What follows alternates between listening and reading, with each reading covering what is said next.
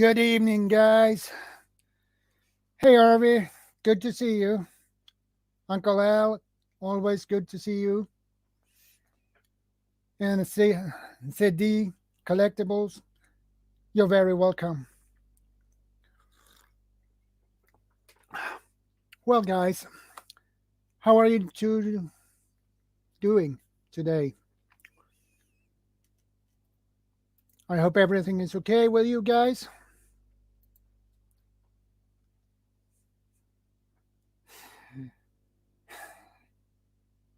Thanks, Goldfish.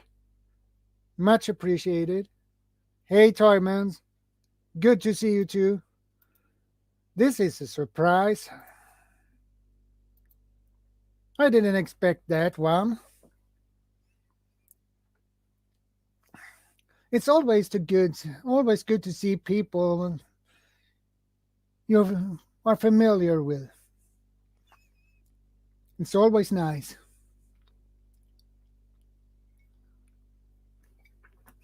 Hey, Lori. Good to see you. Oh, it's always good to see you guys. Much appreciated. And thank you guys for your support. That means a lot to me. So if anyone feel up for it, just click the link and pop up.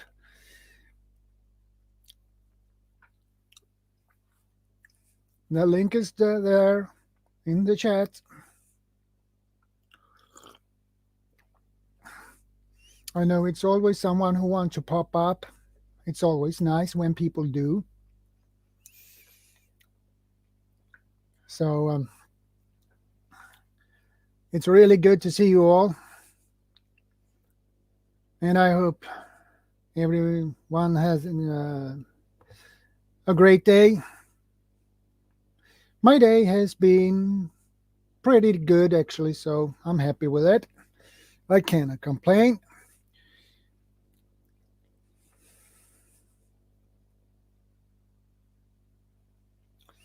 So anyone who feel for it, just click the link and pop up on the panel.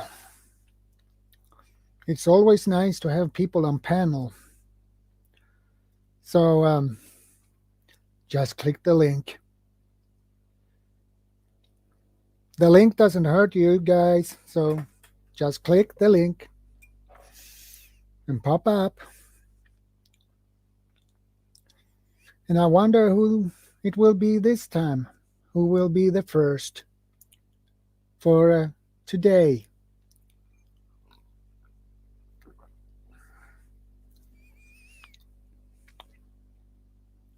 So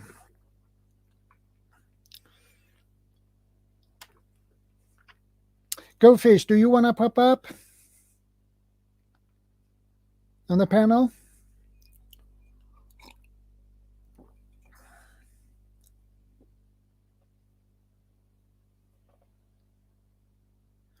Yeah.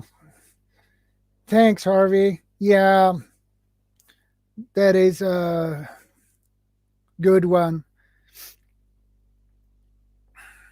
And thanks for put the link to the book in the chat. Very nice. Hey, CD. Good to see you, my friend. It's always good to see you.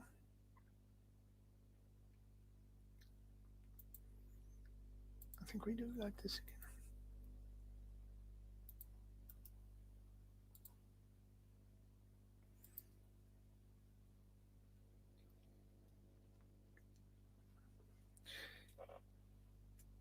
Well, if someone of you are interested to come up on panel, just click the link.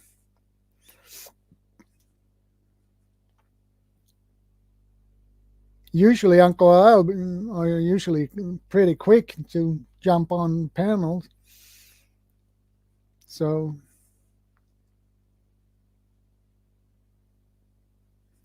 yeah, I like I like that book for that reason. It has different recipes for sun oven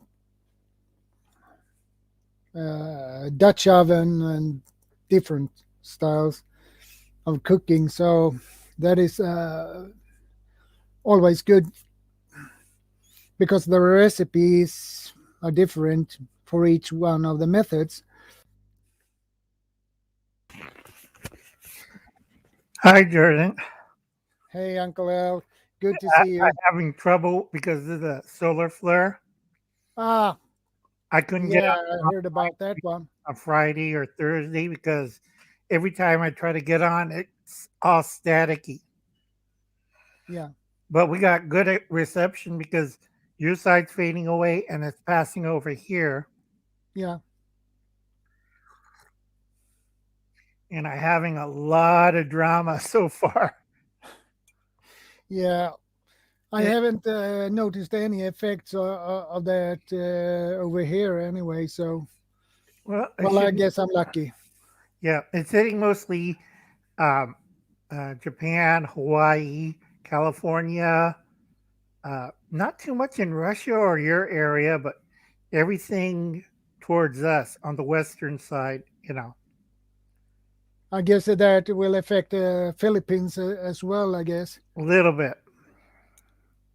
Because I was watching a Filipino channel and they had trouble.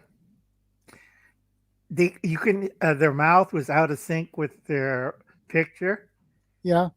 so that was kind of funny. Hi, Harvey. Hi, Lori. Let's see what Harvey puts up here now. CME incoming. NOAA forecast say there is an 85% chance of geomagnetic storms on October 30th. When a CME is expected to hit Earth's magnetic field, it could be a strong storm, category G3, due now. Yeah, but like I said, if it was that rate, it'll be like we weren't be talking.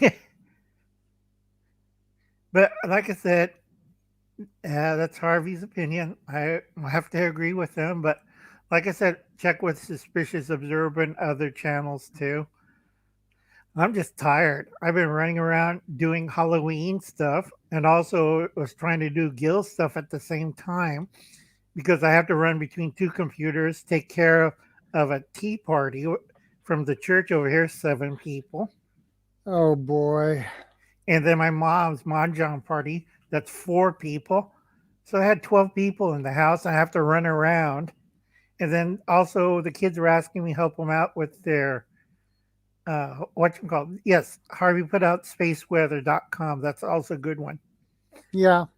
Yeah, everybody check out that one. Um, the kids were trying to do Halloween stuff, and I showed them a few tricks, and it looks nice in the neighborhood and stuff, and simple. I had some um, paper lanterns we put out, put like ghost faces on it with marker pens, and then it was easy stuff. And then we had balloons. I always carry a whole bunch of balloons because you can make. They want to hang dolls up. I keep saying, no, we won't do that. That's kind of disrespectful, and people get the weird ideas.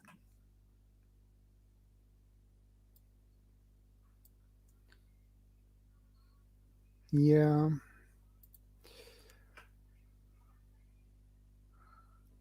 That is weird. But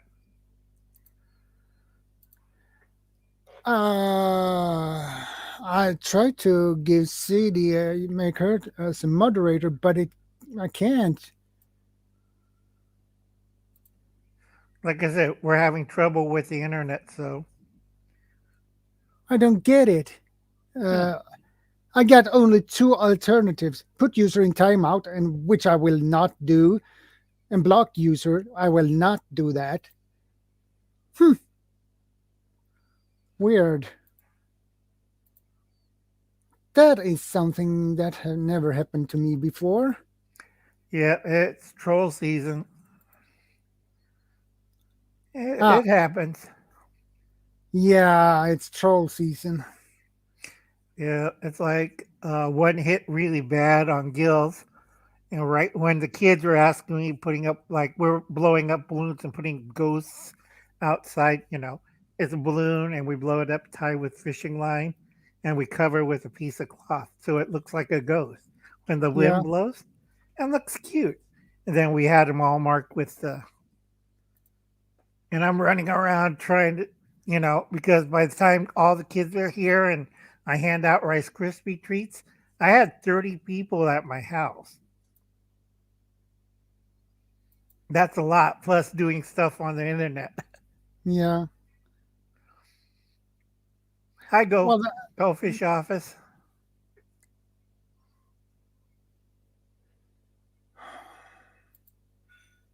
well, I can't give a range. I have only two alternatives, and I don't want to use no one of them. You're still using the phone, right? I'm sitting on the computer. Okay, I'm always streaming on my computer. that's good because a lot of people stream on their phones and that comes up with trouble. Yeah, and I don't get it because I need this Hi, is Toy Man. it's really odd actually.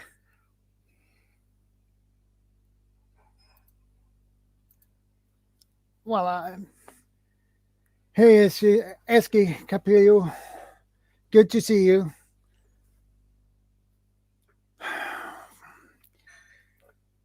That is really I know you usually could choose a specific person to moderator, but I can't now. Now I have only two options, and I don't want to use no one either of them, either one Right. of them.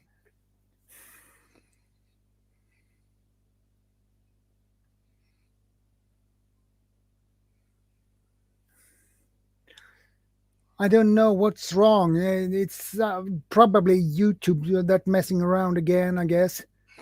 Yeah, because they're having problems in California because half everybody in California cannot contact the other half either by cell phone. I don't. My cell phone's charging right now by cell phone or by tablet.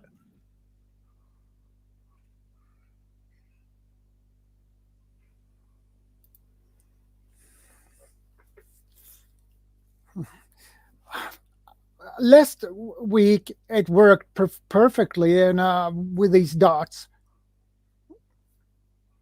but not now. I don't get it.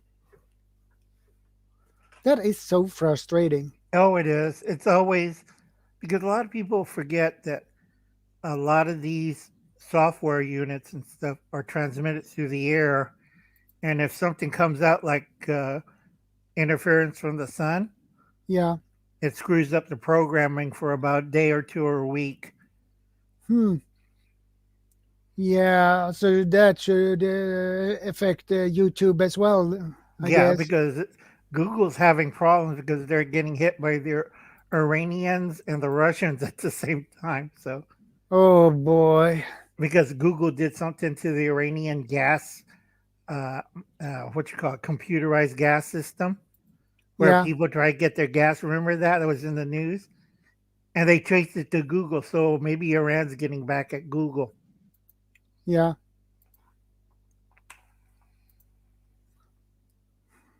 But that is it sucks when you can't choose a person to be a moderator. And the D vlogs, I would like to give a range, but when the YouTube doesn't allow me to do it, so what? Because you can have how many mods as you want to. Right. That's that is unlimited. Right. Because if you see other channels, they have no problem. But right now, because of the solar interference, a lot of channels having problem with that. And Gil had a heck of a time yesterday because Friday started the whole thing. Whoops, Yeah, lost photo. Oh, there we go. Lost a photo again. Like yesterday, I was going between two devices because Gil didn't realize that in certain areas of the country, he was blanking out. I got blank screen. I hear voices.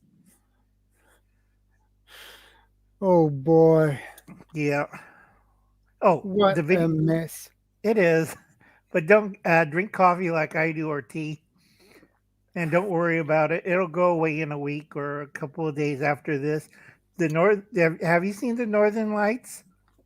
No, I can't say I have. Too cloudy. Yeah, we had rain all day,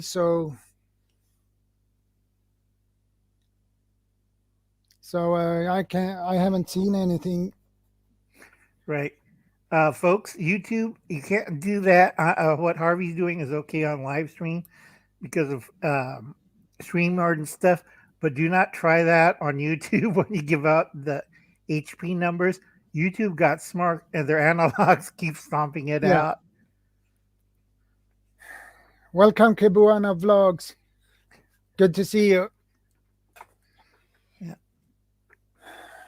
I don't have my phone because it's rusting. It overheated a couple of days ago trying to do the Friday thing. Yeah, Uh, or was it Thursday? I think it was Friday. Friday. yeah, Because I was busy. I'm making Rice Krispies for the kids, little rice cake things. yeah, Yep. I'm doing all this stuff for Halloween, and I'm only passing out candy because I have a big community I sponsor from either my church group or through neighbors and stuff. So we having a good time. yeah. Harvey put Kibuana Vlogs, her links to her channel as well in the chat, buddy. Right. So please check it out. Um, like I said, also a few people were complaining about this. I Yeah, tell people this is just the basic kit. Now, it doesn't cost that much, and you can find everything on Amazon. And if you want to make it completely safe, just take this out. This is legal and it can go through airports, schools, and stuff. Just make a whole bunch of these and stick it all over the place. yeah, Because I have to think most first aid, because most first aids are ouchie boo boo. They have a bunch of bandages and stuff. And a lot of people don't take yeah, first aid courses. And we know what this is a triangle bandage with two safety pins. yeah. Welcome, Everybody, Farmer Sound Prepping. Good to hi, see you, Farmer buddy. Son. Yeah. And then we have paracord. Only did one arm length from Yeah, fingertip to fingertip. Only did one, but usually I do about 5 arm lengths and wrap it up, and it still fits in the pouch. yeah, This is just a basic kit I tell people. And then you have the basic um, aluminum foil, foil space blanket. yeah, Because if you combine this and this, you can make a heat reflector or shelter. I call it a reflector, keeps the wind off of you. And when you build a fire in front of you and yes, you put that in back of you, the heat will bounce off of this onto you and keep you warm. yeah, If you do it with a regular shelter, it just, I'm still cold. yeah, But a lot yeah, of I people, agree. yeah, because if you put that up, and also people could see your camp. If you're hurt or injured or exposure, they see this big sheet tied on four corners with a rock in each pocket. Yeah, They could see this. They don't see you, but they will see this, right? yeah, Because it's big. yeah, it's big. Yeah. And I tell people, remember they use a lot of whistles. Well, whistles is great for certain things, but in Yes, an outdoor area, you've been camping, right, Jordan? yeah, And you hear somebody give 3 blasts of the whistle and like, oh, what's that? Am I right? If they're yeah, not that close, you're like, huh? But if it's you have daylight, you can flash this. The only problem with this thing, it's inexpensive. It needs sunlight to make the flashing. and it's small enough, cheap enough. I used to do mirror tiles the same size and drill little holes in it, and that only cost me $1. So that's fairly easy. Or you get the old school big square about this size uh, metal plate. Remember those, Jordan? Signal Yeah, mirrors. yeah, Yeah, I remember those. I used to have a whole bunch of those. I still have one someplace, but like I said, you could signal people with it. Yeah, No Morse code. You could contact people. As it's hard to blowing your brains out with a whistle, but it's yeah, easier with a signal mirror.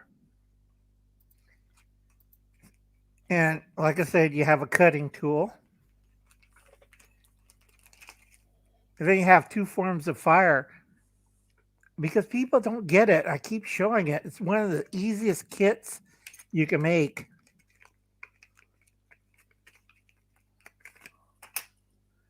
You get a Bic lighter or yeah, butane lighter, and you wrap electrical tape around it.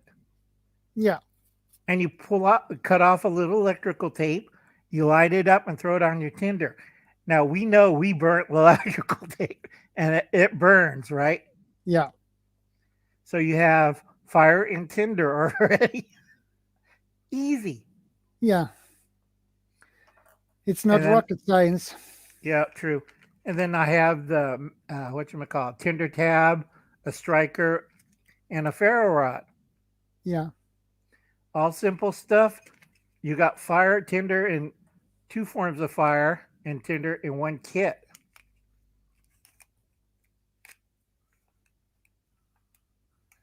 Let's see.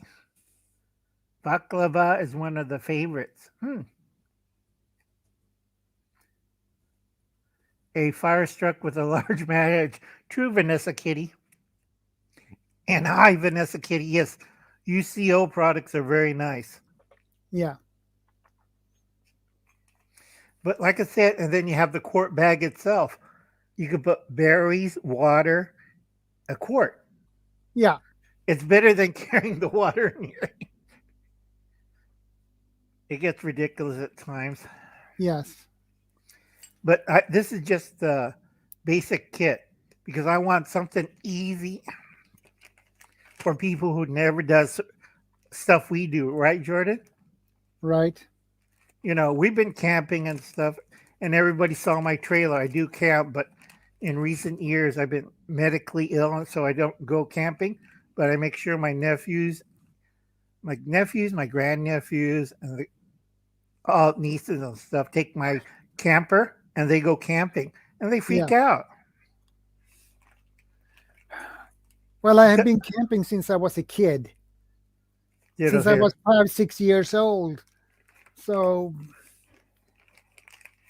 that is something natural to me. yeah. Now I do have an advanced kit, but that's going to take me a little while to do it because I'm always busy here. I got the food program. Oh, let's see. I'll put that away. Nice thing about this is you can make half a dozen of these. CME, NOAA, computer model predicts that the CME will make first contact with our planet around 1800 UT, 2 p.m. Eastern on October 30. Yeah, it's going to fry a Timing, lot of. yeah, timing favors or aurora viewing in Europe. Effects happening now. Yep. It's going to be very interesting with the internet. But like I said, you can make a whole bunch of these things. It's not that expensive. You can pick everything up here on Amazon Yeah, and just toss it in like car, workplace. The only thing that may get you in trouble is, but if you have a whole bunch of these, it's better than having a phone in your hand and nothing else. yeah. And Vanessa says quart gallon freezer bags always on hand. I would like some thick mill Ziplocs like from our comforter size. Yep. You have some strange brands on bags and things, so that makes me confused. And when I try to find the same thing here in Sweden, you don't find any. Right. You just have self-locking plastic bag.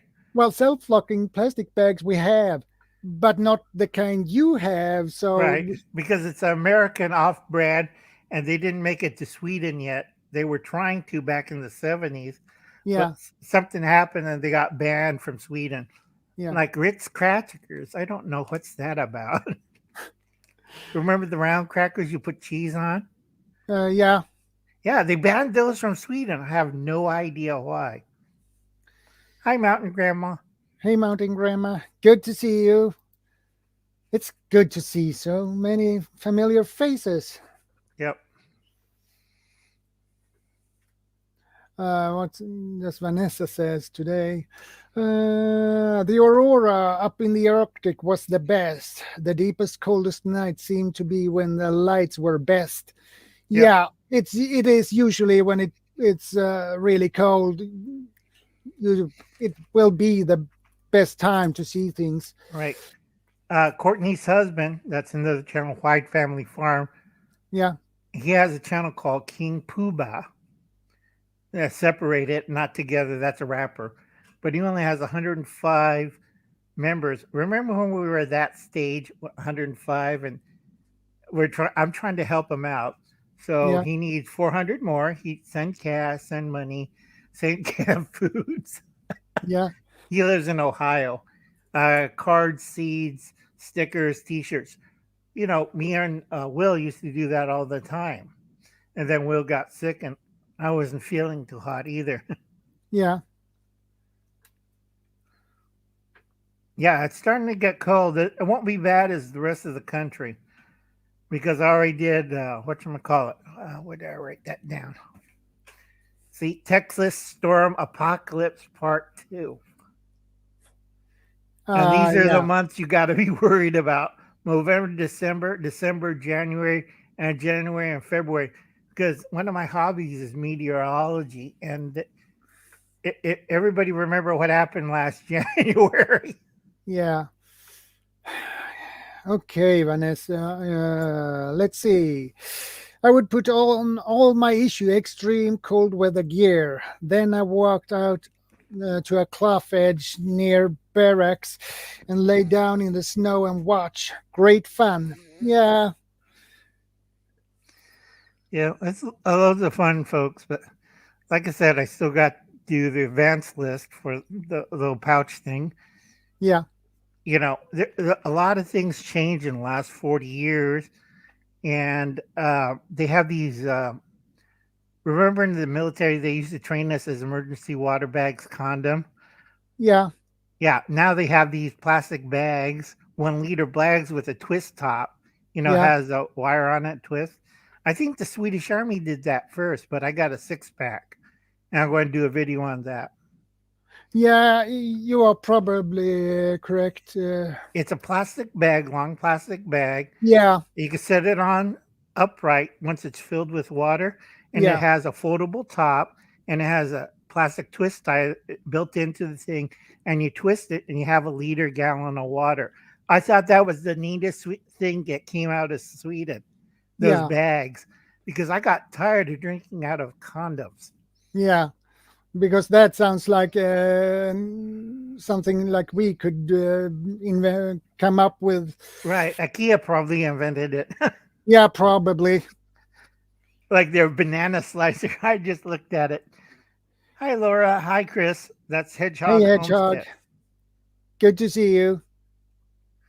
It just gets whatchamacallit. Yeah, the heavier mill plastic's handy to have around too. Yeah, Big time because I once filled up a condom and trying to put it into a sock to protect it. And guess what happened? I had treated water and exploded. 1 gallon of water, 1 liter of water exploded in my face. I was not happy. no, I wouldn't be happy either. No, because we do the camping and survival stuff, and it's like, I got to do this all over again. Purify the water, put it in the condom, put it in the sock, and like, oh. if you're gonna purify a smaller amount of water, it works with a condom, but not larger amounts. Now, once you hit about liter, that's the maximum point. Yeah, that's maximum. Yeah, but if it's like half a liter, not a problem. But if you want to put more water, I live in a desert, so I have to put more water Yeah. because I can live without food, but water's important in the desert. What is your favorite axe and hatchet? I go with the axes has to be Swedish. I forgot the name of the good Swedish steel ones, the big one. You know, Uh, the axes. Hultafors. Yeah. And on the hatchets, I go Japanese because the steel's a little different from Swedish. Swedish is more carbon steel. Yeah, well, it's probably a little bit higher carbon Right. Because it in it. sharpens easy. But I Yeah, think they also put a blend in it to make it tougher too, right? yeah. I have my little hatchet. Well, I can get it if you wait a second. Okay.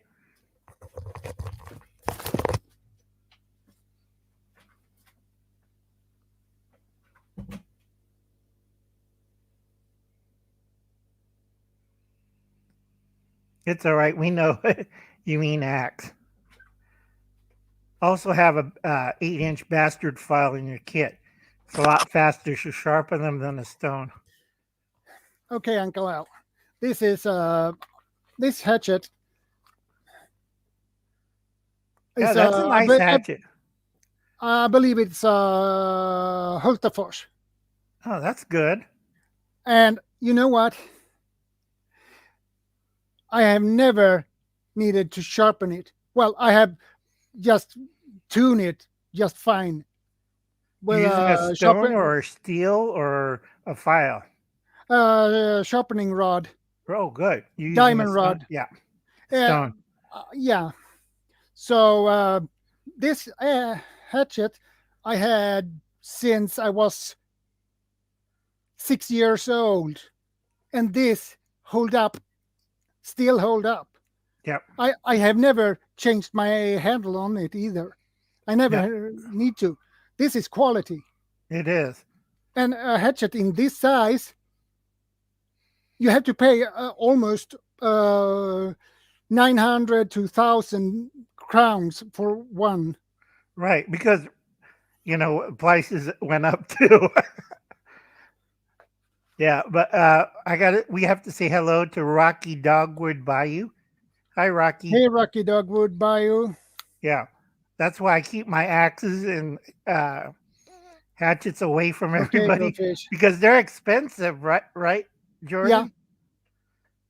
Because I'm not kidding. My nephews are pounding concrete with one of my Japanese hand axes. I'm like, what are you doing? oh, that is not a good way. No, it just drove me That nuts. would kill your axe. Well, it was a hatchet, so it's Yeah, easy to okay, sharpen. hatchet. I put it in the vise and it took me a couple hours with a file and then the stone and then what you call pumice powder and a soft cloth to get the perfect, edge. And it's Yeah, like, it's okay on axe because you could do it with full force. But a hand axe or a hatchet, you have to have that thing razor sharp or it's like, it yeah, tires. yeah. Yeah, and it's if you look at the edge on a Japanese hatchet or knife blade in general, it has the edge is special if you compare it to a Western edge. Yeah, It's it's a really easy trick, folks. Pumice powder in a soft cloth and you rub it against the edge once you get it sharpened. That really tones the blade, makes it super sharp. I'm not kidding. Once I sharpen my axes, hatchets, or axes, I tell my family, don't touch it. Don't rub your thumb over it because the pumice powder keeps grinding away the surface. until Yeah, you get that perfect edge. yeah. So your family and your nephews are not that bright. So Tell me, they sprayed my backyard with paraquat this summer. And you see how nice I do my backyard. I had yeah, morning glories and yeah. everything. Do you know what it looks right now? It looks like, oh, God. It looks terrible, I guess. Yeah, I have to fix everything. So I'm going to be less time on YouTube and fixing my garden back up to shape. Yeah, I guess your garden looks like a nightmare. Oh, they damaged the soil top, everything. And you know how proud I is when I make a garden video? Everything nice and neat and clean. And it's not like, and then all hell breaks loose. And I'm going like, oh. But I'm getting Uh, older and they're getting, well, want help me more too. okay, go fish. Take care. Yep. Stay safe. Uh, Several grits of diamond stones are, and a trap up with a honing compound is pretty nice. Go Right. sharpening many varieties of edged blades. Yeah, but you gotta be careful because a lot of people don't know how to sharpen knives or axes or hatchets or God. Yeah, I watched a video on YouTube, I believe it was, and there were a guy. He had it was here in Sweden. He had sharpened an axe, and when he should demonstrate how sharp the axe was, he took those cherry tomatoes, and he took that axe and just nice light touch, and that axe just cut through straight through. It was so sharp. Right.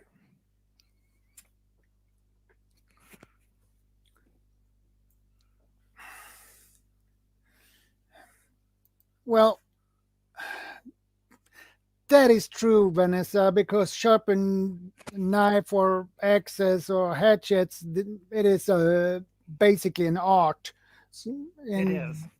And You just it's can't look at YouTube and I could do that and like, no, you can't. Go away. yeah, Yeah, because all my nephews look at YouTube like we could do that. And like, no, you can't. They were trying. no, you can't. They were rubbing sticks like this. And I'm looking at them like, why are you What are doing you that? doing? Yeah, they got the wrong kind of wood, wrong kind of tinder. They were trying it on the rainy day. I'm Yeah, looking at them. Wait until I get everything set up. And they're looking at me like, this is kind of weird, Uncle Alan. Yeah, it's called a bow drill. I'm yeah, using weight on the drill and I yeah, have a bow on top and I wind it up and then I push it down and the tip has a plug of cedar or softwood and I yeah. pump it and they say, Uncle Alan, it took us 30 minutes. It only took you like 3 minutes and you already have fire. And I keep telling them it's the weight around. I put like a two sticks and two stones to make a weight so Yeah, that it's heavier, and then pump the bow down. And they still don't understand how I did it because it's wind up. It's like a regular drill, folks. You could drill things with it too. yeah. What is Harvey put up now? Neon Moon Challenge, Yep. 15-sec vid. I have no idea what that is. They were talking about this in the astronomy section of YouTube. Ah, that It's a good skill one, will Harvey. that skill will help you from Ace's household knives, tools such as saws and chisels, etc. They are all good tools to have and use for making stuff. Right. And Vanessa Kitty is right. Practice, practice, practice. Yeah, Yeah. Okay. and It's getting and don't toward don't begin with your most expensive knives. right. Don't, because if you do it wrong, you have to let somebody else redo everything again. So begin with your cheaper knives. That's better. If you're gonna want to learn to sharpen your knives, or take a Yeah, class in on how to do it. yeah, a lot of cooking classes that has a cooking class will teach you how to sharpen kitchen knives. Also, and the butchering classes, they Yeah, also teach you how to do bigger knives, including axes and hatchet. Because if you ever butcher a carcass, you need an axe or a hatchet because yeah, sometimes they don't come apart. or a bone saw. Yeah, a bone saw too, but that's easy. If you're stuck with a hatchet or a meat cleaver, that's hard. Yeah, it is. Yeah, It's really hard. right. But like I said, it's getting towards my time, 11, close to 11:45. I got to eat food and get back to the church because I'm Yeah, running the church office on the weekends yeah, because nobody else wants to do it because it's the holidays. yeah, So it's usually I have 5 people help me, but now it's just me. So I'm running around. And unlike some people, why don't other people do it? I'm the last one. I keep telling them yeah, nobody else is going to do it. And then, you know what happens when nobody else is do it? You have all this trouble. yeah. So it's a nice live stream. Everybody check out Jordan's channel and make sure you check out his video on his prepping food. Did you have by chance look into those pet food containers with a gamma seal? Well, I try to find them, but I try to find them on the Swedish Amazon, but no. No, they don't have it because I tried it on the Japanese Amazon. They don't have it either. But like I said, if you have a durable pet food container with a sealing lid, I know in Japan, Korea, and the Philippines they do, but it's not a gamma seal, but it's a Loctite seal. Yeah, And so that'll work. And also has wheels on it too, so you can roll it. I think you can get those food containers for dog food, I guess, here in Sweden, Right, with just a lid that is airtight. Well, I have to look at that and see what I can find. right. But still, it's better than paying like, the expensive food buckets for people because they shot up in price. Yeah, Yeah. So if you get a pet food one, it does the same job at lower cost. yeah. Okay, I'll catch you guys later. Nice chatting you with Jordan. Anytime, Uncle Al. It's always good to have you here. No problem. How you doing on the books? Well, I have begun on that 100 deadly skills, so I'm working on it. No problem. I like the other book. I put it down on my Wish wish list. list. Yep. That was a good, very, very good video, Jordan. Thank you. Catch you later, folks. Yeah, catch you later. Well, that's Uncle Al, the one and only. Uh, for those for of you who don't know, he has a lot of uh, skills, and he has a lot of knowledge. So, and he has a great channel as well. So, uh, some people maybe can think he is a little bit crazy, but uh, he is what he is, and he tried to teach people to do the right thing instead of the wrong thing. So, well, there is the link again. If someone feels up or up for it, just click the link and pop up on the panel. It would be really nice. Hey, Citizen Guardian, good to see you, brother. Yeah, everybody loves Uncle Al. I agree with you about that one, Citizen. He is a great guy, and he has a lot of knowledge and Well, believe he knows more than any one of us do. So thanks, citizen. It's always good to see you here. It's always good to see you. It's always good to see you all here. So if anyone are up for it or feel like it, just click the link and pop up. Thanks, Harvey.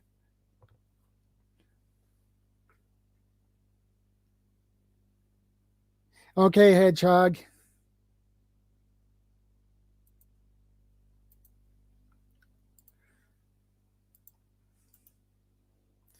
Oh, I put this link out again. So take care, Hedgehog. Stay safe. And don't forget, keep prepping and stay prepared.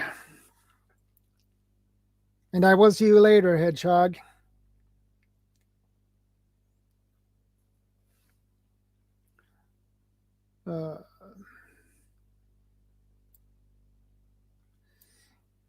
Just click the link if anybody want to join me up here, because it's feels a little bit alone up here. So if somebody wants to pop up on the panel, so just feel free to click the link.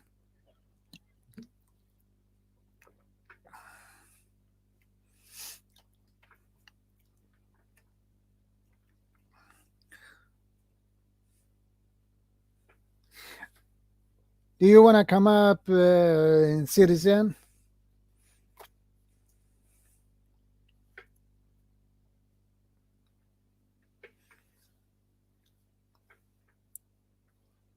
Just click the link, and as usual. So it's always nice when I have people on the panel. Thanks, citizen. That will be just fine.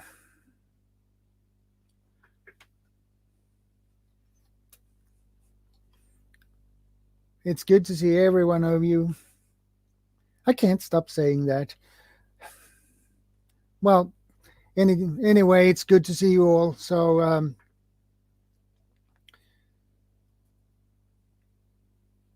it is. It's really a pleasure to have you all here, and it means a lot to me.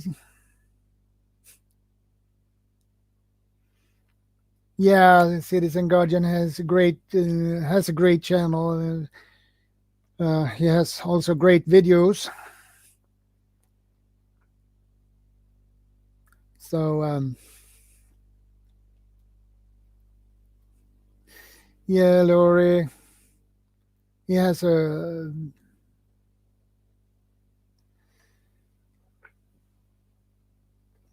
lot of good videos on his channel. So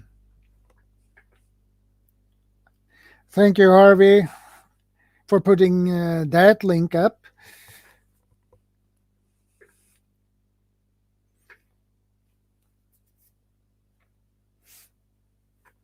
Yeah. I will get as soon as I get time to get the shelves I need. I will clean up in the basement and use that for long-term storage, because the temperature is better down there. And I also need a thermometer to check the temperature downstairs. And I believe there is something you can check the moist in the air I guess there are something you can use for that. Yeah, it is, Lori. It's a 55 miler bags in different sizes. So that is really nice to have. And as soon as I get the shelves, or more like can afford to buy them, I will clean up in the basement uh, and I will uh, begin to use my Mylar bags. Hey, Hello, Shadow. brother, good to see you. Yeah, good to see you too. It's been a bit of a while since we caught up, so thought I'd pop in and say hello and happy Halloween to all the people in the comment section. So thank you for having me up here. Yeah, it's always nice to have you up here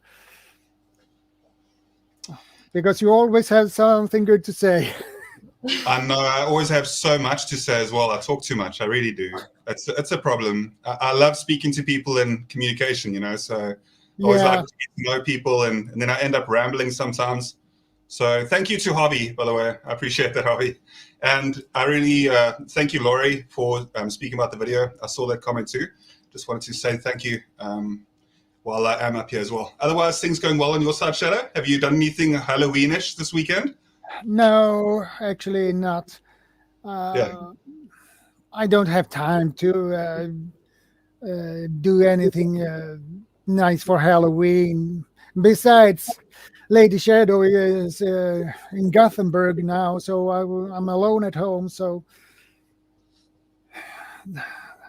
well, she get back home at Sunday next week. So that's at least a good thing. That's awesome. The fact that she's getting back next week. So obviously, I can imagine how you look forward to that because with my better half, it's definitely something where being away from them is always difficult. It's always yeah, a I challenge. miss my wife, and I'm also a little bit worried about her as well. Because she's in Gothenburg and she is visiting a friend of ours. And a friend we have known for what is it, 10, 11, 12 years, something around there. Yes. But Gothenburg, there is a lot of bad guys and shootings and stabbings.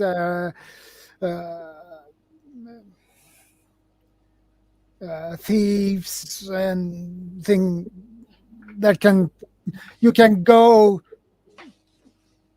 in the front door and you can pass someone who goes out on his way out, and when you get up in the apartment you have lost your wallet. So it happens to my mom. She lives in Gothenburg as well, and I'm always worried about her because she lost her wallet with her driver's license, bank card, and my father lost even his driver's license and his card as well. So that sucked. Wonder, like when she is there though, is she at least like in a safe place with people that she knows and stuff? Yeah, She's with family there, right? well, the friend of ours, she's a really nice lady, young woman. But she has her mental health issues. She's depressed and anxiety and things like that. And she also got epilepsy and things like that as well. So, on top of that, she has ADHD as well. So I can relate. I can understand with the challenges beyond that as well. yeah, And then it's not easy, is what you're saying, and I get that.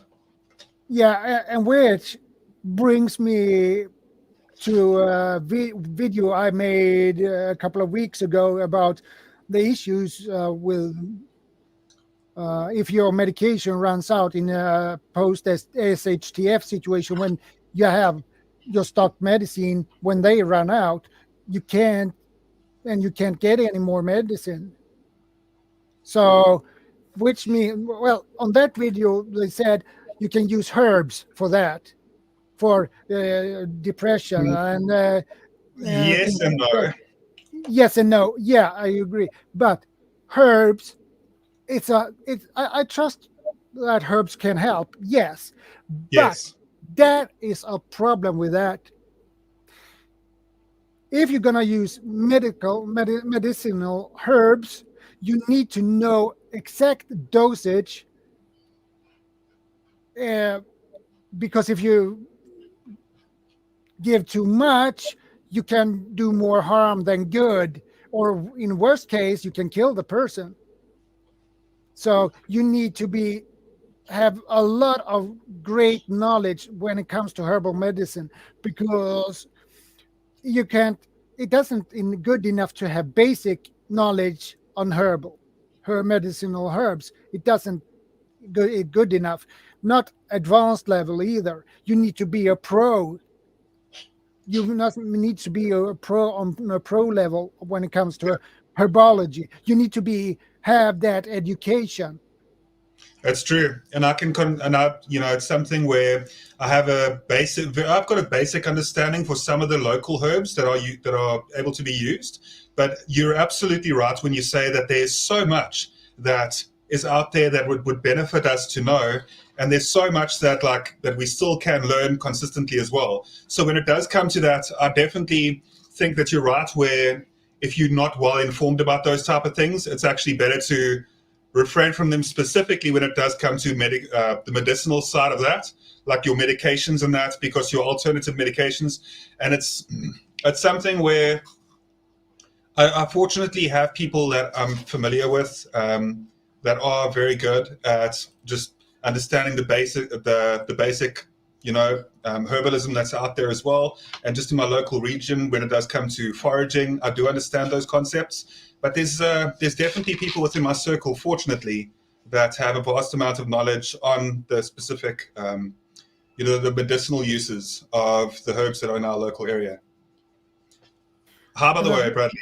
Welcome to the channel. Welcome to the stream this evening. And the problem is in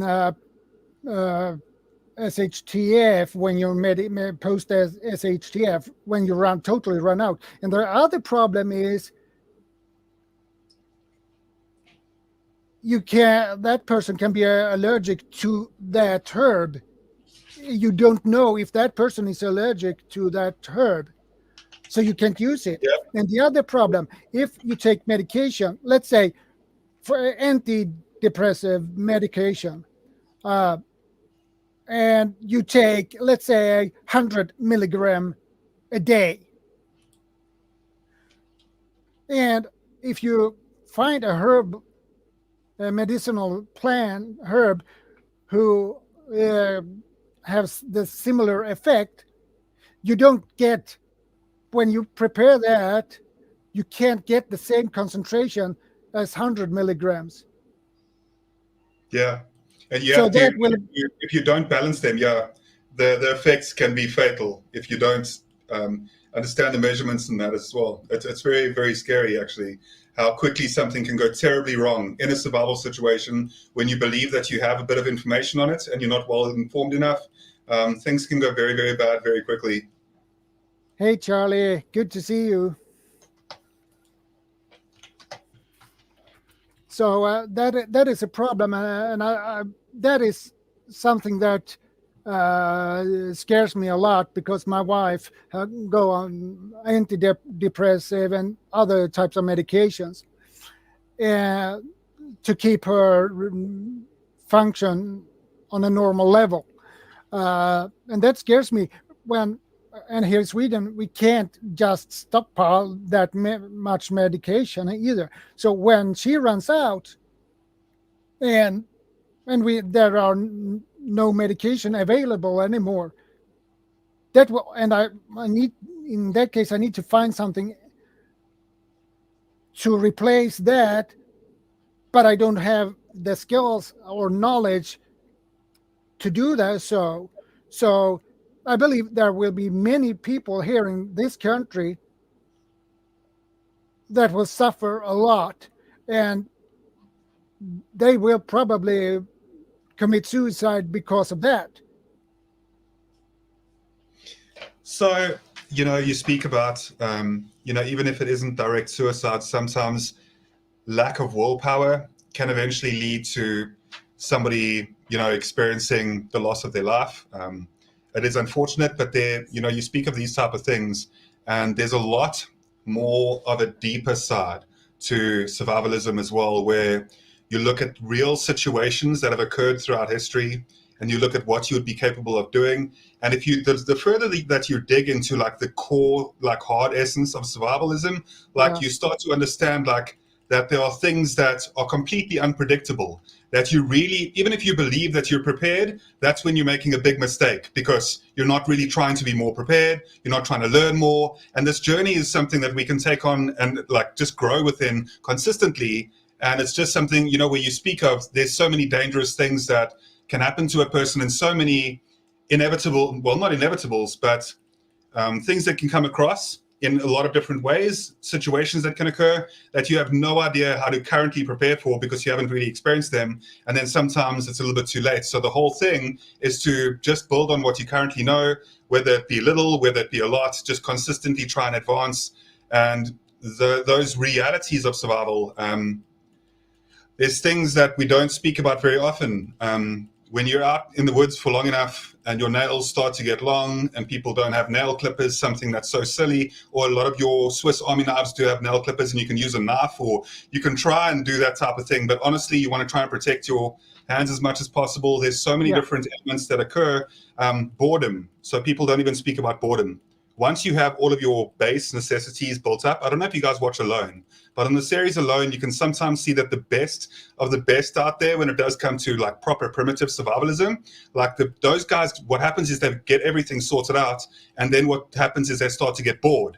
They really do. And sometimes that's one of the things that actually starts to discourage people, because once you've got all your base necessities set up, you're kind of sitting there and it's okay, now what?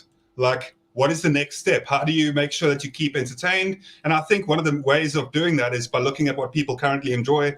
I absolutely love bushcrafting and shelter, the shelter side. So that's something that I really think is diet. Yep, that's absolutely true from Charlie. Diet plays such an important part on one's mental and physical state. Absolutely. And it's, sorry to go off on a tangent, but you bring up a very important point about, not always focusing on more of the darker sides to survivalism, but I know that some of those elements are rough. Yeah, go ahead, Shadow.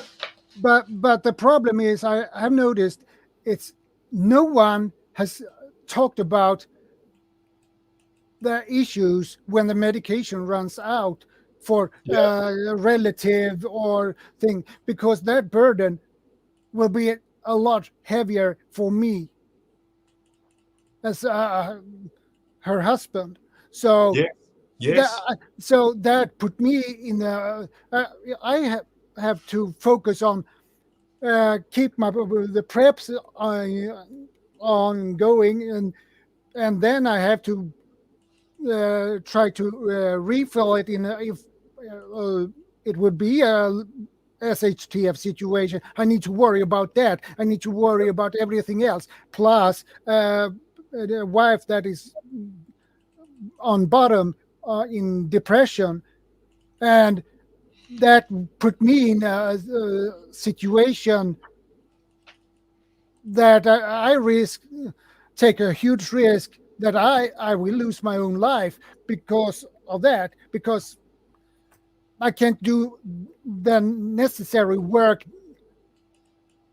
to stay alive.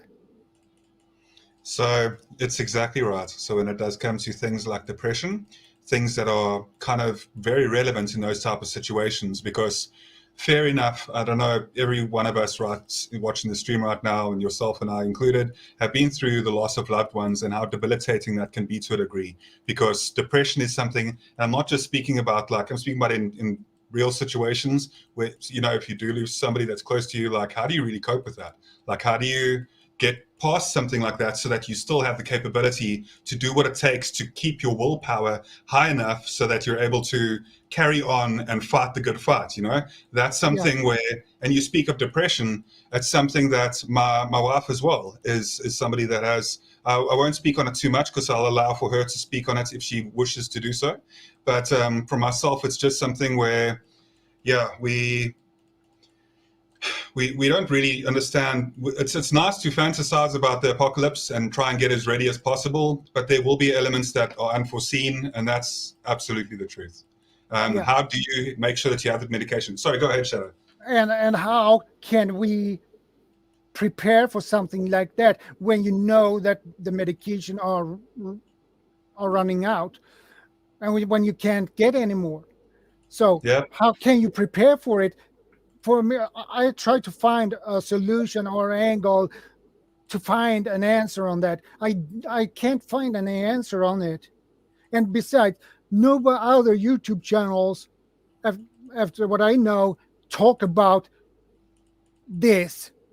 They talk about, sure, mental health, yeah, and they go nuts, and they go like berserks on the streets, and things like that. And some of them maybe find some drugs and get more depressed and kill themselves, or I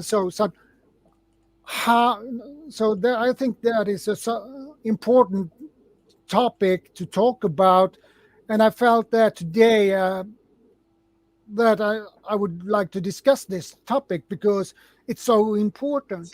Yep, it is. It's a very important topic, and it's something that is like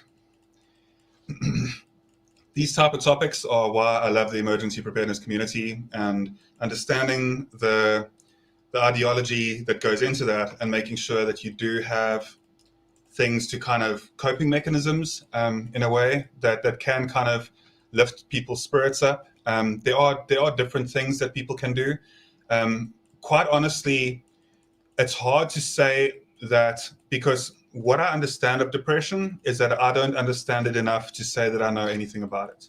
I know that the experiences of people that do go through certain levels of depression, I know enough to know that I absolutely have no true. That's why I haven't spoken about it really on my channel. It's never been something that I focused on, because I don't feel like, I mean, even though I absolutely love psychology, I don't feel like I have the right tools to be able to try and assist people. And if I don't have the correct tools to be able to assist people in the way that I think that it actually help them, then I'm not going to try a half-assed attempt to try and do so. I'm not going to be misleading, because I'll always be a man of integrity, because it's important to me. So when it does come across with certain fields that I'm not well versed on, I choose to rather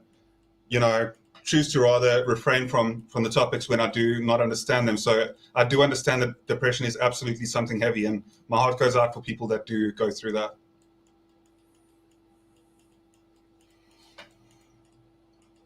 Yeah, sorry, I was just reading.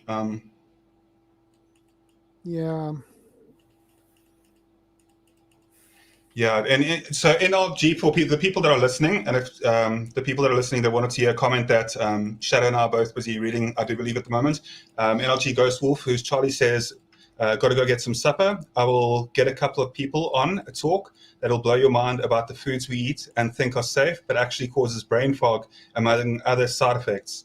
So yeah, I know that having a good diet and a good state of mind actually go hand in hand in a lot of ways. If you are capable of eating like at least semi-healthy as much as you can, trying to have a good diet. And I say so while just have eaten a pizza like half an hour ago. So I'm not saying that I'm a health professional or that I live by like the right health codes, but I am saying that it is something that is important. You'll find often that people that are depressed also don't want to eat, they'll eventually just lose the lose their appetites completely, and then things get a lot harder quickly from there. So you're very smart in thinking about that type of topic and wanting to know as much as you possibly could about it. Yeah, And first of all, I'm not a psychiatrist or doc or shrink or anything like that. I'm not. I'm just a regular person. I only had studying psychology for 1 year. That is what I have studying, and that is basically on a basic level, not an advanced or pro level. So, yeah. but I think it's so important, and somebody needs to talk about it. So I just need to get a little bit of water for a second. Oh, hello, Homestead Oz. Yeah, I just want to Hey, grab Homestead water. Oz. Just give me 1 second. And hello to Creative Redundancy. I'm sure you're going to join here for a moment. I just want to get some water. So just give me 1 moment real quick. Yeah, that's okay, buddy. Hey, Homestead Oz. Hey, Creative. Good to see you, buddy. Good to see you too, Homestead.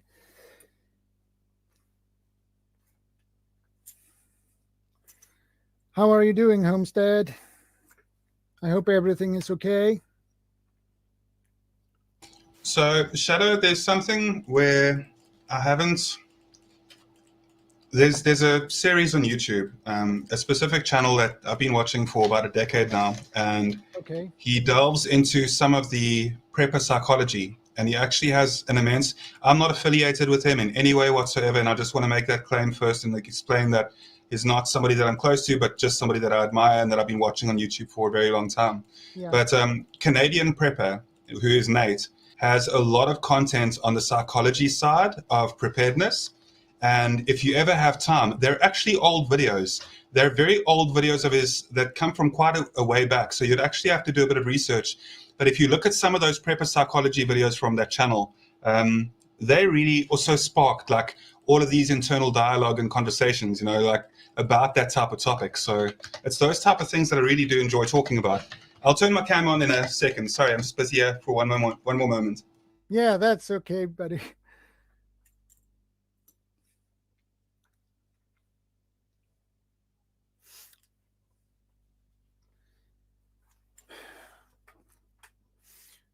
But anyway,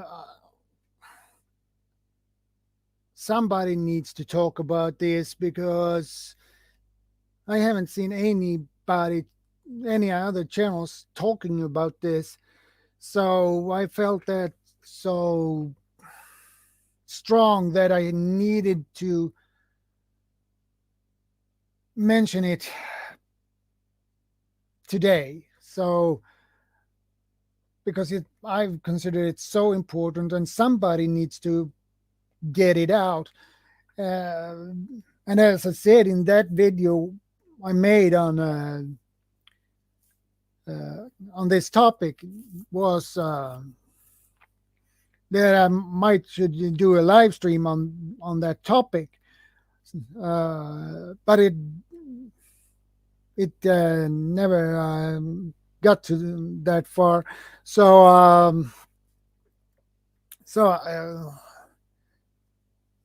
today I just begin to think, and hey, I might be talk about this topic because it's so important, and somebody needs to do it.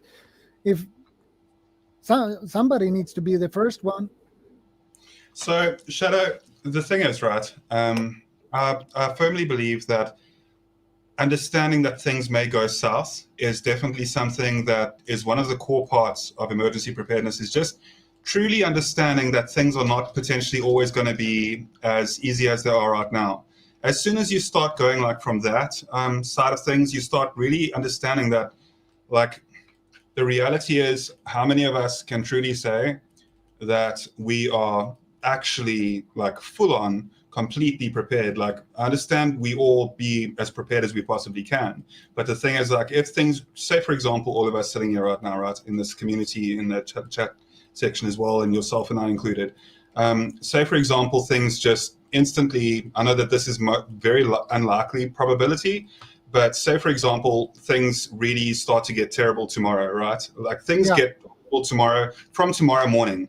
As of right now, where all of us are sitting in this exact moment, how prepared are you really? Like, is everything really packed up? Are all your preps neat and packed up and organized and good to go? Have you actually done proper understanding the geography around your area and your landscape? Like, how much of your terrain do you really know? Do you spend time on Google Earth studying the areas and the rivers around you as well, and geography and topography maps? Like, how much time do you really spend on that?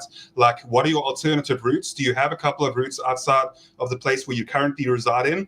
Who are the people that you would let into your circle, for example? Like, are you going to have a certain circle, as in a mag, or are you going to have somebody that tries to help as many people as possible? And what happens when you're down to your last? How are you going to help your neighbor that comes knocking? Like, these are the type of topics that come in where it's like, where there's a lot of reality in the survivalism community as well. As to ask yourself, like, truly, how prepared are you mentally?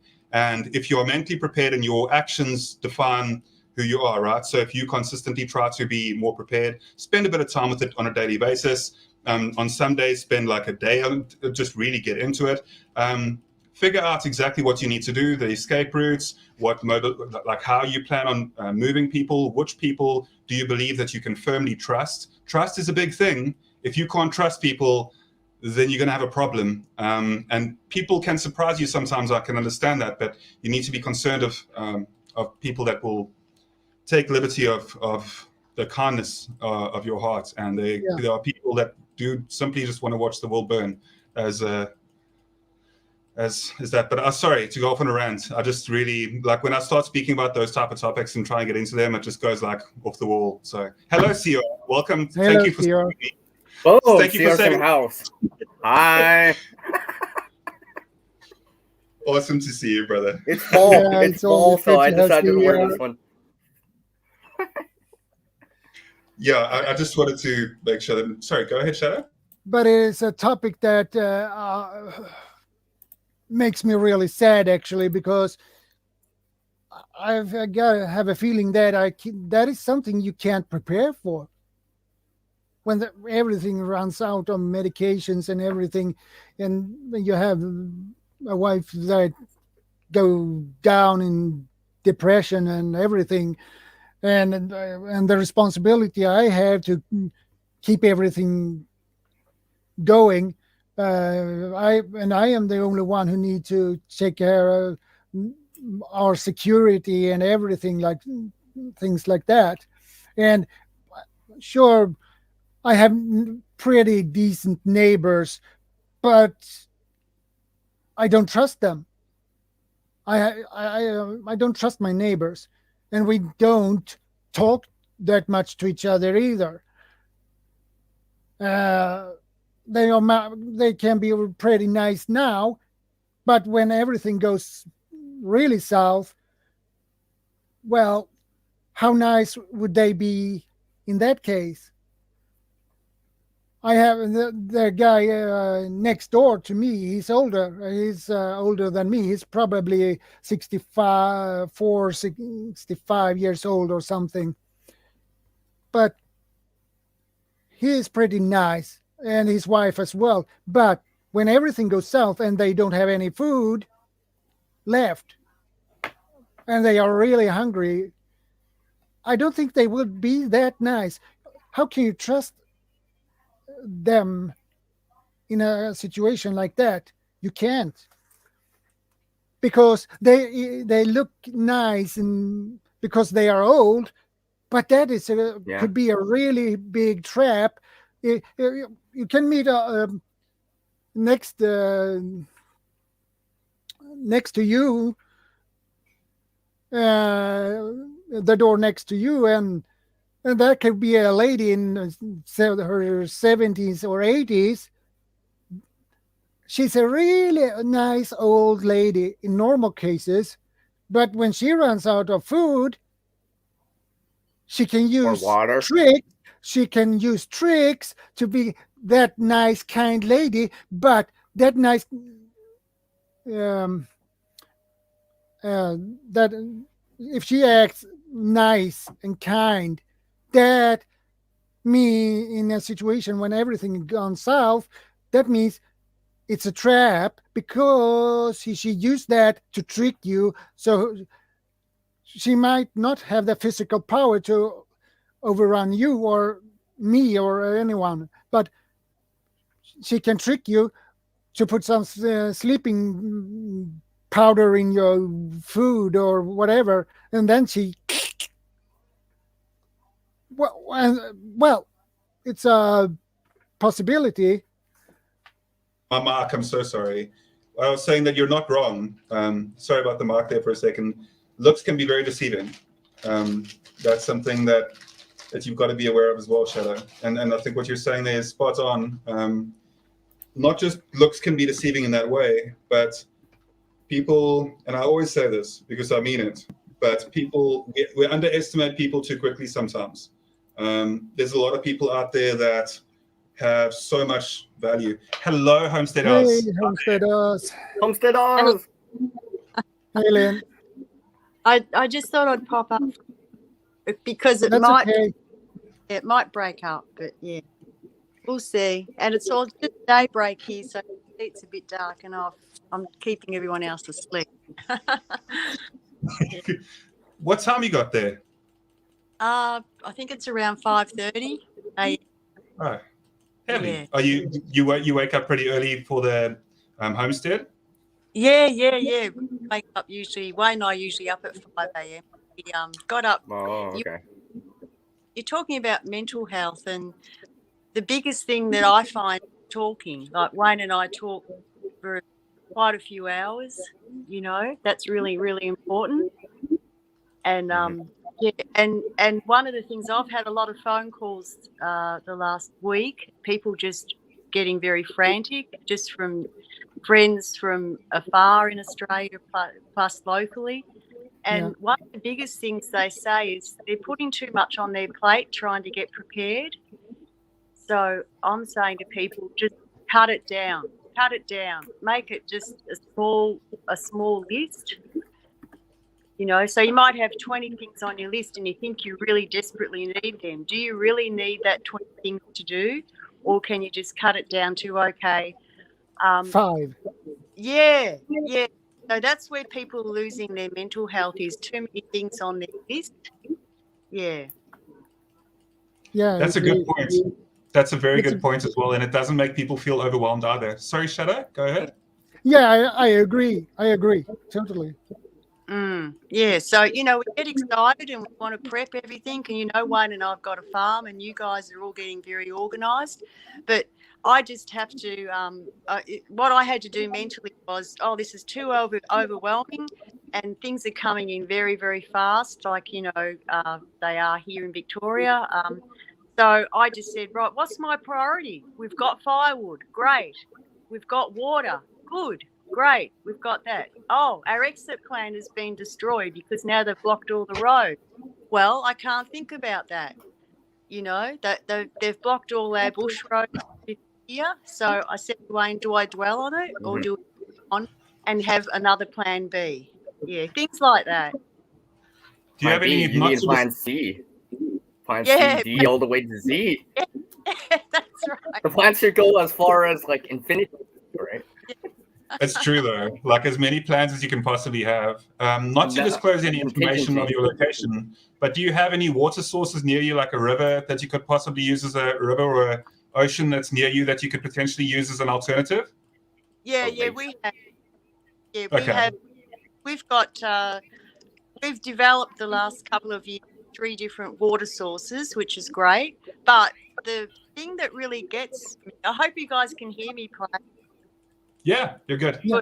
Oh, good. The thing that's mentally getting me, all the connections I have that aren't prepared, like Swede said, you worry about the people that don't have food. You worry about the trust now, and now we can't trust.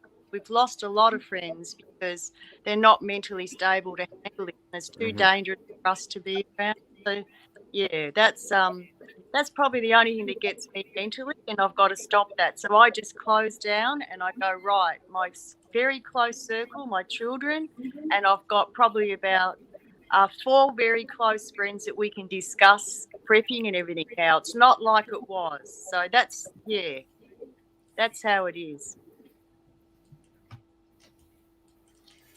Yeah, it's something where I give a lot of thought to as well. And it really comes down to, as much as I always want to help people, and I genuinely do, how far can you help people until you completely jeopardize your own safety? And eventually, the thing is, Thor, there's 2 sides to it. Thor also brings up the other one here that I want to read out quickly. So sometimes we have to remember that our neighbors might have other skills we don't know about. For example, if one of your neighbors, Swede, has a nursing background, you could learn from them and essentially lean on them as well. Not a problem, Sia. So that's a very good point, and that's why I do always speak about community. But there's 2 sides to it. You're going to need people as much as possible. Community, absolutely. But at the same time, you do need to be cautious, because realistically, there are people that you may have the most incredible intentions, and that's genuinely what I encourage others to do. But at the same time, not everybody's out there to look out for you the way that you're going to look out for them.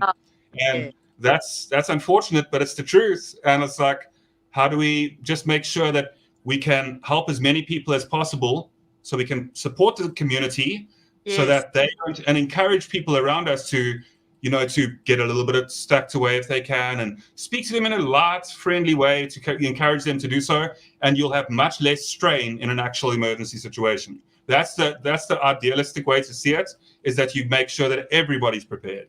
So that's just my 2 cents. That's right. So what I should be saying, CG, Swede, and creative, I think, about classes, what I should be saying right now, we're waiting for about 2 months to see who we can trust, because at the moment people are too irrational, and we're still keeping all those friends, talking to them about our plans or what we're doing. Let's just see how they get strong in the next 2 months, now that people have all lost their jobs and losing their homes, and they haven't prepped. Let's see how the strong will get stronger and the weak will get weaker. It's very sad to say, but this is what's happening. They're very needy at the moment, the people, very, very needy. They want food. They want, exactly what you guys are saying. And CG, you've been in a country that's very tough. Our Australian country's been the lucky country, so people, I think, are more needier, like they're softer. Mm-hmm. Yeah, so I think that's Wayne's and my issue. We've got South African friends that, they're very similar to Wayne and I. They have prepped, they think of the future. Yeah. It's actually our vet, when you're in a weak country like I call USA, it's very soft, and Australia, it's tricky. So anyway, that's the thing. Just waiting people out, seeing how they'll get strong, because they really don't want to listen to you when they're stressed. And I've said to people just the last few days, well, have you prepped food? They keep ringing me, complaining, this is happening, I'm going to do this. So what are we going to do, Lynn? I'm going, well, have you got food? Oh, no. Well, you're not thinking straight. Yeah, and it can become dangerous in those type of situations. If you do have a lack of things, it can become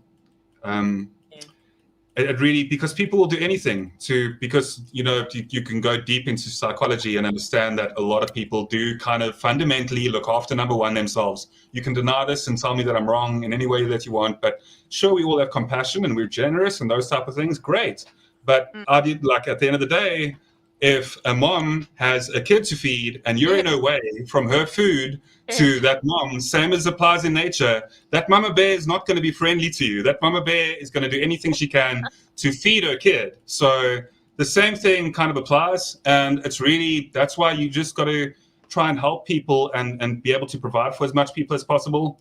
I do understand. It's such a deep topic. You're right, Shadow. These psychology sides of things are very good topics to bring up as well. Yeah, I try to understand. Sorry, Sia. I try to understand the whole situation, because sooner or later you will get to the point you are in that situation. You can wake up go to bed one evening and wake up to a next morning when everything is a total mess, everything is down, the whole country is gone south, and you realize, oh, we have medication for 1 more month, and then we are out. Yeah. That's right. So that scares me. Most of all, a pandemic. Well, fine, I can handle that, but when your relatives run out of medication, they need to function on a normal level every day. And it's not only those who has mental issues either. Those who has diabetes, and their insulin, they have the same problem. Yeah, exactly. There will be a lot of people who will die like flies. Yeah. Well, we know people that are going off their sleeping tablets, their antidepressants. One gentleman I talked to yesterday, his father's, through his doctor, has got off his diabetic medication to just one tablet now because he feels like he won't get it. But some people just can't do without a heart tablet every day. You're right. So alternative methods like cayenne pepper for heart, we've got to seek all those alternative methods. That's really important. And you've brought this up before, Lynn, where you've spoken about during, different areas of depression that people have gone through, and just being able to look at what they did is a great way to kind of just take off from where they left if we need to. That's something that I love that you've spoken about that before as well. Some of your Great Depression videos as well, the content on that. I remember really thoroughly enjoying those. So it's that type of mindset as well that we need to kind of CR, you've been a little bit quiet. Do you want to? It's always so awesome. I knew that was I'm letting you guys do the talking for once. No, I was going to say. So, what is your ideas about this topic? It's because the mind is the most important thing, right? Because if you lose it up here, you're not the. It doesn't matter if you got a water filter. It doesn't matter if you have shelter, because you got to keep it straight up here. If you don't keep it straight up here, it doesn't even really matter because you'll just lose it. So to speak. Yep. And it happens too, and it happens. I know it has. I've seen it happen. You hear it on the news, right? Some sort of whatever, right? And then next thing you hear this, and they're mentally unstable and all that stuff. It's just like, oh, why? So that's why I always say, check up on people that you care about, right? Ask them how they're doing, right? Sometimes they just might need someone to talk to, right? Try to prevent something from happening in the first place versus letting someone go and next thing you know they're doing something not good. Well, see here, guys, if you're checking up on people, the government's checking up at the moment. So if you ring someone, they give your phone to that person so they can start creating their network. Do you know what I mean? So that's getting quite tricky. Like even Wayne's in my phone. This one that's not, it's Wi-Fi. So that's where it might get hard. Control of AI comes in is when you want to check up on people, they love you doing that because they see who your network of friends are, and you can actually put people in danger by ringing them, and that's what's happening here. Everyone's phones, being tapped, and so they want to see you connecting so they can connect who's not for them. You know what I mean? Yeah. Yeah, so the way Wayne and I have done it to a friend and just sat on his veranda. So we're not using the phone. We just, we talked, personal talking. You can go visit them. That's the best way. And a face-to-face and a hugs You know, giving someone a hug is really great mental. Oh, okay. Virtual hugs, everyone. Yeah. Virtual hugs. I'll give you the pound there, right? Here we go. Got some of that brotherly love there. Wait. I gotta aim towards the camera. I'm like way off here. Like, I completely failed in my behalf as well, you guys. So sorry for that. that was an epic fail. So just on another topic as well, I just wanted to say happy Halloween to everybody that celebrates Halloween. We actually went trick or treating. Yeah, no, I know, but we did like our Halloween celebration, Halloween weekend type of thing, you know. So hello, by the way, Second Star, nice to see you here. So basically, we went trick or treating, and the kids love it. I know that some people are against Halloween, or for whatever the reason that may be. I do understand You're doing security, right? You're doing security, right? Because you got to walk around. You got to know your neighborhood if you go trick or treating, right? You discover stuff, right? You discover stuff. It's just like, oh, hey, they have a door alarm at their place. No. Welcome to the chat, Second Star. I'll have to say goodbye because I can only be on about 10 minutes before they start, tracking you guys. So I love you all. You take care, and it's great to take care. Oh my God. Yeah, love you guys. Bye. Much love. And if you can hear me, and we got Second Star in here. I know, but if you can hear me, Lynn, just regards to you, to Wayne as well, to the both of you. Have a lovely day. Hello, Second Star. Thank you for joining the chat.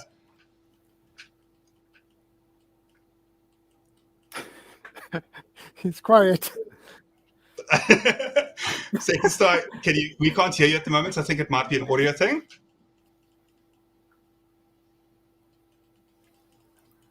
Come on, you don't have to be shy. No, we shouldn't be putting so much pressure on Second Star, though. That's because if I came into the chat and all three of the people were like, hey, and then my audio wasn't working. But we can't hear you at the moment. I don't know if you could rejoin or something. It might help. Yeah. There we go. There's something. Can you hear me now? Yeah, we can hear you. Perfect. Yeah. Awesome. Sorry, my signal's in and out. I'm at work right now. Okay. I figured. Yeah, we should have known, right? We should have known. He's at work. Right. How are y'all doing, brothers? We good. Just give me like a second with my camera closed. If you can give me like 1 minute, I do apologize, but I can still speak perfectly. How are you doing, Second Star? How are things on your neck of the woods? Everything's running, I guess. That's a good start. Yeah. All right, brother. We'll see you in a minute. No. So how are you, Shadow? How are you, CR? Well, I'm doing just fine. Well. It's sunny here. Good. The weather is still nice. I'm still waiting for the, that stuff. Right. I don't want to jinx it. Yeah. How are you doing, my friend? Yeah. Shadow, I'm doing. Yeah, that's cool. I'm, working on 2 homesteads and. Yeah. I figure I sport the fall colors this time. Oh yeah. Yeah. Yeah, the whole thing, like what y'all were talking about, like mental health and everything. 90% of people in our survivalist and homesteading communities and everything believe it's a game. Most you got to look at a lot of it's called the game of the life. people that have right. Well, a lot of people have took the homestead. Yeah. Well, a lot of the people have took the homestead life and get away from the city to, most people that's doing homesteading now are retirees. And then, and a lot of them are in their 50s plus, and just taking a vacation. A lot of survivalists believe that it's a game, like they go out on the weekends and they play, they play survivalists. They play big name people on TVs and everything. But with the mental health problems and stuff, is the majority. There's been studies already that most humans do not have the mental fortitude to be able to survive in a survival situation or a end of the world situation, because we have been pampered by today's society of having everything that we need within our grasp. It doesn't matter if you're a homesteader, it doesn't matter if you're a prepper, it doesn't matter if you're a survivalist. So anything and everything that you need can be bought. It can be bought on Amazon, it can be bought at Walmart, it can be bought at any big box store, and they don't have to worry about it. Say somebody's preps, say they had cans that got rusted, and say they had 6 months of canned food and it got damaged. What do? They go back down to Costco or Sam's Club, some big store, and restock their stuff. Mm-hmm. That won't happen in an SHTF situation. These people have learned to throw away and rebuy their stocks back. Yeah, you might not be able to resupply or restock. Right. Yeah, you're not going to be able to do that. And most homesteaders, they grow their food for what they have, for the family that they have. And it's not a necessity. They just grow it for fun, so they can see if they can survive off of the produce that they make. But if they run out or anything, they go to the store to buy. It's one of those situations where half of the survival and homesteader community is going to die in an SHTF. Well, hands down, it will happen. There are almost always two sides to everything, right? Because I really love the train of thought that you're on at the moment when it does come to, you never know what situation that you could get into kind of thing as well. Like there are certain situations and certain SHTF scenarios that like really do limit the capability of survival. We just lost them. We just lost them there. Yeah. Just as you were speaking. Bad Craig can still hear us. He might be able to still hear us. I don't know. You can still hear me, let me know. He probably... Yeah, if you can still hear me, Second Star, I definitely just wanted to. So what else I'll say, but I'd like to just be. I'll wait a bit for Second Star to see if Second Star is able to come back up. Yeah, he come back now. All right, there we go. Perfect. Sorry. No, you're good. Not a problem at all. So I do think that there is some, in everything. I know that there are, because of the variety of situations that could occur, like it's hard to kind of say who would and who wouldn't survive. What I do think, though, is, and what's quite helpful, is if somebody is in the emergency preparedness community, you see, where I come from is that a lot of the people, there's a good amount of people locally that completely laugh at the prospect of prepping kind of thing, locally where I am. And I've experienced a certain amount of scrutiny because of that throughout being like into the emergency preparedness community the way that I am.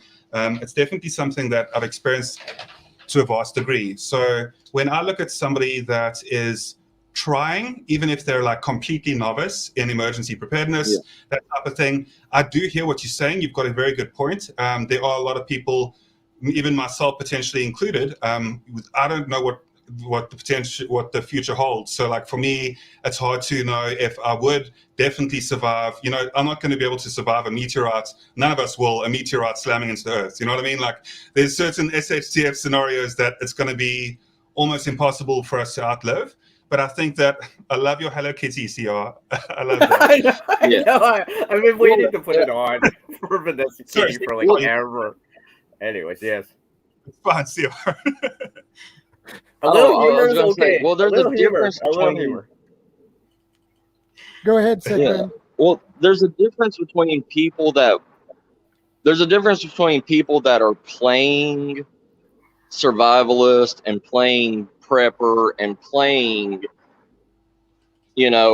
homesteader, to the people that are willing and are learning on their own to survive.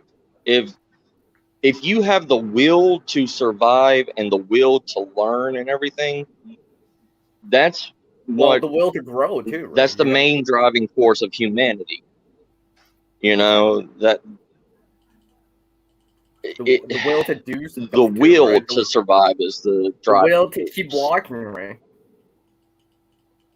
Right. Yeah, but the will to get your hand. But like a majority, like the people that are put on TV shows and stuff, they're the ones that are trying to idolize somebody else and be like them. And even though they don't have the skills or anything, they idolize these people, and they don't realize that it's a TV show or that there's money going into this production and everything to create these scenarios. They're not real. Like what you said, Citizen, nobody can prepare for anything. I mean, for every situation. Everything, yeah. And there's no way to prepare for every situation. If you could, you just can't. But the thing is to know the basics to understand and know the basics of survival. You don't need every glamour $300 knife, $500 ferrocerium rod. You don't need all that stuff to survive. But people are spending thousands of dollars on items and ways to live. It's like a lot of homesteaders now are using aquaponics and using solar power and using all this other stuff to where our ancestors did not use that and still survived. And that's also what's going to happen. What if an EMP bomb goes off? That's going to destroy all electronics, even solar power, even your hydroponics. So right, kid. Yeah, and not everyone has something in the Farragut cage, right? Not everyone has every last thing that they have, and that's assuming it's not work, right? Because really, you don't know until it really happens, and unless someone's testing it, right? Unless someone's testing it. Oh, I'm just gonna throw my laptop in a Farragut cage onto this electrical wire up here and see if it works. You see, go ahead, second start. Because you're assuming a lot. Oh right? no, you go ahead, Simpson. I've already burned my talk time. Go ahead, brother. Yeah. Well, most people, some people are those who call themselves preppers, survivalists, they buy gear and things like that, but they lack one thing. the skill to implement that gear to actually like utilize the capability that you have to survive. They lack the ability to adapt to easily to another new situation, new different situation. If you can't adapt, it doesn't matter if you have gear for thousands of dollars. It won't help you if you can't adapt. You need to adapt. Yeah. You always have to learn to adapt to every situation. You know, use everything that's around you. You know, and I was gonna say you have to. Yeah, go ahead, Silver. I was gonna say you have to now I'm gonna forget what I was gonna say. I had that squirrel because you have to like learn to do when you don't have it, right? Because like survival is when you don't have certain things, right? You don't have water or food, so you have to adapt. You have to be like, hey, I think I see a can in the distance, Second Star. Should I get it? I think so. We might need it to boil some water. Okay, CR. I'll go run over and get it. Right. Oh yeah. Right? I mean, you know, well, you know, it's like the boiling water. Right? Yeah, like what you just said. You know, boiling water. Yes, boiling water is necessity for a long-term situation, but if you've already had cryptosporidia or you've had giardia or anything like that, your body is already immune to it to a certain point. Yes, you can get it once again, but when you've already, it's like your body building up an immune system to the common cold or the flu. It's something. We have brainwashed people to believe that boiling water, use all this special, you know, chemicals and everything in the water to make it purified for you to drink. But how many tribes in rainforests and everything are still surviving to this day without modern man's technology to filter water, to filter anything? Like I actually tried to look into the depth of this. You bring up a point that I really have a lot of passion for, and that's the way that certain tribes in areas that are completely separated from mankind are able, they would out survival the hell out of me, and that's me with all my gadgetry and all my survival skills, and I was a scout for my whole life. I have a lot of knowledge about the local area as well, and just basic like essentials in how to do exactly what it's going to take to pretty much get through any situation. I'm very confident in doing so. You could look into my country at some point and you'd be like, oh wow, okay, never mind, that shit is heavy.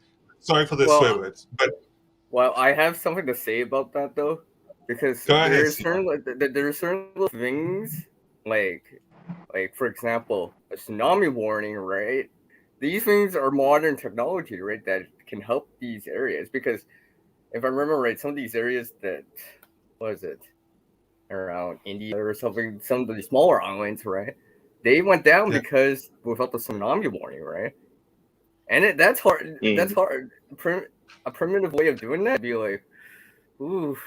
I don't know, man. I mean, I'm all for natural cordage, but maybe some nice rope would be nice, right?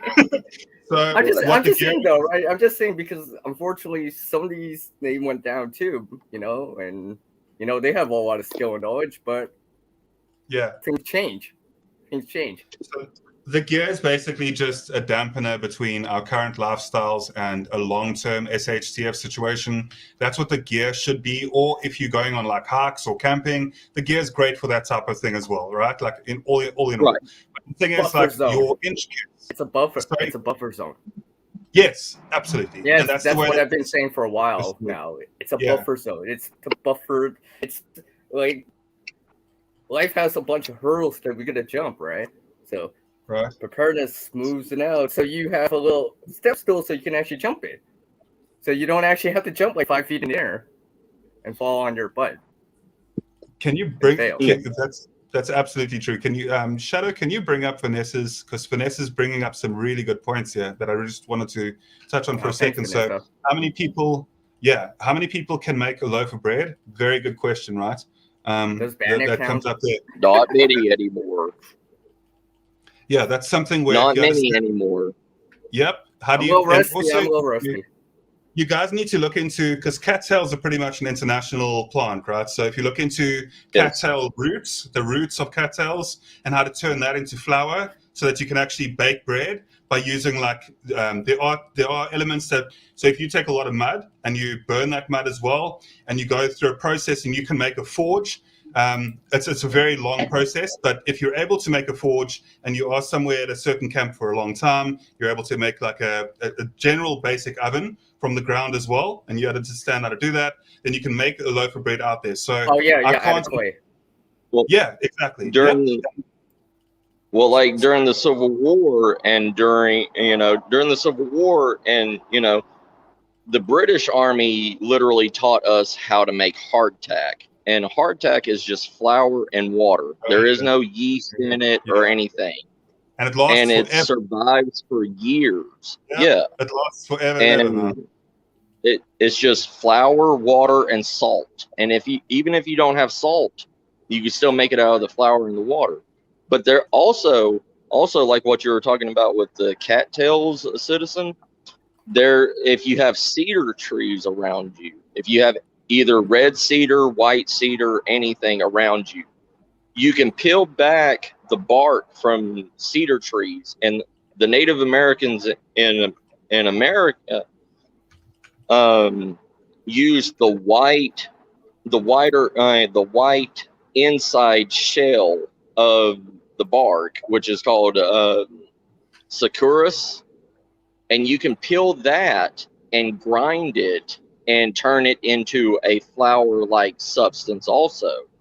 And our pioneer ancestors and everything learned that from the Native Americans, and they would use that with a small amount of flour to extend the rations of their flour because it could be cooked the same way as flour can be.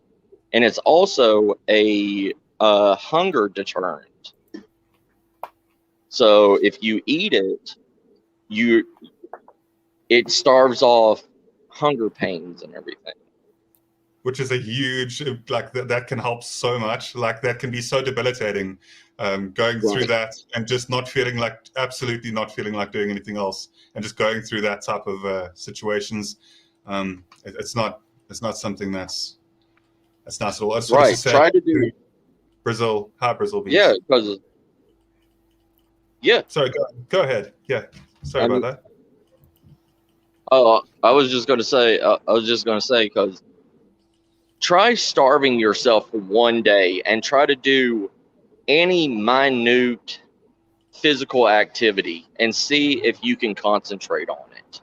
You won't be able to, because you're more focused on the pain in your stomach and the thought of eating, and your brain cannot contend with what you're trying to think. And that puts a whole entire hurt on any of your abilities. Sometimes I feel like that. Right. It's like, you're sitting there and you're like, oh, I don't know why I can't, put my finger to my thumb for some reason. Well, have you ate? Is your blood sugar low because you don't have calorie intake?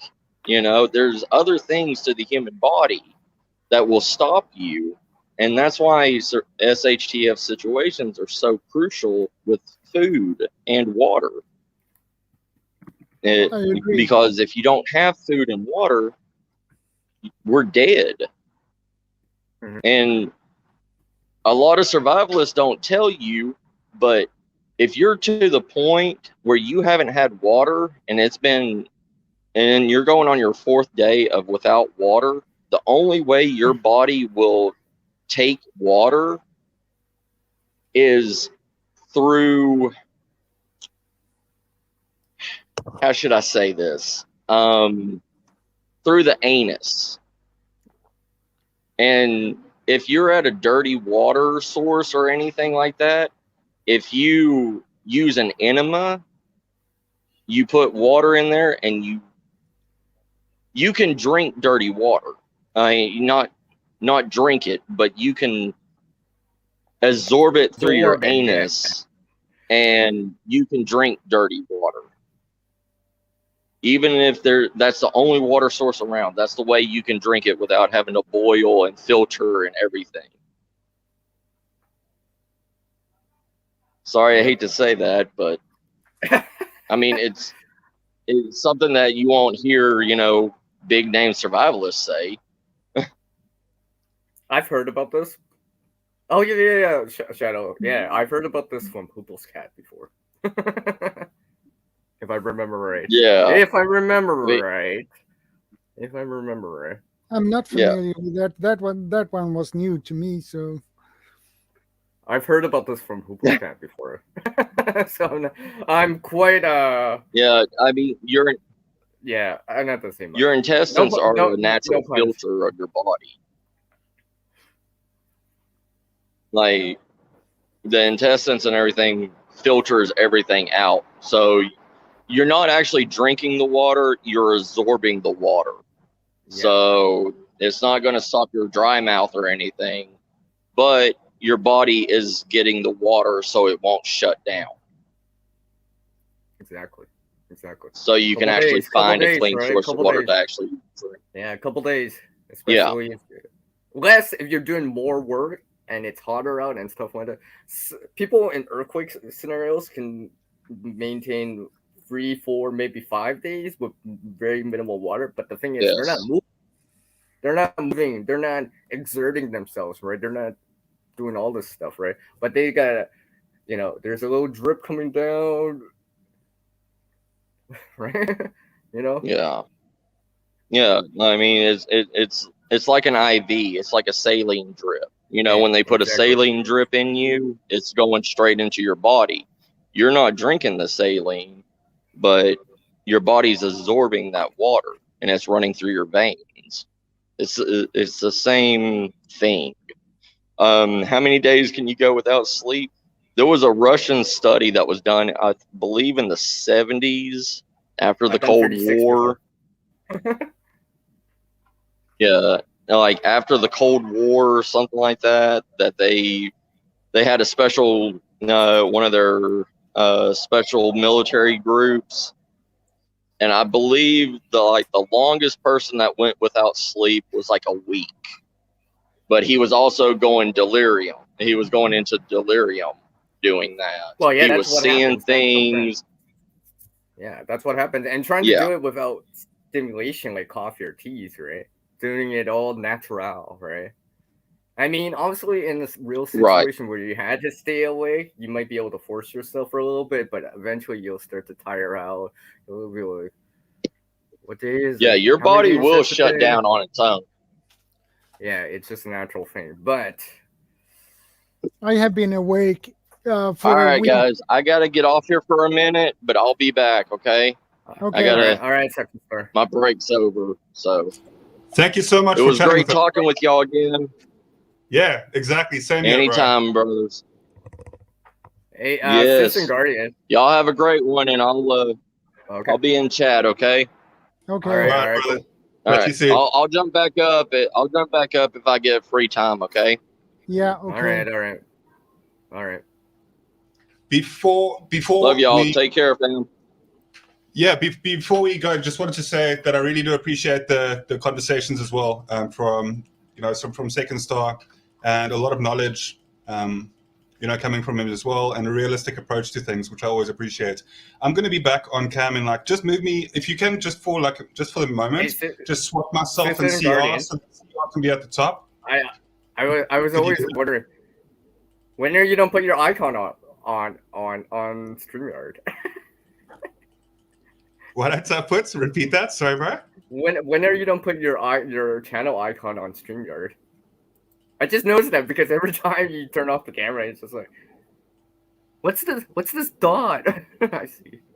I know I'm supposed to. And it would look much better than just being like a random dot coming up. Yeah. Like, I don't think I can do it while I'm live, can I? Let me see. I know you have to log in and upload your icon. Yeah, I do have it. When I do streams and that from my channel, it is. Oh, yeah. It's definitely there, but then when I join as a guest on another channel, it just doesn't like automatically. I don't know why it doesn't, but it doesn't like automatically log me in. I just should check the settings, like the actual login settings. I'm being such like a. The only way to put it is I'm being a noob. Is the best.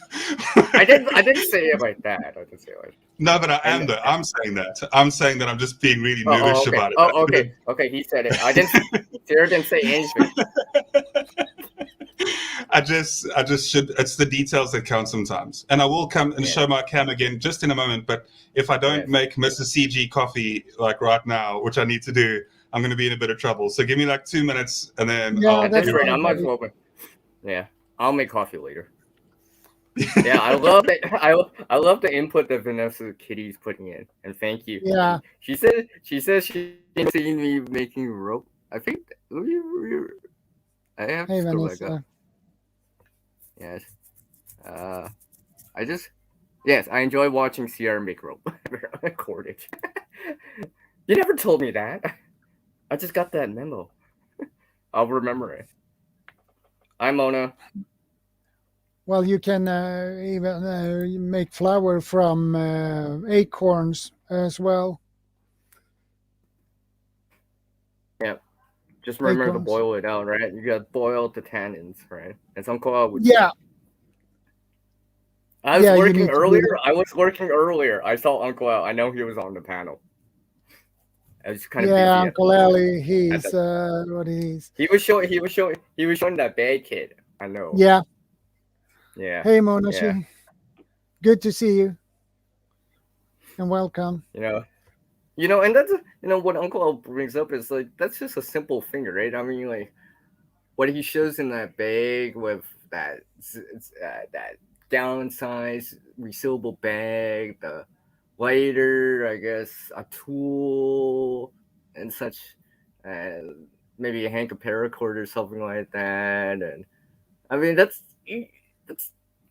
fairly easy. I mean, most people can carry that. I mean, even someone younger can carry that. I probably could, you could probably carry it on your pinky. It's not that heavy. You could almost every day carry that too. And it's just something you could build on your, per se, survival kit, right? Or something, a go bag or something like that, and just build upon that. So.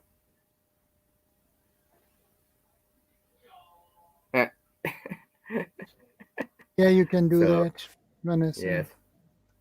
Yes, Mona, I got a different hat. It's fall time, so I decided it's not actually a hat, it's actually a glove. I'm wearing it this time around. Just for fun. I've been wearing the bag this whole time, right? I've been wearing the bag the whole time again. Well, you get right about that, Vanessa. That is so true.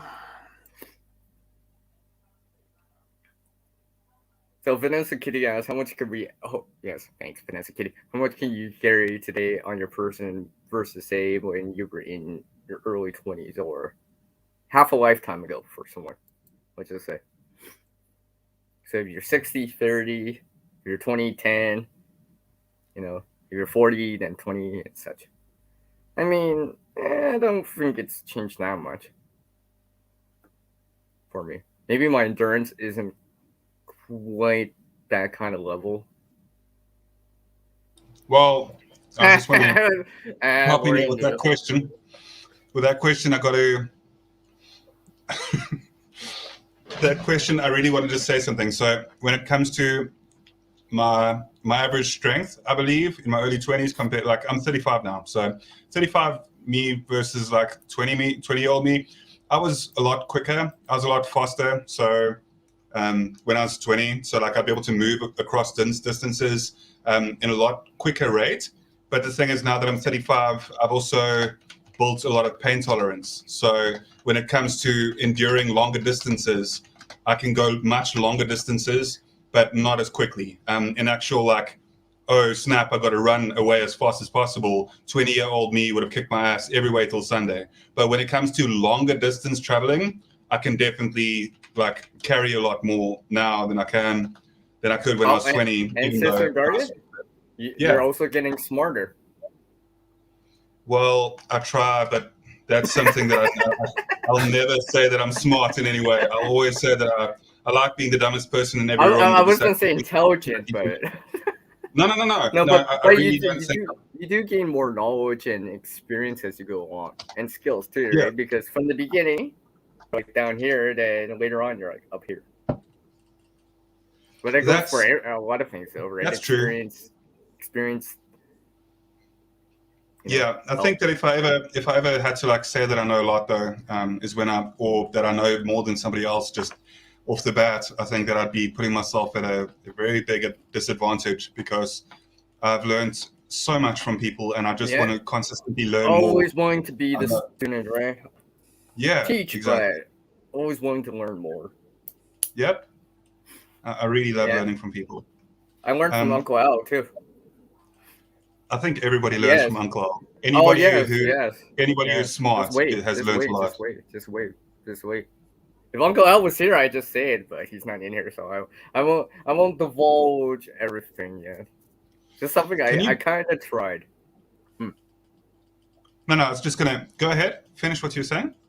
I was gonna say is that he brought out this couple videos back on his channel about the gallon size bag. You've probably seen that, right? Yeah, right. I've adapted that to try to everyday carry that. Well, because that's good for because I kind of figured two things. Like, even this backpack I have on, it's nice or whatever, but sometimes you can get separated from it or do not have access to it, so you have what's on you, right? I know. Let's see, who is it? Survivor Man. Wes Stroud always does this zone of assessment, right? What's on you, what's next to you, and what's just, feet a couple miles away, right? That zone of assessment. Yeah, that guy's a rock star. I just wanted to add in that guy's such a rock star. Yeah. Because I kind of figure it's like once you get let's say you get certain things squared away, then I'm thinking to myself, well, maybe I should start having things on me. Because if I have them on me, that means I have them on me, and not because a bag is only a bag, right? If it's not on you, not with you when you need it, it's not much use. Well, that's where EDC comes in, though. That's where your everyday carry, your everyday carry should be something that you're confident in using. Yeah.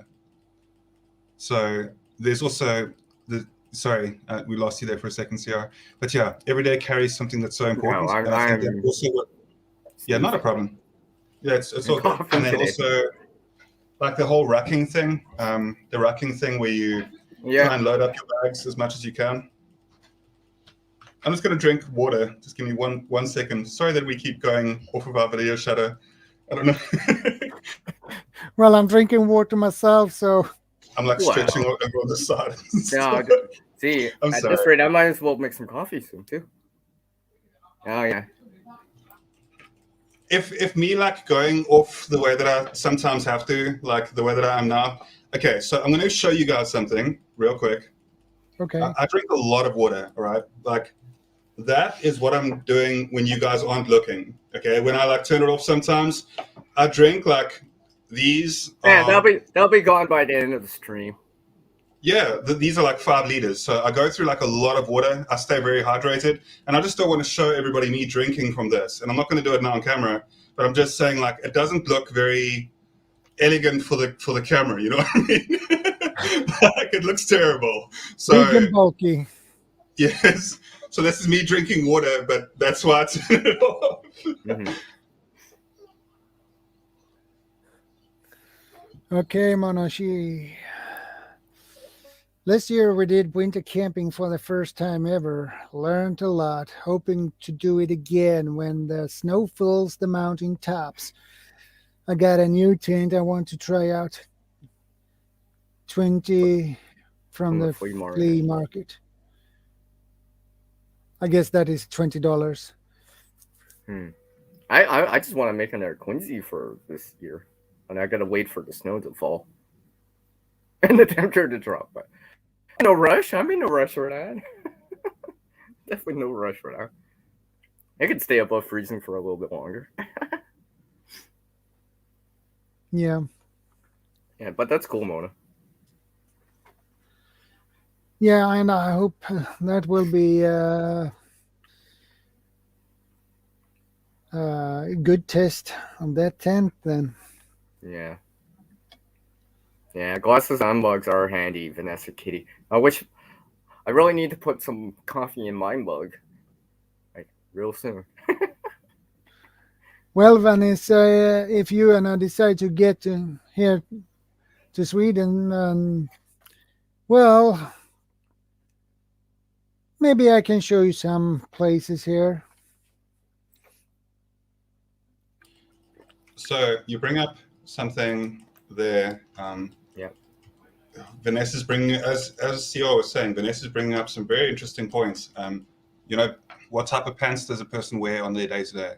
Like, that's something where, like, I genuinely, like, actually care about that topic, because, like, the rugged and durability of the pants that you're wearing, like the type of pants that you choose, it does filter into other clothing accessories as well, like just clothing in general. But like the level of ruggedness of the clothing that you usually wear, like when you do start becoming like much more, you know, your mentality starts shifting into emergency preparedness consistently, you do start looking at items that last for a lot longer. So that's something where what type of pants do you wear is something that I actually think about quite often. Like, you know, different types of pants. I'm always looking for like a good quality pants, good quality hiking boots, and then like good quality, like if I can, obviously, even if I've got to get much less, but still get the better quality items, I'd usually opt to do so. Hello, by the way, Monashi Prepping. Hi, by the way. Good to see you here with us. Well, it's not only that. The pants are part of your shelter, right? Obviously, the clothing, right, and stuff like that. I mean, here in Canada, I mean, like, for the most part, people during the winter, if it's minus 30 out, that's minus 22 for you guys in the US. You know, people are wearing long johns underneath their pants for sure, right? Or ski pants and stuff like that. Because if you go walking outside, that Arctic windshield will just, you'll just be like, my legs are so cold. That's because you're only wearing jeans. When it's minus 30 out. It don't cut it. Do you know about finding shelter in whoa. Snow, right? Whoa, I didn't realize it was getting so hot. Did you just? No, it really is getting hot here. So okay. I just took off that jacket that I was wearing. I should have done it on stream. I should have. Don't lie, you love it, CR. Don't lie.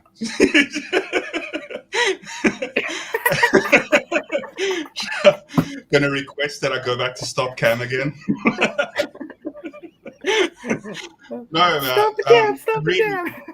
It's 10:15 here in the evening, and it gets really hot here at night sometimes. So like, it also gets like pretty hot. I just wanted to come back onto the stream just for a second.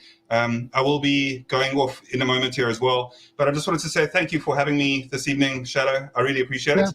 And thank you to everybody who's been part of the communication and conversation. Harvey, you're such a legend. Thank you for everything you do, really. You rock. And also CR, big hearts to you. And then I'll definitely catch up with the rest of you soon. Thank you for all the comments that you guys have been giving, because you guys have been pretty engaging. So bye for now, everybody. Stay safe out there. Wait. I almost forgot one more thing. I was giving my automatic response to leave. What are you doing? Oh. I'm joking, man. I forgot. I almost forgot. How much does the bag weigh? Did you weigh it? How much does the bag weigh? 17.5. 17.5 kilograms. That's let's see, that's about 38 pounds, I guess. Yeah, because it's 2.2 pounds per kilogram. So yeah. So about, let's say, under 40. Okay. Now I know. Yeah. So it's a manageable weight as well. I'm leaving just as store comes in. There we go. Hey, buddy. Good to see you. I know. What's up, Four? We're definitely going to catch up soon. I'm going to be in the chat section though. Like I'll stick around in the chat section. All right. I'll speak to you guys soon. Bye, everybody. Bye. Geez, ShadowScoutSwede, you're so famous. Everyone just wants to be on your panel now. Yeah. Well, Hi, Four. it's nice to have people. How's it going? Fist bump, virtual fist bump for you. Yeah. Nice to see you. Yeah, good to see you guys. Good to chat. So how are you doing, Thor? It's getting better. Been tired, crazy tired, but too much to do before the winter comes. So we had our little. How's it? You live out east, right? Yeah, up. We're about an hour north of Quebec City. So yeah, I know it's still warm out east. It's probably like still in the teens, isn't it? We're usually about 2-3 degrees below freezing at night now. Oh yeah. Well, that's to be expected. I mean, because there's less daylight now, right? Yeah, we're only getting like 12 hours of daylight. So yeah, exactly. I've noticed that this month a lot more. The temperature's starting to, even overnight temperatures are falling below zero, even though daytime highs are in the teens, 50 Fahrenheit for you guys in the US. Yeah, exactly. It's I think we've gotten up to maybe 7-10 degrees a few days ago. Wow. But yeah. I was That's cool. thinking about something. Those who think of to get themselves homestead, do you have any advice for those who want to get them homestead? Start with what you have. I mean, if you have even a very small property where you can start with bees or chickens or rabbits, definitely do that. And then I'd say make sure you know what you're doing, kind of thing, with that kind of thing with the animals. And then I'd suggest, if you can afford it, if you can get, I'd say an acre, couple acres, and then move there. And then again, just expand a little more, develop your skills a little more. Or if you can, just go big, go get some big property if you can afford it and start working away on that. But I'd suggest, again, if you're going to get into animals and all that, I'd highly recommend sticking with bees, rabbits, chickens, maybe pigs. Pigs and cows are a little harder.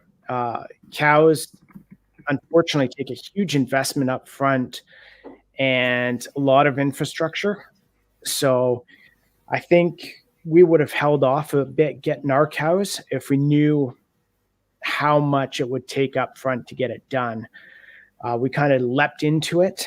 So I think, it's something that you want to prepare for. You want to have some money set aside for. You want to have some skills and a bit of more knowledge than we did when we jumped into it. That sounds like everyone that gets into this stuff. It's like, do what I did and just jump into it. It's like a lot of things, right? It's just like, learn from There's nothing like getting feet wet by doing it. No, exactly, right? So you gotta run before you crawl, or no, I mean walk before you crawl, or whatever that saying goes. But, yeah. Oh, I definitely recommend it doing that way. But again, you don't learn. A lot of people don't learn unless you do. So, and in a lot of cases, in these where you fail, sometimes if your ego allows it, you actually learn a lot more by failing than by not failing. Well, so yeah, that's like let's say, for example, like fire making or fire skills and stuff like that, right? And it's just like I remember trying something out. I actually recorded it, but it was a total fail. And I admit that I failed it, but I was trying it out. I was doing another hand submerging thing, and I decided to push the envelope on it. I went, okay, I'm gonna actually just charcoal off and try to blow it into flame, even though my hands are wet. That didn't work. That was an epic fail. But you found out. That's the thing. Yes, that was. I mean, I've done this hand submerging thing before, and I have a video on it. I did that in -24. That was cold. Holy, just a couple of minutes. I was just like, I felt that too because it took me another hour to warm up my hands after ending the video. So yes.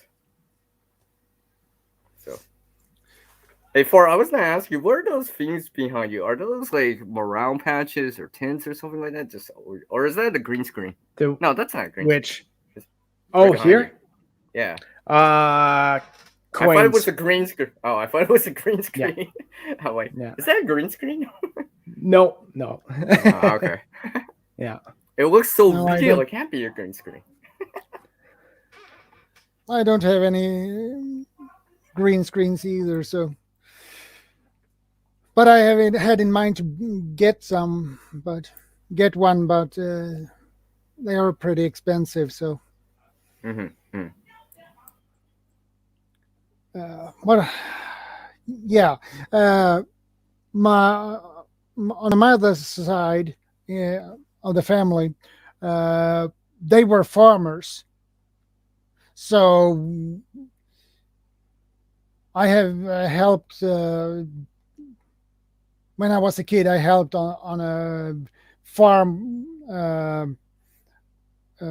My parents knew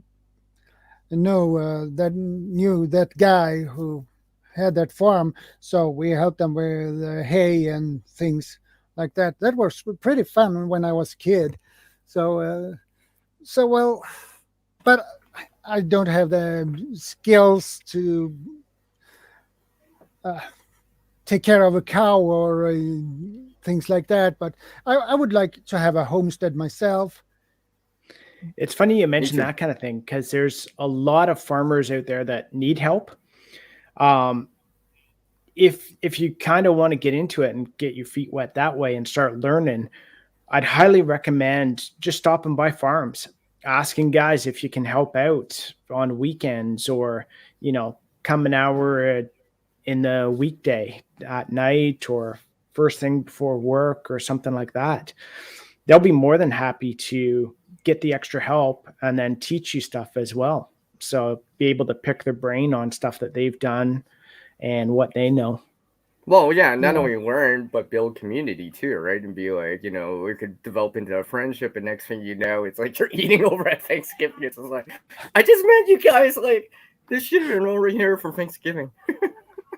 It could happen, right? And then what you did was just offer some help, right? Yeah. There's benefits to offering help.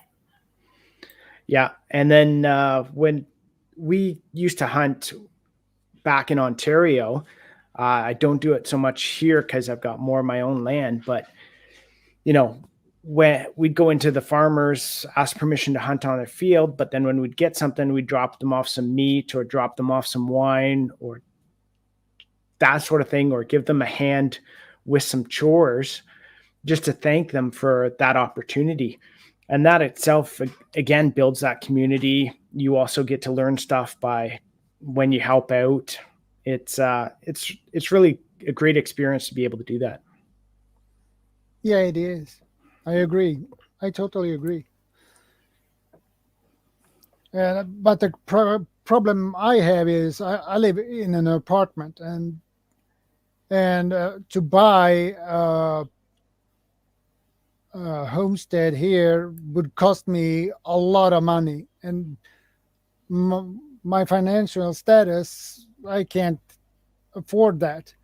I can't even take a loan for that. I don't make enough money per year to have the right to take a loan. So if you want to, let's say, I would like to have a homestead with 6 acres. 6 acres is 1 acre is 10,000 square meters. So that would be 6 acres would be 60,000 square meters, and that is enough land to do things on, to put your own little garden and things like that without problem. So, but that would cost me, well, at least 3.5 million probably crowns. Well, so that is a lot. I don't of have money. that kind of money. I don't have that kind of money. The other option for a lot of people is, again, go out, talk to farmers, talk to, most of the time it's farmers, but you can find some horse farms and other stuff where they need people to work there. And a lot of them will have an apartment on the property or an extra house on the property or a loft above a barn or something. There's always those kind of options to kind of get away from the city and get out into a property. So basically, you get the job working on the farm. They provide you a salary as well as an apartment or a house to stay in. A lot of the times, more often than not, it's usually horse farms that do that. But a lot of times there's also other farms, that dairy farms, beef farms, that sort of thing, especially in Canada, probably in the US too, I would think. But yes.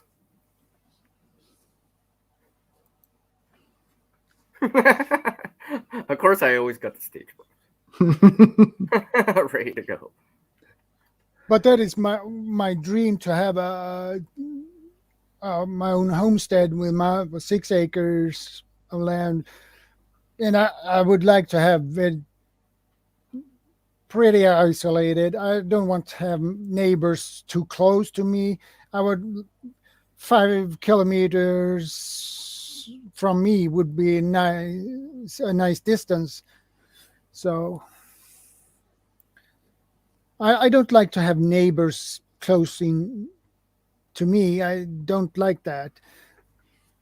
My entire goal in life, it may sound silly, but one of my entire goals in life was to be able to walk out my front door or my back door or side door and go pee without having to worry about anyone seeing me.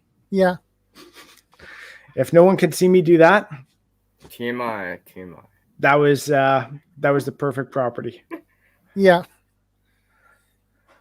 The only one who would see you in that case would be birds and deer. Maybe the bees. Yeah, maybe the bees too. Just don't get stung by a mosquito. That might hurt. The cows look at me funny when I do that, but hey. I would like to be more self-sufficient, but it is really hard when you live in an apartment.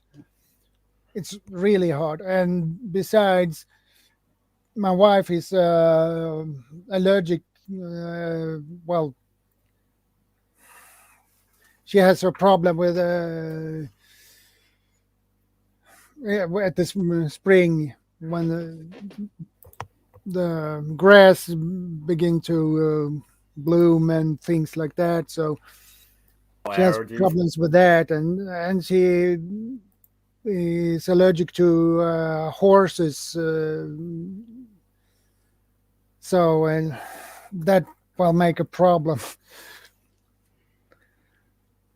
The other option is like start small. Like if you can search out a piece of property that's even a 1/4 acre, that's just land, and work it, garden it, use it as kind of a getaway.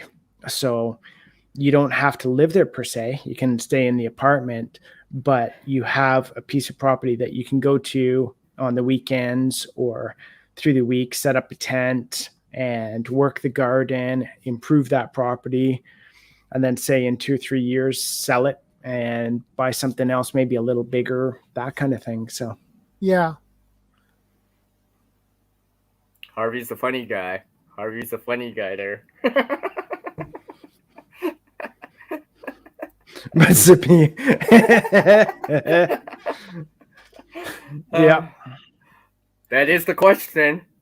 Okay, never. Yeah, the big never. question. Yeah. I mean, ShadowScoutSwede, you do what you can do, right? You do what you can do, right? I know you did that food pantry thing.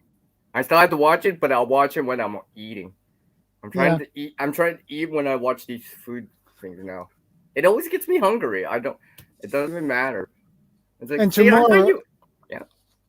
and tomorrow I will get some more food because I need to stockpile more than I have. I don't have enough.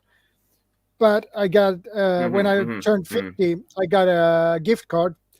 So I got 500 on this. So I'm gonna buy food for this, That's cool. and That's cool. so that will That's be cool, that's cool. more food to stockpile Well, tomorrow. like I said to Uncle Al, I mean, like 100 pounds of rice isn't a lot. It's not. It's not. I mean, it's not that much. Pounds and I prefer kilos than pounds. Sorry. That's. I have always problem to convert from pounds to kilos. Like And two, kilos it's to pounds. 2.2 pounds per kilogram. So that's about 48, 47 kilograms. I think it was said that, if I remember correctly, it was around 1,500 pounds is what 1,500 pounds of food for one person for 1 year is the base, I guess. I think that's what it was. Yeah, you might be correct about that. I got Mylar bags, and I did a video on that. I ordered an emergency pack with Mylar bags, and that is for 30 days for 4 persons, and it's 55 Mylar bags in that kit. So for 2 persons, it would be at least 2 months worth of food when I fill them up.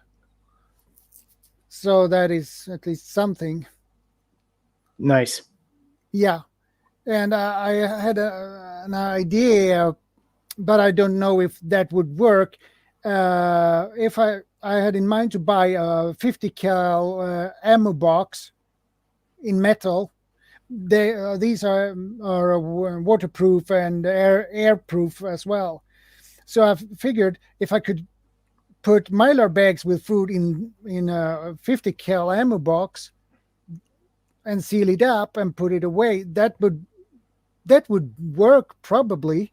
I'm not sure if that. Yeah, the one thing you have to watch with the ammo boxes is the heat fluctuation, temperature fluctuations. So if they start fluctuating in temperature, they'll actually produce condensation on the inside of them. So. Yeah, but that was an idea I just popped up in my head, and that might work. But well, yeah, metal has a tendency to get pretty warm. So as long as it's consistent temperature, it's okay. It's when it fluctuates a lot. And I have a problem in my apartment with the and it's temperature related. At the summer, I can have between 27 and 31 degrees in the apartment. And at the winter, I freeze my ass off in the apartment. So I need to have a radiator on to keep the room warm, because you can't be in the apartment, or you need to get warmer clothes on you. So that is the problem, and I have that problem. That is a problem when it comes to food storage, because I can't store food for long term in my apartment, because the temperature goes up. It's too high and too low, so that is not good. So in the basement, the temperature is a little bit better, But I have another problem there. It's not dry air there, so I need to put some moisture absorbers there. Okay. So I have that problem. So I don't know how to fix that problem either. So I like the plastic buckets. So the 5-gallon plastic buckets with the lids, I find those work really well. So we'll usually vacuum seal our stuff. So for example, we buy the 2 kilograms of bags of sugar, vacuum seal it, and then throw it in the plastic container, the plastic bucket. Yeah. I can show you what I have a I bought 2 buckets, food grade buckets actually. I'm gonna get them. So wait a sec. So hope everyone else is doing amazing today. I guess I'm running the show now. It's my show. Oh no, he's back. So much for it being my show now. I got these. Yeah, those are perfect. Yeah. And the lid looks like this. Yeah. And the inside is pretty decent. Oh, exactly. So yeah. This is a 10-liter bucket. Perfect. And I bought this for about 30 crowns, so that is cheap for one. So nice. I bought 2. I like using those for our flour, our sugar, pasta, all that stuff. We'll vacuum seal it up and then drop it in and put it away. These I had in mind to use for my long-term storage. Yeah, even with ours, we'll still rotate. We won't put stuff away for long term. We try and rotate everything, even when we use the plastic buckets and seal it up. Yeah, I hope these will, because I need to buy shelves in the and put them in the basement. But these are pretty easy to push in. So yeah, I don't know how reliable this would be, but it's better than nothing. Oh, I think they'd be great. Yeah. I think that's the one thing that anyone that's into self-sufficiency or prepping, we never have enough shelves. We always need more shelves. That's what I find anyway. Yeah, that is what I have figured out myself. So yeah, whether it's for buckets or canning or what have you. Yeah. But that is the best I could get. There is another bucket I could buy, but the problem with that one is that is also food grade, but it's transparent, so you can see through the plastic, and that is food grade, so you can store food in there. But the problem is the light, because the light can penetrate the plastic. If you're using Mylar bags, though, shouldn't you be okay? Yeah, it should be. It should be okay. Yeah. I have been a little bit yeah. Should I use a bucket like that, or should I prefer one like this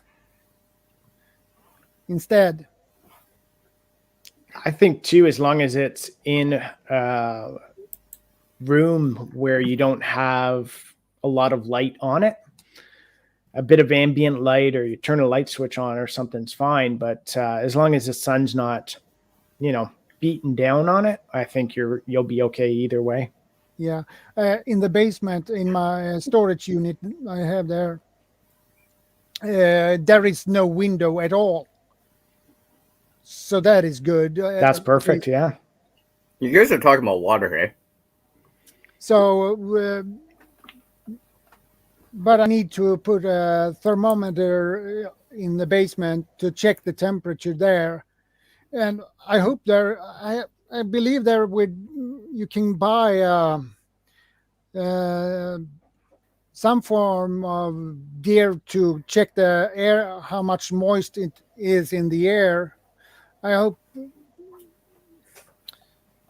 I guess there should be some gear to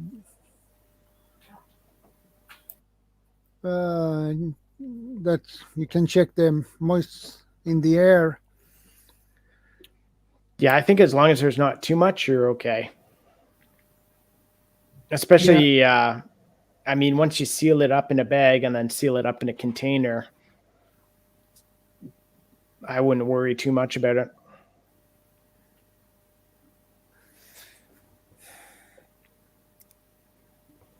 Well, that is at least some comfort, because I have been worried about that, because they say moisture, you need to dry the dehumidifier or something like that. But those is a problem for me, because I don't have any jack in the wall that I could put the cable in.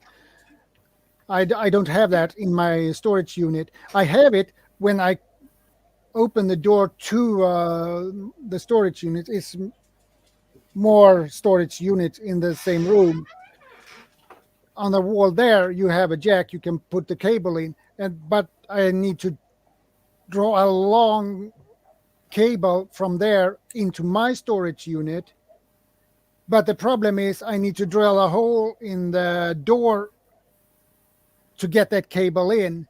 And I don't know if my landlord would like that. And besides, people would probably,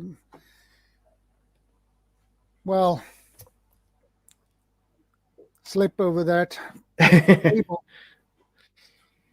So that is not a good idea. I think you're fine doing what you're doing. And then even if you do the moisture packets, what do they call them? Decadent?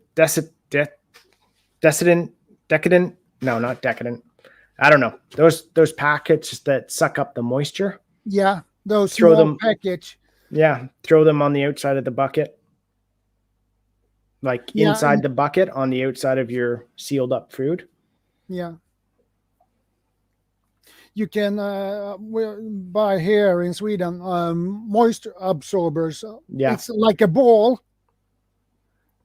I when I looked how many square meters they could absorb, the large one could absorb 37 square meters. So my storage unit is not it is not 37, but I can put one in the one end and the second one in the other end. Well, that would probably help a bit anyway. So, yep. Oh yeah. And then again, just rotate your food. So I'd suggest, instead of putting it away for, say, 25 to 30 years, try and rotate it once a year or something like that, so you don't have to worry about it going bad because of the moisture or temperature of that. Yeah. And a good tip is, when it comes to sugar and salt, don't use oxygen absorbers with that. Because if you do, you will have your sugar hard like a brick. You might as well just call it candy. It'll be a hard candy, right? And if you do the same with salt, well, it will turn out to be as hard as a brick if you use oxygen absorbers.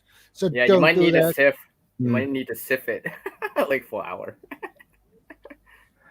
Well, you can basically hit somebody with that brick of sugar and kill that poor guy. Is that a thing? Maybe we could start that. Just kidding.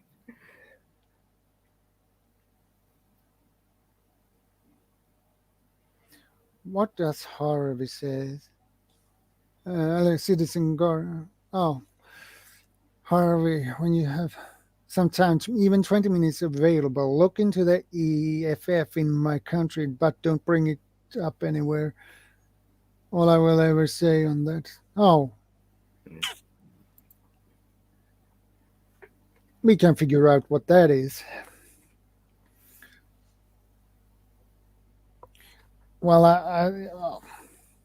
I would like to have at least. My goal is to have at least food for 1 year at least. That is my goal, and I had before. I had a lot of food stockpiled, but something I had some setbacks that I had to take from that stockpile, and then when I ran out of that, so I hadn't any possibility to restock it. So I have to restock. I'm working on to restock it now. So yeah, and build it back up. Yeah, build it back up again. I had at least for 2.5 weeks. I had extra food, but that I had to take from because I got some setbacks. So, well, it's food. Right? You're supposed to be consuming it eventually, right? Yeah, and exactly. And rotating it, right? And yeah, that's where I had that problem too. We'd go out, do a big shopping, and then basically go through that, even though that was supposed to be, start stockpiling for preps. What I found we do now is we'll go out, we'll buy a few extra things, and that'll go downstairs. But then the next time we go shopping, we'll either go a little early or we'll buy a couple more extra things. So we're always kind of getting a few extra each time we go, or go a little early and get the same. That way we're kind of ahead of it. So we start building it up. And I mean, it takes a while to do. It's not, you can't go out and just buy 6 months worth of food. It's, over months at a time, you're starting to build up that stock. And again, we continue to rotate it as well. So we never have something, we don't put a peanut butter jar downstairs and then leave it for 25 years. It gets used as we go through things and buy more as well. Can I just add something in for a moment here? Yeah. I was going to say was like, let's say it's October, right? Let's say something with its best buy or best use is coming in November, right? I would bring it, let's see, from that pantry, bring it out, put it on the kitchen table or whatever, and be like, we got to use this. We got to cycle and start using this. So in the next 2 weeks, whatever it is, right? Let's say it's a can of soup or something like that, right? It's like best before November 21st, 2021. Okay, we got 3 weeks to, per se, use this. So someone use it within the next 3 weeks. Well, because I do it like that, because that way that spot that can was, it opens it up so I can put something else there again. I mean, I'm always rotating it and be like, yeah. Stuff in the bags, older.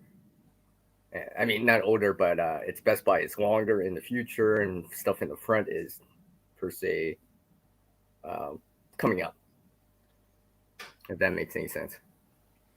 Oh, exactly. And that whole writing the date on with Sharpie thing, I just do it just because it's more convenient, to be honest. It might take a little bit of time in the beginning, but it makes the difference later on, because you don't have to look at these small little letters on the can. It's like, what's that say? It rubbed off. Oh wait, I wrote it on the Sharpie at the bottom or on the label, so I can just read it and be like, "Yep," and just rotating it. It just makes it easier. I just think, it's a very simple thing, but it helps. It helps. Yeah, with cans, the great thing is they roll. So I built one of those rolling racks. So that's what I want. You drop it in sort of the top here, it rolls to the back and then rolls forward. So you always take the front can out. So I built, I think it's like 5 feet high by, I want to say 1.5 feet wide, and has probably like, I want to say 5 or 6 sections. So basically 2 sections in each, and you drop your cans in, they roll to the back, then roll to the front. That way, anytime you go shopping and grab some cans, you just drop them in the top and then pull from the bottom. Yeah, those racks are really useful to have. Yeah. I was going to buy one, but they're so expensive. So I decided just to build one. Yeah. Yeah, I had in mind to try to find something similar and buy it myself. But here in Sweden, I can't even find those types of shelves, which is kind of weird. Yeah. Yeah, we have that problem sometimes too. You see something great and it's like, oh yeah, I need that. And then it's like only available in the US. They won't ship up here. So it's like, I have to make it frustrating. Yeah. Or otherwise you have to build it by yourself. Exactly. Yeah. But in that case, you need a blueprint to build it. So it's not that difficult to make, hey? I don't imagine it's that difficult to make. No, it was very simple. I just basically took plywood squares, cut some plywood strips and angled them on the sides, and then took 4 2x4s straight up and down as the corners, and then just sort of angled them up and down as I went. And then at the back, you've got to put a strip so the can doesn't roll out the back.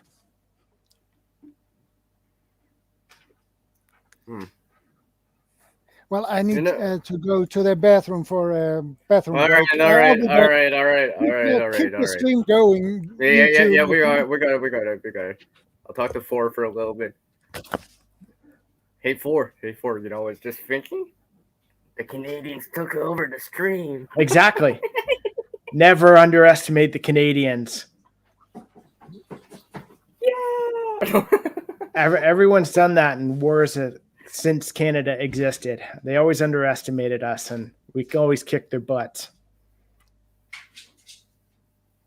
I think Harvey wants to join us. It is party time, except I forgot my drink upstairs. So and I still have to make coffee.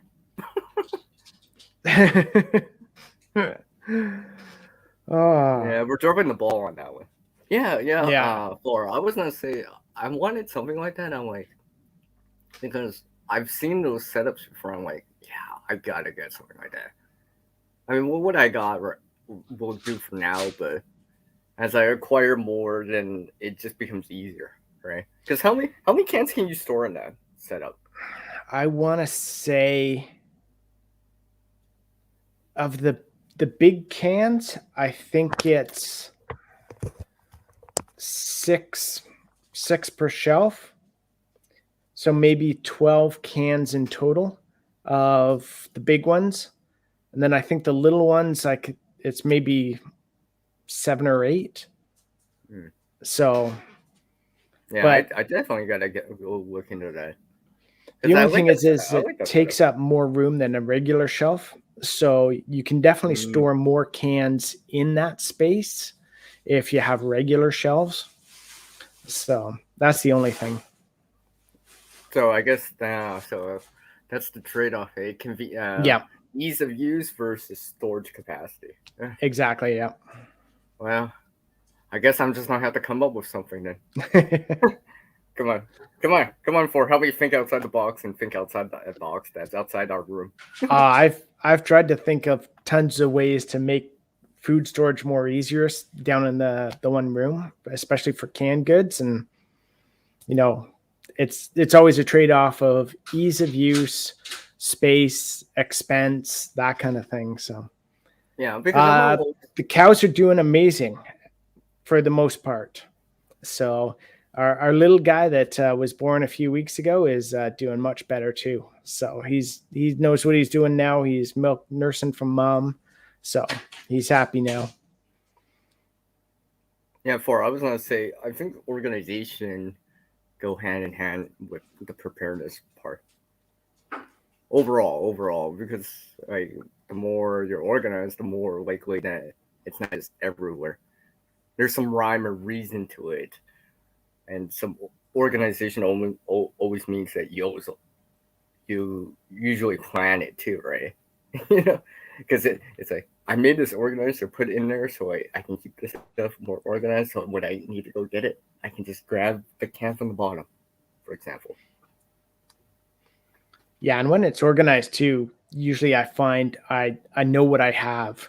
There was times where I didn't really organize stuff, and I just, you know, it was just a jumble mess. But then you end up either running out of something if it's food, or you buy too much of it, or say if it's a tool or a product. Just spending time trying to find it. Yeah, exactly. So yeah, because I hate that so much. It's just like I really dislike that because it's a waste of time, right? Because you're wasting the next 20 minutes trying to find something. It's like trying to find your phone the next 20 minutes, right?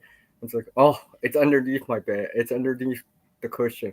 It's underneath, the pillow. It's like, or something like that, something crazy like that, and it's like, oh, I knew I should have built an organizer, put it on the table. Or something like that. Yeah.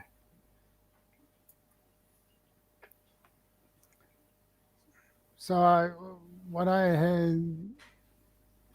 I had my plan is that I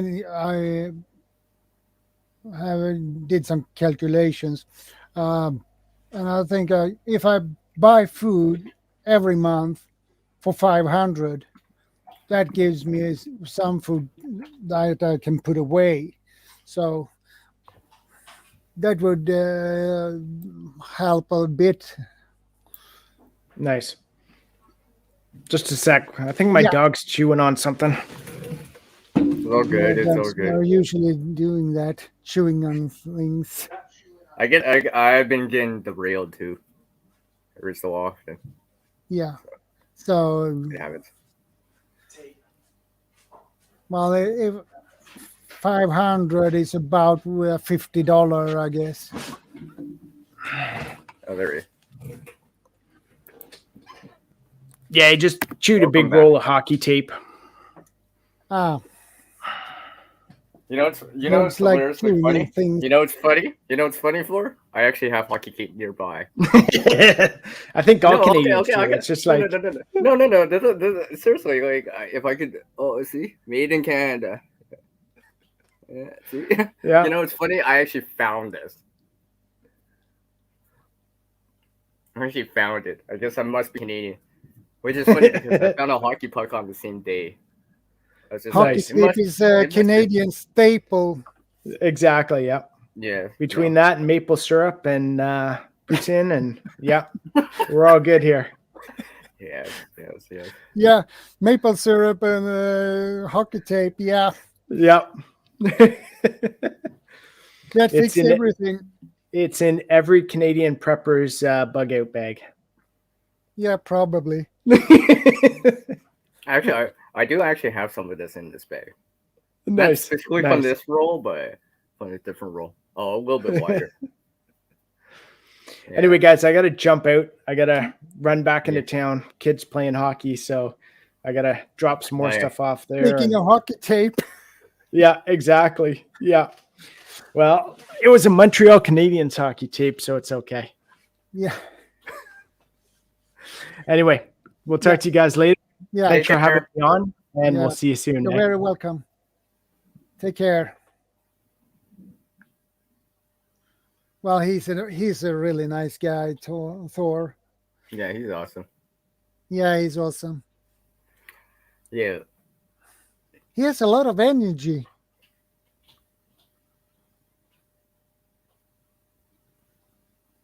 Thor has a lot of energy.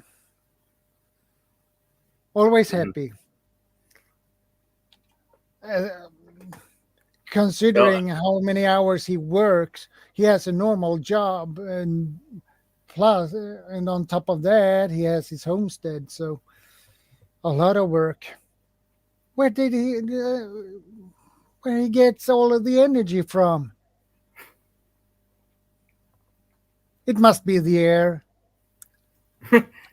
Must be, hey? Yeah. So apparently, Citizen Guardian says he's also finding treasure too. Always finding treasure.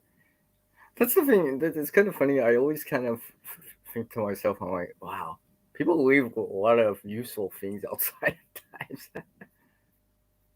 I just noticed that time and time again, all the time. And I mean, it comes back to that spatial awareness, right? Being aware of your surroundings too, right? Because you never know what's around the next corner. Exactly. Right. I mean, like, maybe the role's not all the way, but I can supplement this into my stuff, right? How many things have I gotten for free that I've supplemented into the preparedness part, into the supplies, just stuff, right? And just like potentially free at that, right?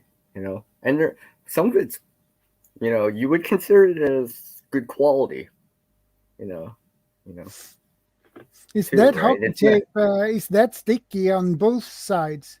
No. It's like fabric tape, I guess, right? I guess, yeah. So it's sticky on one side, right? You could tell that it got pulled. The center got pulled and stuff like that. When I was a kid, we had some tape. We wrapped around the handle. It was sticky on both sides. It was meant to give you a better grip or something. Yeah. So I was wondering if that was the same kind of tape. It's not. No, I'm actually starting to add some of this into one of my repair kits that I got, just so I can have something a little bit more stuff like that. That is pretty strong tape, right? For what it is, right? I mean, it's obviously not Gorilla Tape or duct stuff tape, like that. Yeah, some sort of duct tape, but unlike duct tape or Gorilla Tape, it has not texture, but it's more tactile, right? It's not as smooth as duct tape or vinyl tape or something like that. I mean, I have smooth tapes too that are really smooth, right? I don't put that on anything because I'll be like, it was in my hand.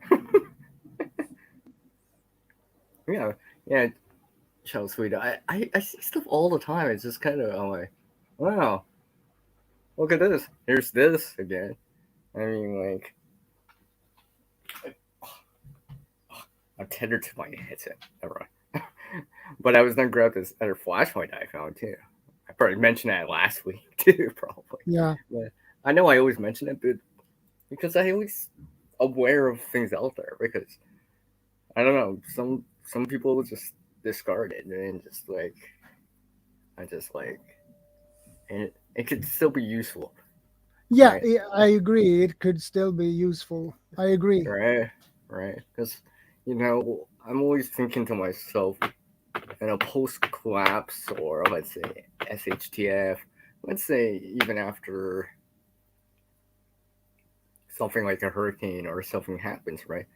People are trying to clean up and salvage stuff too, right? So I'm always looking in terms of, in the real world, it's like, what's this, right?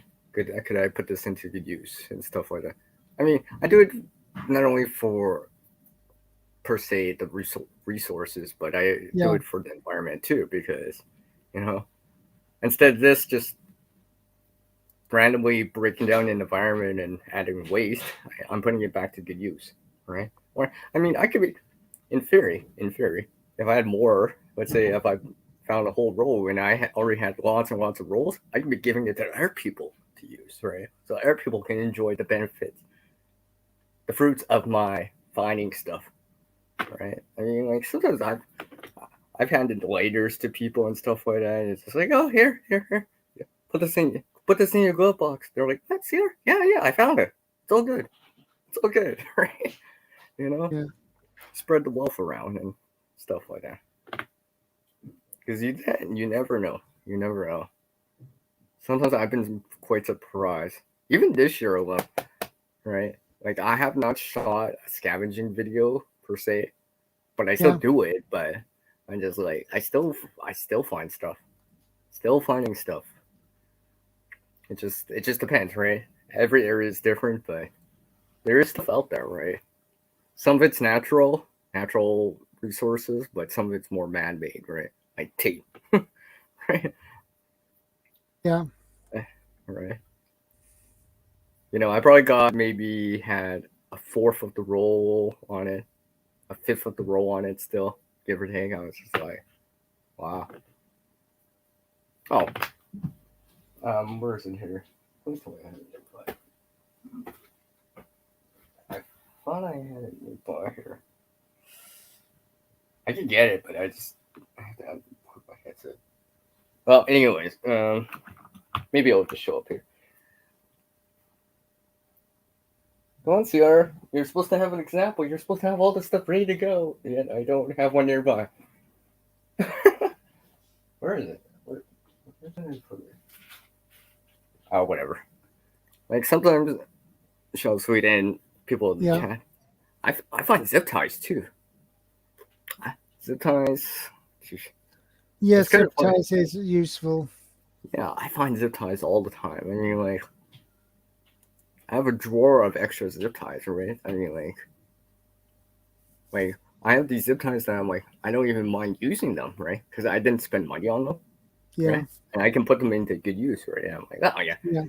I can put, I can lend people zip ties and be like, yeah, and all that stuff. Because sometimes I've noticed that several times. I don't know why. Sometimes it's just one of those things I see a lot. Sometimes they're really short or really thin, but sometimes I found like ones that are like the size, like this. I guess the size of this roll, right? Yeah. I'd say about a centimeter. 1 centimeter. That's 2.54 inches, if I remember right. Or is it? No, never mind. Forget what I said. Forget what I said. That was the wrong conversion. It's 2.54 centimeters per inch. Yeah, so about half an inch. And they're like about a foot long. I'm like, wow. Yeah. I guess it's just because the places I go to and stuff like that. I'm not always like on the trail. I'm off the trail in the tree line and just like, oh, look at that. Someone left this behind.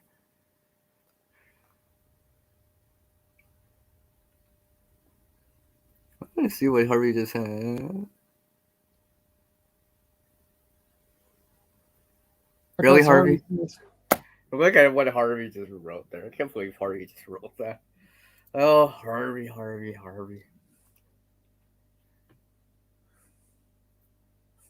A while ago, I drove by an entire expensive living room set being thrown to the curb. I had to stop. I asked the lady why. I looked all brand new. She said hubby was away and she wanted a new set. Yeah. That's Harvey. You can still hear me, right? Yeah. Okay. No, I plugged in my headphone extension so I can actually get up. Well, I don't want to tilt my camera or drop my laptop. That'd be bad. Yeah. You hear me cursing and be like, no, I was not. I have a drawer right here. Here's this one zip tie that I found. This zip tie is like 2 feet long. It's kind of wear down on sides, but I could use this for something still. Like, I mean, Yeah, that is something I need to buy, and that is zip ties. I had in mind to buy those who are reusable. Oh, ShadowScoutSwede, I have found reusable zip ties before too. That was crazy. I was just Yeah, it was just sitting on the road by the road. I'm just like, two of them too, right? And I'm just like, wow. the reason I want to have those zip ties that are reusable is if you don't have any cordage with you and you need to set up your tarp, you can use these reusable zip ties and set up your tarp. So yes, Cobra weave. Yeah, Cobra. I've shown this. How many times have I shown that person? It's part of my EDC, you know. Yeah. Yeah, it can be useful. Yeah. So reusable zip ties are really good to have. A couple of they're good. Yeah, they're good to have too, right? Yeah, because you set up a tarp quick. It takes a few seconds, and then you have set up your tarp for the night. Mm-hmm. If you don't, it's something you can. Well, I reusable, right? Per se, as long as you don't break it or break the mechanism, you can be like whoosh, fast and be like, okay, next day I gotta go again. All right, let's say quick overnight air and be like, just undo them. Yeah. Real quick too. Now I gotta find that other one I have. I mean, there is ways to undo normal zip ties, but you need a specific tool to undo the mechanism to lift the hatch. Yeah. You pull it out. But not everyone has something, and it depends. It depends, because if it's already stuck together, it's kind of hard to get something in there to pry the mechanism open to undo it. I mean, yeah, I've done it from time to time, but it's not always a guarantee. I agree. Mm-hmm. So, zip ties is something I really need to buy because zip ties are really cheap, so they don't cost that much. So, like here's an arrow zip tie right here. And I think it's good to have have those zip ties in different sizes as well. Smaller and bigger. Yeah, I mean, I can get zip ties from the dollar store. Or I can get zip ties, but I'm like, let me use the ones that I found first. you know, because right now it's just like I would buy more zip ties if I really wanted to or whatever, but I'm like, maybe I'll use the ones I have first. Use some of them first, right? Because I bought some zip ties before, then I'm like, since I keep finding them, it's just like I keep using them first. You know, let's just say I just need a quick one for whatever, and just like I'll just pull one out and be like, yeah, I got another one. You know, various sizes, like I said. There's just one right here. And I mean, like I got a drawer of that stuff. You know, and virtually all my bags have a couple of zip ties in there. Usually it's like a set of 4 or 6. Just something more expedient if I really needed it. Yeah. And I found some utility rope on my grocery store, but I don't. Yeah. This one. But I don't know the quality on this. This was really cheap, so it's probably not the best quality, but it will work. Probably. It's braided, right? Yeah, that's braided. No, it's it's twisted. Twisted. Yeah. So it might be probably a low quality rope, but it was cheap. I think I gave 10 crowns for this one. So, Okay. and I can, if you see How long on is that? the 50 feet? 50. How long is that? yeah, probably 50 feet. Yeah. Let's just assume 50 feet. Yeah. So Yeah. you could probably make that work. And if you look at the end here, it's not the best quality on this end. It's not the best quality, but well, it probably do its job, but it Depends will what you're not doing, hold right? up. Yeah. Depends what you're doing, right? I mean, like, it really does depend what you're doing. I mean, it's not like you're gonna repel off with it, right? You know, but it could be used like for tying down something, ritualing, yeah, you know, something like that. I mean, You can buy this kind of rope that is a little bit more expensive, but it will hold up better, probably.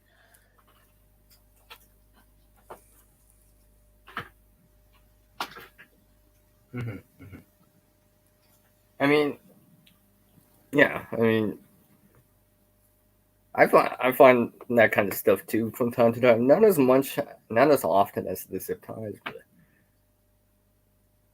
and usually when I find cordage, it's usually under a foot or two. So Yeah. I know, yeah. So it's not like I find like 20 feet or. Although I have before though. Okay. I'm glad I decided to bring out the headphone extension. See, this cordage I found. This very cordage right here. Yeah. That is really good cordage. Yeah, right. I actually found this. Well, I shouldn't say found it, more like scavenged it from the landscape after. Some people left a campsite and they left all this cordage behind. I'm like, hey, I've been talking to my friends. I'm like, those guys been gone for a while, hey? Yeah. I'm gonna go see what they have in there.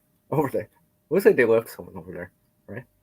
Yeah. Because they've been gone for like 2 hours and there's no vehicles, no tents, no nothing, right? I'm like, yeah, they left.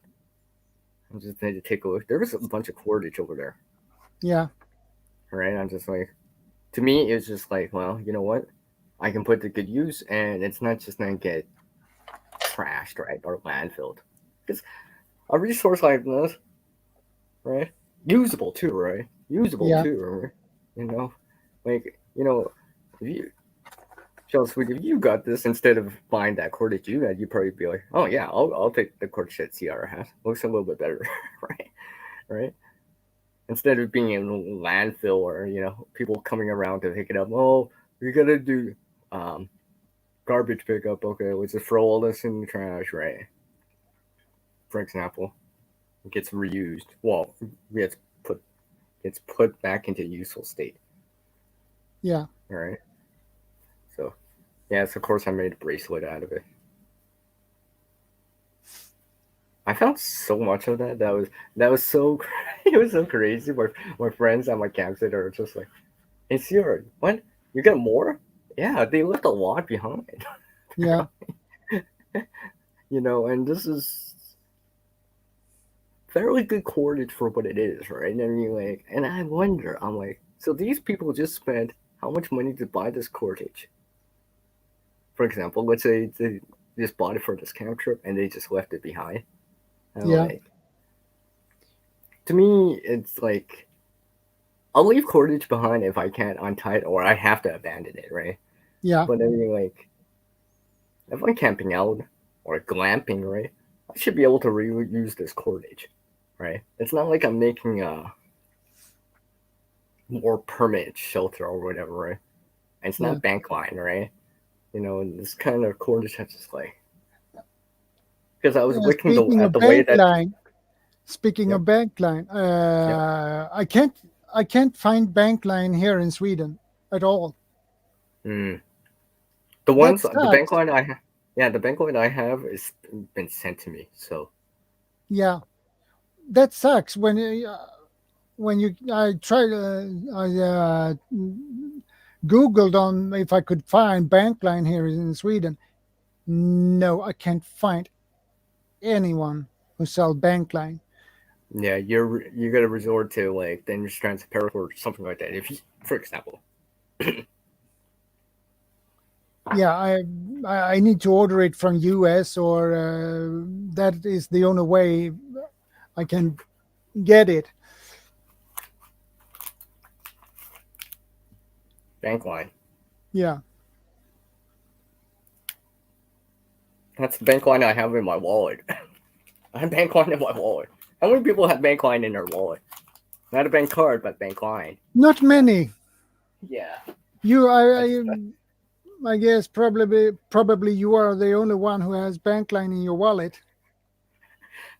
I was just seeing. I was just like doing this, thinking, like, don't get me wrong. I don't always carry a wallet or whatever, and I don't carry a lot in my wallet. But I'm like, oh, let's see what I can put in my wallet, right? And I'm just like, okay, because I was learning how I was talking to Four and you about the organization, right? It's just like, or trying to, how do I say, what's the word? Use up the space you got, right? I was just like, how can I use up the space better? Can I add this in here, right? It's just like EDC, right? It's just kind of trying to squeeze more into the same spot, same space, right? Trying to use the space wisely, right? I'm always thinking about that, and it's just like, I've actually have come up with ideas. Yeah.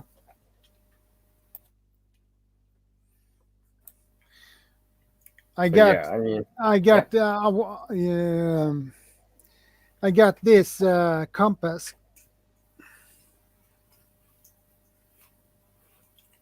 from Hiking Deep. Oh yeah, I remember that. These are compasses are really cool. Actually, I didn't thought this would be exact or precise, but I'm surprised. This is really good, actually. Mm-hmm. Most of these wrist compasses are not of that good quality. They are mostly of low quality, so they don't show the direction on correctly. So, but this one do. So, I'm happy with that. I got that with my fire kit. I won a giveaway he had, so I got his fire kit. Oh yeah, with the first scene rod, yeah. Yeah. I'm trying to remember. It's been a while. Yeah, it is been a while. I'm trying to remember that. I think I remember that. I think so. So yes. Yeah. So coming back to what I was saying. Yeah. To everyone, and just like because I got derailed there. I was just saying, these people that left this cordage behind, right? I just looking at the knots and stuff like that. These are just hard knots that are just like they made no rhyme or reason from time to time, right? You know what I mean? Just hard knots, right? It's like, right? Yeah. I'm just like, just thinking to myself, with a little skill and knowledge, they could have, per se, use like, for example, I guess top line hitches and stuff like that, and been able to reuse this cordage instead of abandoning it. Yeah. Right? Because let's just say they want to come back out, or they do it next year. Now they got to buy cordage again because they left all their cordage. Right? Yeah. It almost became disposable, right? I'm just like, I was just like thinking to myself, no matter how cheap or expensive the cordage is, well, you still only used it once, pretty much. One trip, right? And it wasn't like you had to abandon the campsite because, let's say, bad weather or tornado or something. Some weather was coming in, and you had to abandon real fast, right? It was sunny. Yeah. It was sunny, right? Sunny and hot out, right? At the time, right? Yeah. So I'm always thinking to myself, that's where I start to learn more and more about cordage, tying better, right? So that way I don't have to abandon cordage. I can do something and be like, and stuff like that. Yeah. Because a lot of the time, I don't know, it's just like, how do I say? Too many people at times, like, becomes disposable, right? When probably it doesn't need to be. I mean, like, cordage like this, I wouldn't consider this disposable. I mean, I would hope you'd be using it more than once. Yeah. Right, so.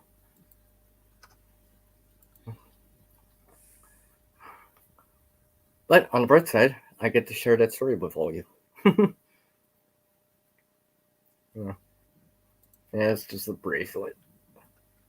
I'm gonna checking Amazon, the Swedish Amazon. Yeah. If I can find Bankline. Yeah, that'd be nice. And it seems I got really lucky here. They sell Bankline. They sell. Cool. They have a brand they called Texas Bushcraft Hard Bankline, twisted, number 36, black. Yeah, I think generally people. Do you know how much they take for what the price tag on that is? 641 crowns. Oh, sorry, did I just throw my cord? 641. 641 crowns. Oh my! That is expensive. And they have some other Bankline here, 130-foot Catula manufacturing numbers 36 charge. They take 412 crowns for that one. And they have another one that is called Hercules Super Strong, 100 meter to 2,000 meter. You know what I was just thinking? ShadowScoutSwede? I was just thinking, at that rate, you might as well just like take some paracord and just dip it into some tar and just pull it back out. Yeah. Yeah, I'm just saying, right? I'm just saying, like, at that rate, you might as well just make it then, or at least source it somewhere else, right? Yeah. Because tarred bankline is just strong nylon cordage that's been dipped in tar and let to dry. And I mean, probably take a little bit for 50 feet, but I mean, like, at this rate, you might as well just dry. 600 for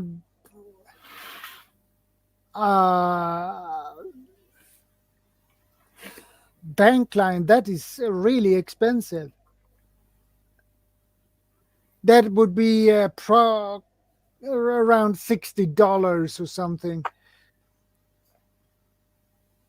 I believe it is.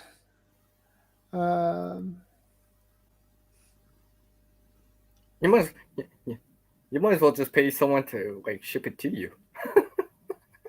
Yeah. You might as well be like, you might as well just ask like someone in the US, hey, can you I'll send you the money, can you buy that Bankline and ship it to me? And still might be cheaper than me buying it here.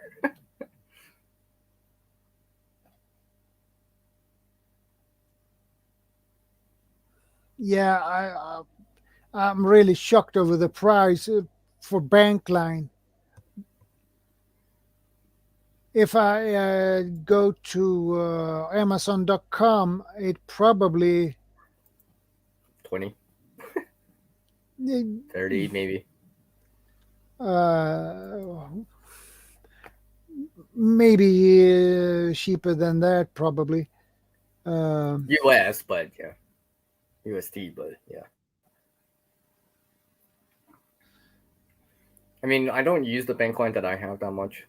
It's because I don't have much of it, and I have specific reasons why it's in my bag. Yeah. You know, it's kind of like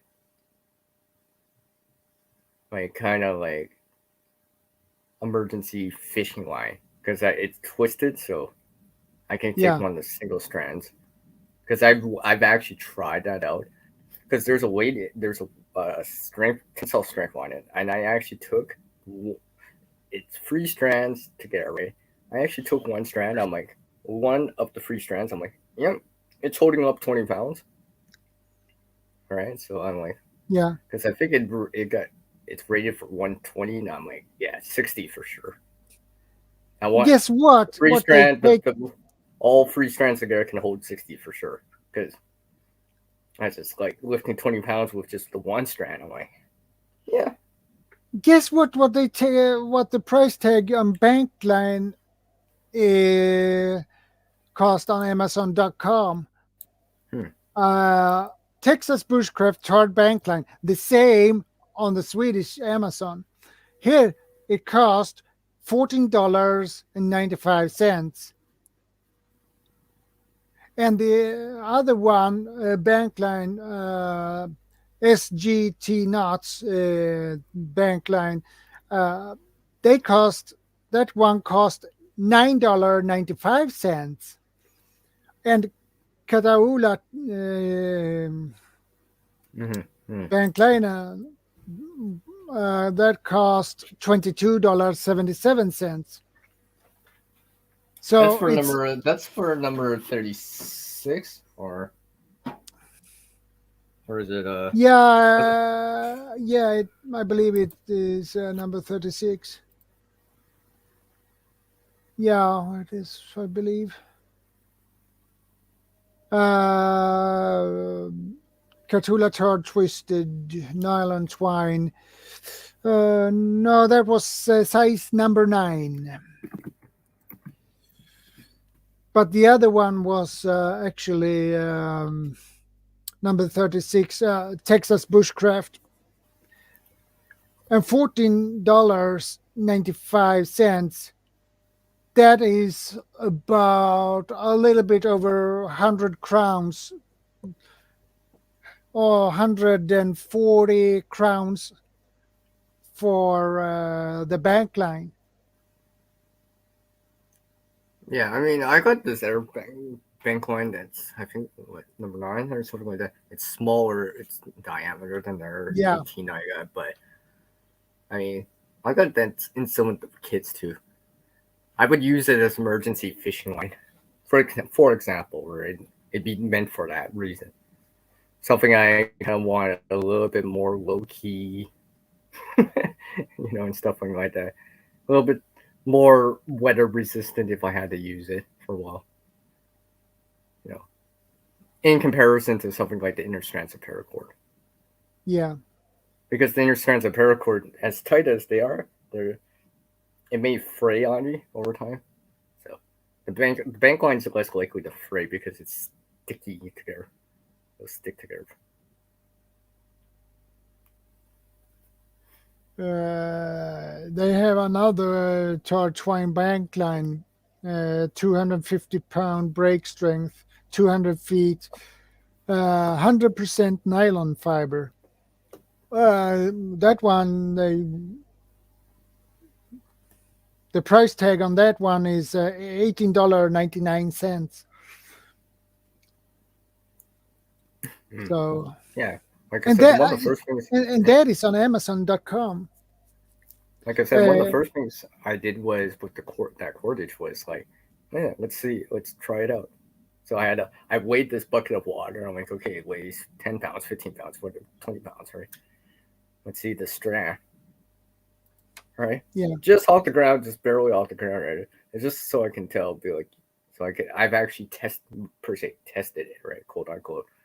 Right. So at least now I know 60 pounds for this.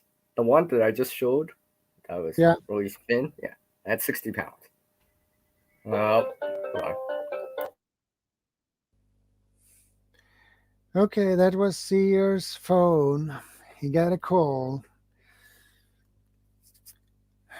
Good to see you, Trending Jade. Good to see you. Welcome. So, how are you doing, Trending?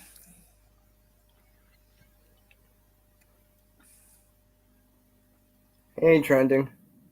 I really gotta mute the phone when I'm doing panels or on live. Yeah. Everyone always calls. I don't know why.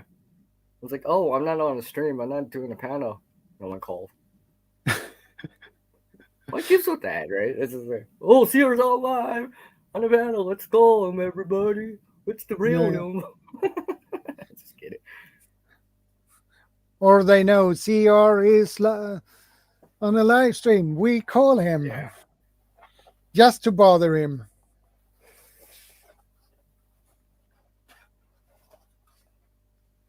Yeah, I hear you there, Second Star. Yeah, that's why I'm lucky enough to have some of the stuff beforehand. Right. Second Star Survival has a point here, actually. Everything has gone up in price. So,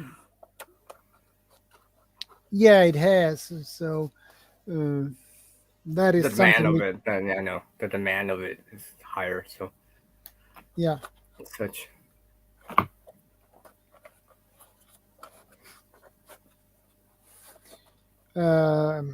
Because of YouTube and big name survivalists that are advertising these are must-have items, and naturalists and bushcrafters all raising their price. Yeah, that is probably the reason for it. Mm-hmm. So I agree with that.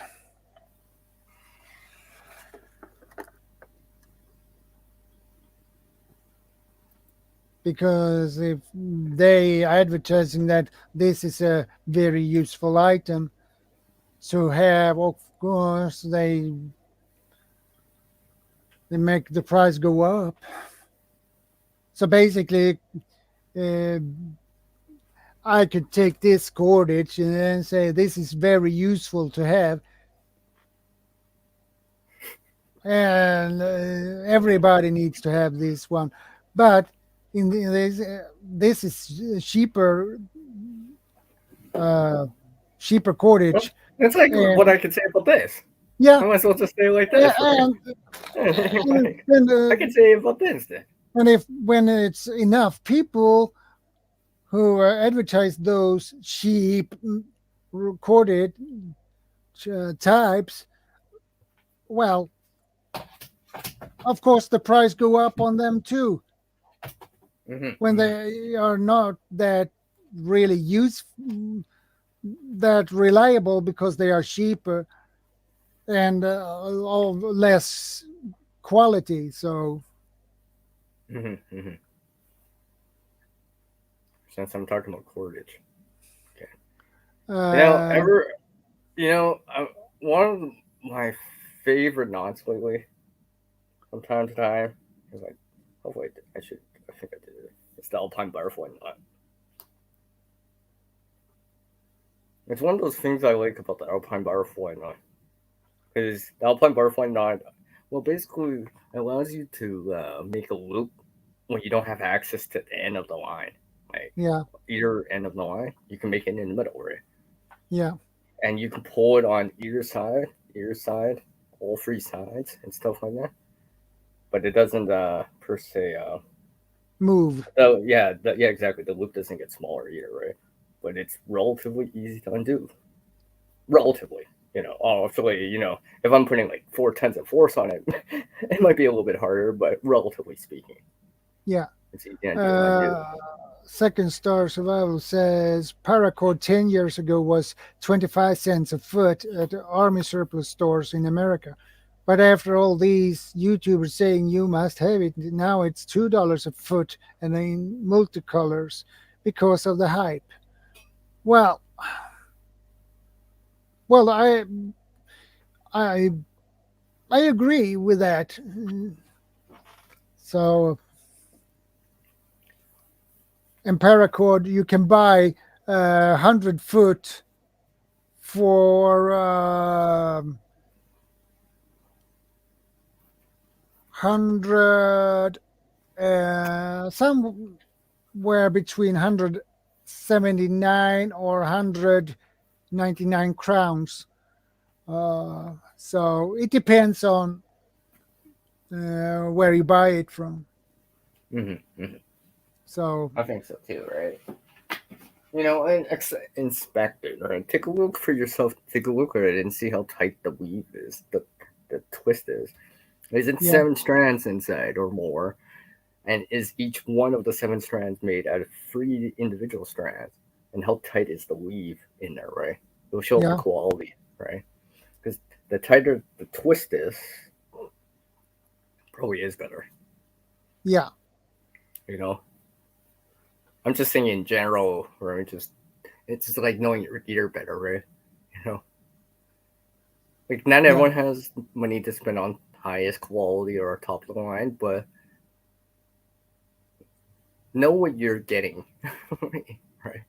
If you're getting something cheaper or less quality, know that know its limitations too, if that makes any sense. Yeah.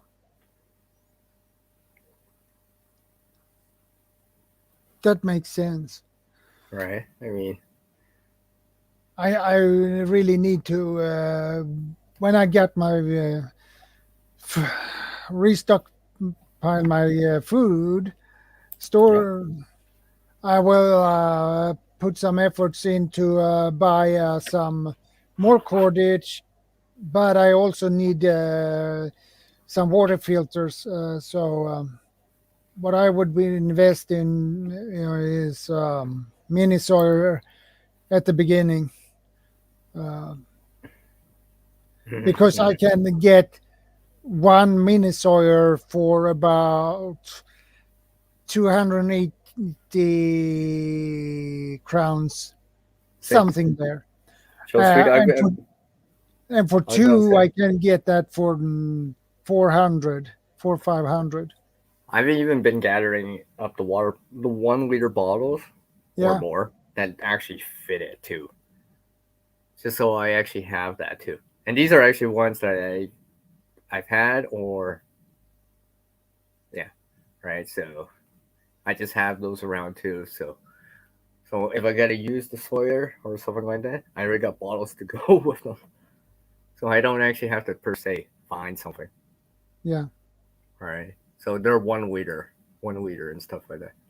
I just have them around.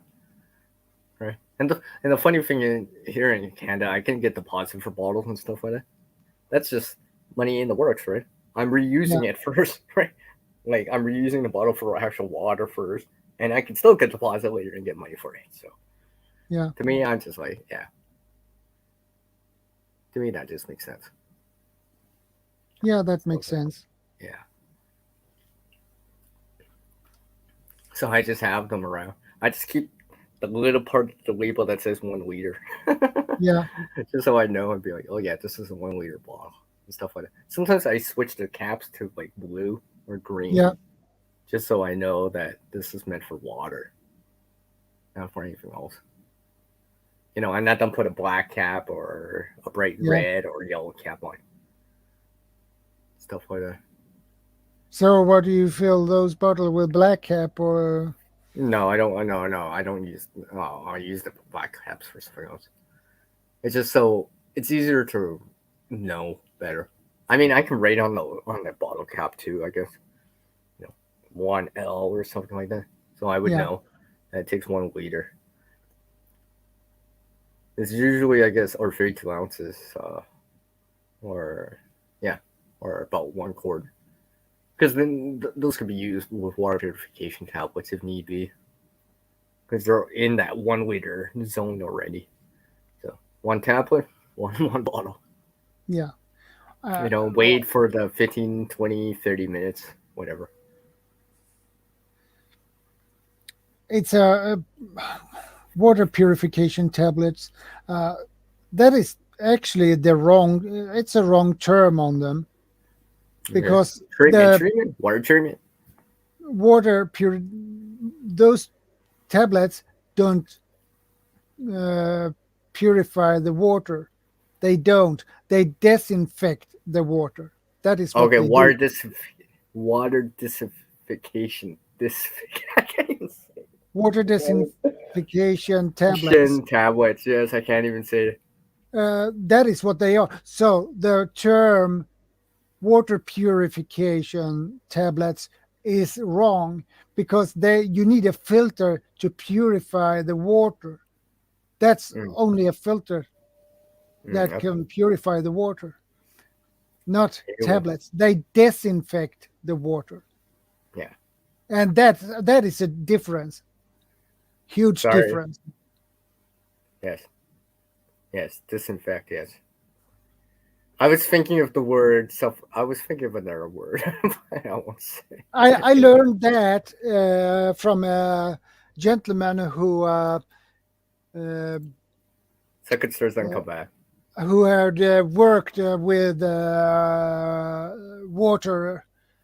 He was really an expert on water, and he taught me the difference between the when everybody said water purification tablets. He said that is wrong term because the tablets don't purify the water, they disinfect the water. Well, yeah, exactly, right, because the water is still going to be cloudy. Hey, guys.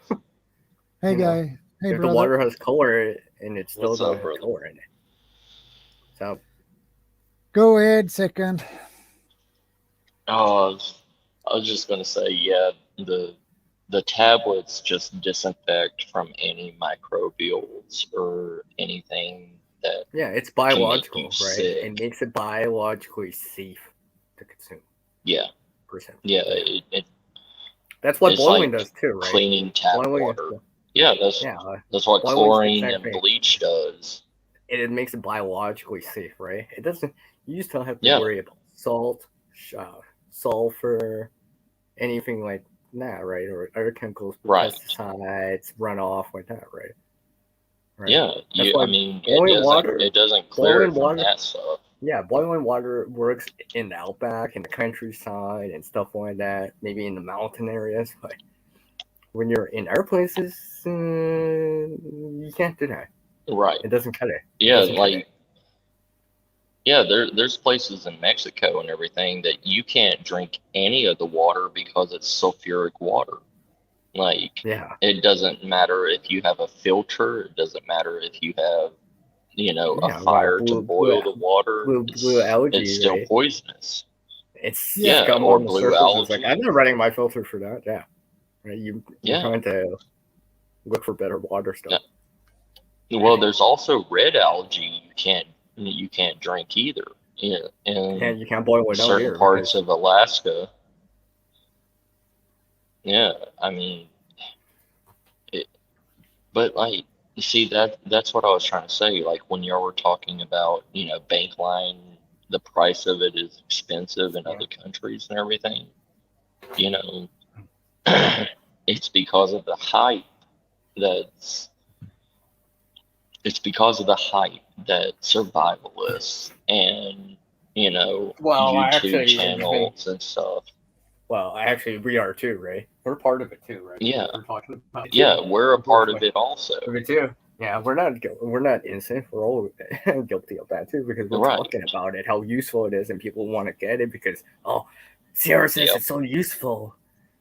Second Star says it's useful, right? And then next thing the store has less and less. It's like, okay, guys, we need more bank line. Apparently, we sold out of all we had this week. I don't know how.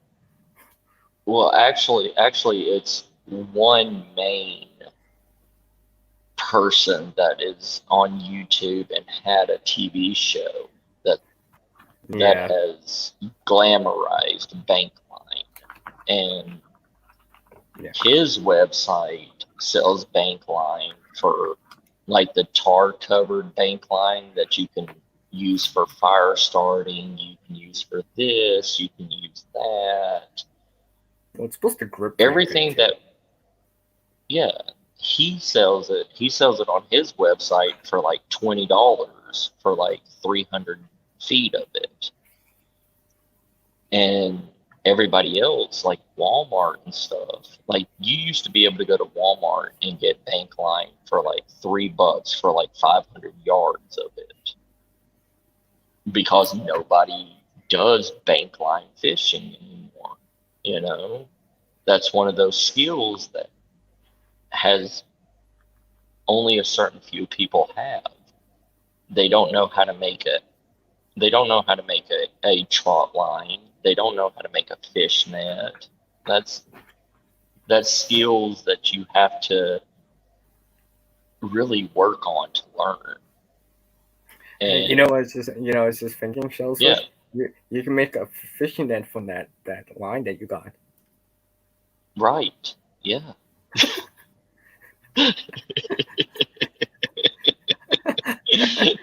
You can also. I'm just saying, right? You could use it like practice, right? Or something like that. Just and practice also and be like, hey, look, I made a fishing net from. It's really cheap. For fun. Well, also, for practice, bank line's strong enough. Bank line's also strong enough to make a hammock out of. You can, I mean, well, you're probably gonna need a lot. There's multiple uses to it. Hey, I mean, you need a lot to make a fish net. Yeah. Mm-hmm. Right. But it's like 10 years ago, you could buy paracord in black or OD green at Army Surplus for 25 cents a foot. 10 years ago. And now, and it only came in black and the OD green. And now you go to an Army Surplus, they have 500 different colors. It can do glow in the dark. It can do whatever. And they want to charge. You can buy a 1,000 feet spool. Yeah. 1,000 foot spool too, right? Yeah. Used to, you couldn't do that. It's cheaper. It's cheaper when you buy it that much, but yeah, you only have one color choice. Yeah, but if you're a normal, I mean, paracord isn't the savior of all, rope. It's not this. It stretches. It gives. It's not a tight. You can cut it. Yeah, you can cut it. Right. You can fray it. You can. Right. It's not. It's just like any cordage will eventually give out with enough weight on it. Right. Yeah. I mean, it dries out. Rope, look at people that do like mountain climbing. No, I was gonna say mountain climbing. I was gonna say when they what's the word for the I'm thinking of the show Highway. What's that called? Highway 401. Anyways, those people that have to like over the road truckers or right. And they have chains and stuff like that. Those break too, right? And those have a high tensile strength too, right? So I mean, like I'm just saying, like even rope that's rated for even tow rope, right? I mean, you rated for 4 tons, you put like 8 tons on it. It's not break. It's not snapping, right? So. And there's another thing. Cordage will break with enough weight. Yeah. Or if you cut it, right? It's just the way it is, right? That's why, like mountain climbers and everything, they have to get specific cordage to be able, and it only has a certain amount of lifetime on it. And they have to change it out every 6 months or it breaks on them. Yeah, and they don't want to break in when they're traveling, right? I mean, when they're climbing, they don't want it breaking when they're 1,000 feet up in the air. Those rope for mountain climbing are really expensive. Yes.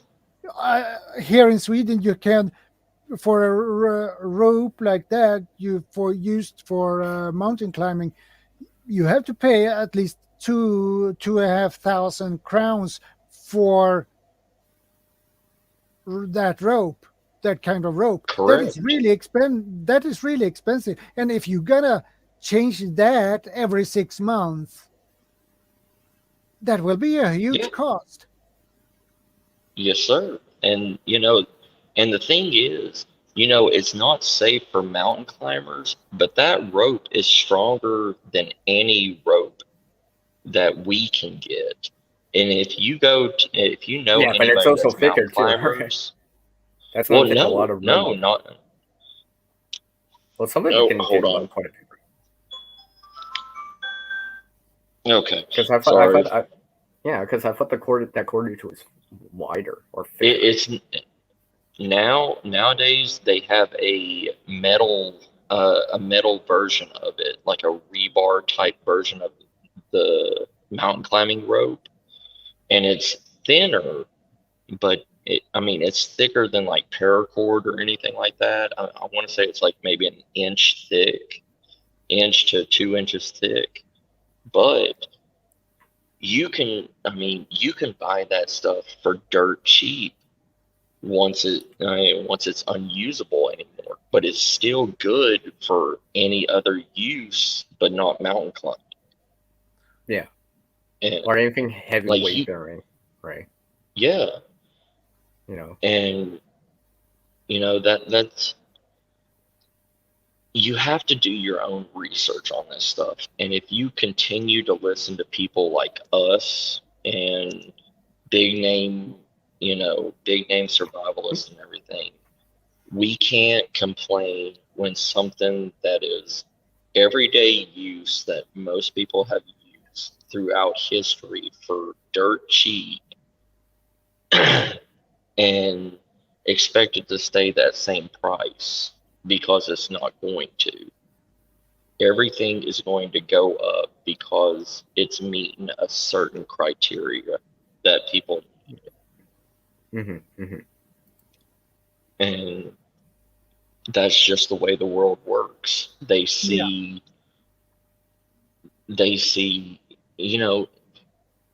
it's like, yeah, I agree. look at all the rip-off companies that say that they make paracord, but it's not paracord. It's just stranded cordage, and they try to claim it as paracord, but it only holds like maybe 100 pounds. True paracord holds 550 pounds. Up to. That's a static weight. Up to right? it. That's a static weight. It's not dynamic and swaying and all that stuff, right? Up to. Right. I always say up to, right? That's But then you get people buying, like off-brand paracord because it's cheaper, and then they think, oh, it's 550 paracord. No, it's not. That paracord is only rated for 100 pounds. Right. Go test it for yourself. Go test it for yourself, Ray. What I say is, if it's got inner strands, go test the inner strands, right? Go start holding weight, right? Take the outer sheath out away from the inner strands. Yeah. Right. Do it. And see, if you have a scale, right? If you have a scale where let's say someone. Let's say someone that's 100 pounds, whatever, right? Hypothetically, a child or whatever, right? You don't have to be that off the ground to test that. Just like off the ground, and be like, just you can far just tie a rock to it. You could tie a rock to it and throw it over a branch.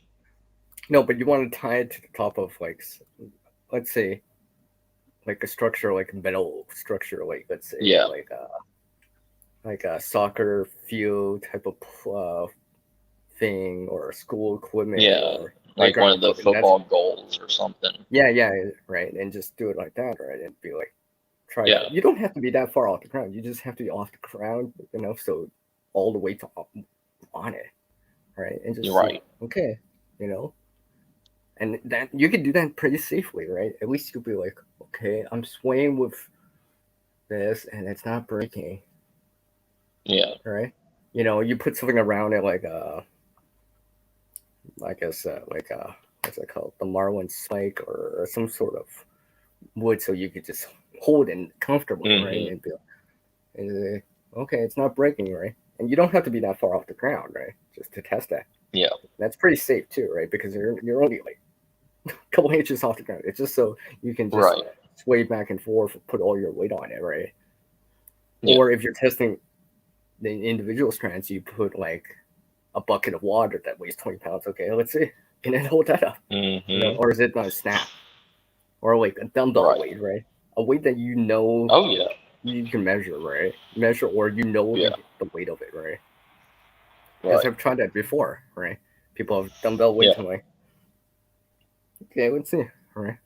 Because then at least you do know, right? At least you do know if you're getting something inferior or something like that, to be like, well, I tried it out. This inner strand held, let's say, 15, 20 pounds, right? You know, then multiply that by 7, then, you know, that's 100 pounds right there. So the inner strands could hold, all of them could hold 100 pounds, okay? You know, and let's test out the outer sheath and test that out, right? Until it starts breaking, right? You know. Because I've asked my friends that, they're like, well, I don't want to fall on my butt. Well, dude, you're only going to be this far off the ground. Yeah. Like 3 inches off the ground. It's because you weigh more than I do. So, you know, he's like, oh, you're being a guinea pig. I mean, I'm not being your guinea pig, CR. I'm like, dude, it's just like this far off the ground. Right. You know, if I weighed more, and I would. See, that's And see, that's another thing, like what you were just saying, weight. That's another thing people need to take into consideration also with buying gear. Like, if you're, I'm not picking on anybody that's overweight. I'm not saying anything, but you need to take your weight into consideration when you buy gear. If you're buying paracord and you think you're going to make a hammock out of it, like a survival hammock or whatever, and you're like, yeah, that's rated for 550 pounds and everything. Well, what are you making the hammock out of? Are you making a ripstop nylon? Are you making it whatever? Because you can't just throw it together and if you're like 110 pounds, yeah, you could probably be held up with that stuff, with something cheap. But you can't be 250 plus pounds and make something out of bare minimum gear or cheap gear and expect it to hold you, because everything has its weight limit, everything has its breaking point. And that's a thing that people don't put into consideration is weight, how much you weigh, what is the weight strength of this item that you're trying to carry.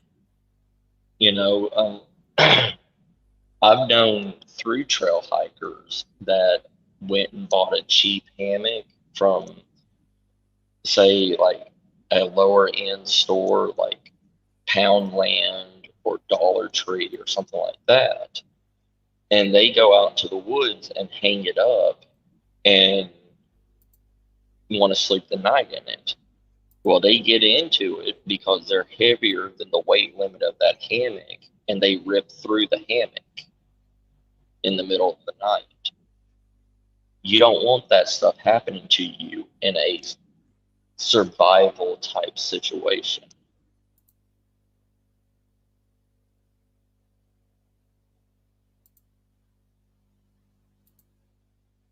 I feel bad saying that stuff, but I mean, but it's reality. I mean, you have to take everything into reality when you're doing stuff like this. Yeah. And I know a lot of people want to be safe. A lot of people try to take this seriously. And then there's some people that, like I said, they think it's a joke. They think like like a lot of my through hiker buddies, the ones that go through like the Appalachian Trail and stuff like that, you know, they get the cheapest stuff because they say when they're done with their through trail hiking, they just go and donate all their stuff after they're done with the through hike. Yeah. Because they don't see a need for it. And but if something really did happen to them out there, they wouldn't have anything that could really help them in a situation that they needed. Yep.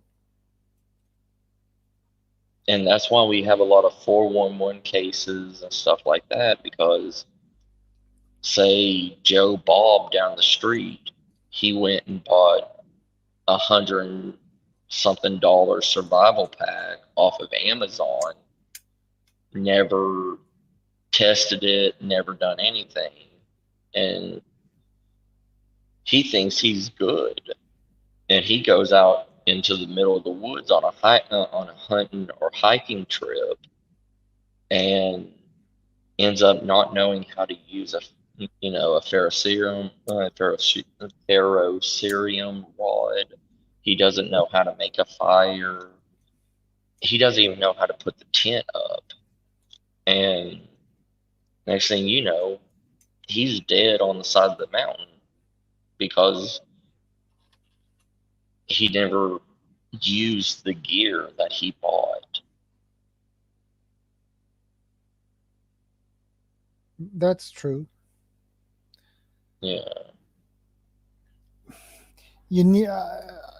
It's a pretty steep learning curve when it comes to ferro rod, but you can learn the basics to how to use it. But right. The learning curve is pretty steep, so yeah. And see, and see that, like what you were saying, Shadow. It takes a learning curve to learn how to use a ferrocerium rod correctly. Yeah. That's why I always tell people, get a magnesium bar with a ferrocerium, with a striker on it. Like, because if you just scrape that magnesium off and you make a small pile of it, yeah, 1 or 2 strikes of the ferrocerium rod will ignite it and you automatically have fire. So you don't have to worry about the other techniques that you need to start a fire. And that's already one life-saving thing, that you have fire to keep you warm and protected, Yeah. You can learn the basic techniques with a ferro rod, but sure, it's easy to learn the technique, yes, but you need to practice, because the learning curve is pretty steep, and when you after a long time you get over that bump, it will be easier, but it takes a lot of practice, and you need to practice when it is optimal condition with weather and everything like that. When you get hang of that, you can begin to take it one step further and do it a little bit more tougher and harder for you. Yeah. I mean, it's just one of those things. It's, if you don't have the skill set to use certain items, don't buy it. Only buy it if you're dead set on learning and maintaining the skills for it. If you go out and buy a ferrocerium rod and you use it one time, and you got lucky the first time to make a fire or to get flame. That doesn't mean you're going to make it in the middle of, say you're in the middle of a winter storm. Say you're in the middle of a torrential downpour. Can you make a fire in that? With a ferro rod. But if you have something that's simple, and see, another thing with like the magnesium bars, I've noticed that not all magnesium bars are made with 100% magnesium. A lot of them, like the cheaper ones that you can get from, like, say, like Poundland or Harbor Freight or something like that are like $1 to $2 for a magnesium rod. It's 50% magnesium and 50% aluminum. Yeah. So it doesn't always catch a spark. So you need to make sure when you get a magnesium bar that it's 100% magnesium, because if not, it's not going to light automatically. And it's the same thing with the ferro rod. You can get cheap ferro rods that don't create that much of a spark, or you can get top quality ferrocerium rods that will be like a volcano when you strike it, and you'd have like at least 300 degrees of sparks flying into your tinder pile. Yeah.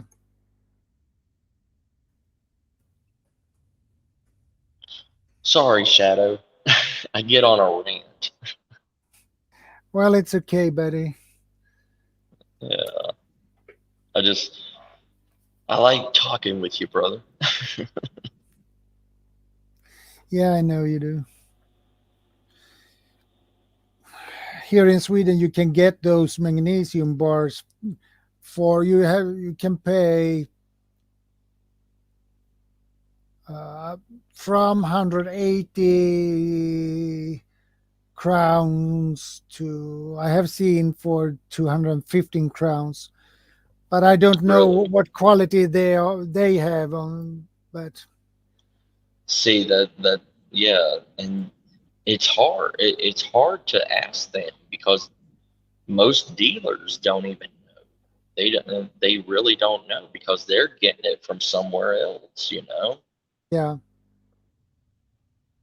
Like there's a little prepper shop. They sell prepper items like food items and everything. Then they sell like survival gear too, and they had these like 6-inch long, 3-inch thick magnesium bars sitting there, and I was like, and it was like $6 for one of those bars, and that would last a lifetime for you, for one person, and that's making a fire every day with it. And I asked them, I said, do you know what percentage of magnesium this is? Is it 100%? Is it 50%? Is it 25%? And they looked at me and they said, we don't know. We get it wholesale from a Chinese dealer. So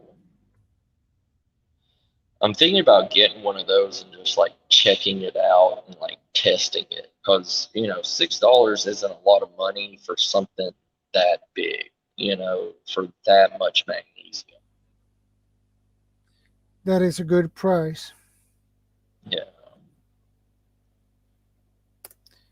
It is easy to think that you buy a magnesium bar and you think it's 100% magnesium, but as you said, it's not. And when I was on a survival camp, I was one of the leaders there, All right. And we had an older gentleman. He was probably in his 70s. Yeah. And Sorry about that. And he said that he didn't like magnesium bars. Really? He was not a big fan of them. Uh-huh. I just saw you on camera. It's not over your face like it's supposed to be when you're walking down someone.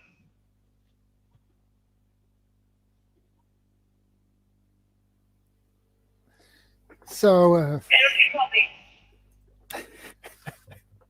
You're right. Hold on, brother. Yeah. I'll be right back. well, and he didn't like those magnesium bars. But I don't. I try to remember what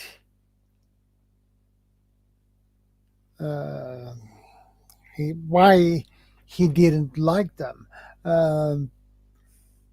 It was for a specific reason he didn't like them.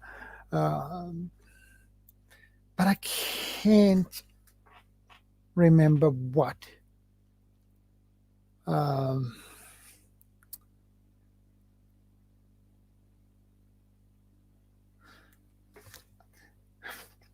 Nope, I can't remember what he said about that. But anyway, he taught us how to make fire with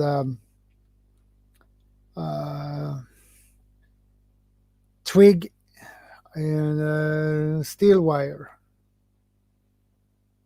and gunpowder, which was interesting because I thought you can't never start a fire with a twig, steel wire, and gunpowder. That is impossible. But he had some black powder, I believe it was, or gunpowder, or well, it was some, and he put a pile of gunpowder, and then he took I believe it was a birch twig. Yeah, I believe it was a birch twig. And he took the steel wire and he put the twig over like this. And he had the gunpowder, the pile of gunpowder below there. And he took the steel wire and did a sawing movement with his hand. And the most interesting things was, no, that will be not work. But I actually was really surprised because he just did that sawing motion. And the gunpowder was below that, and because there was a pretty good distance between the twig and the gunpowder, so that will not work. And I was really amazed. He managed to start a fire with that method. He didn't. How long he did do that? Did the sawing motion? that was probably for maybe 2-3 minutes, nothing more, not more than that. But I was really amazed, and he told us that he learned that from a Spetsnaz, a guy who was a former Spetsnaz. And they use that method frequently.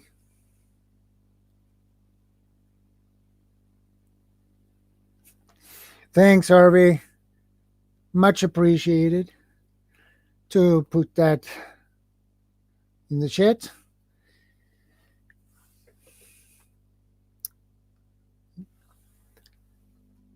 So, hey, CR. I know I DC'd it there. I'm like, no. I'm like, well, I might as well get coffee now. Yeah. Sorry, second star. I missed like that whole conversation. I'm like, no, I missed the Cordage conversation. Yeah, I mean, I had to put on a hat. Yeah, and second Star Survival's radio or something. Oh yeah. Yeah, they seem to call on him. So yeah, I mean, and that who called over the radio, they didn't sound that happy actually. See, I even have Cordage on my mug. Like, look at it. Yeah. 2 top-line hitches and an Alpine Butterfly knot. I love it. It's so handy. No, because I can go for a walk, right? I don't have to hold my mug, right? I could just shoulder it over my shoulder. Yeah. It's convenient. So, just getting back to that Cordage thing, just applying the knowledge, right? I'm like, yeah. totally that's the way to go. I'm like, yeah.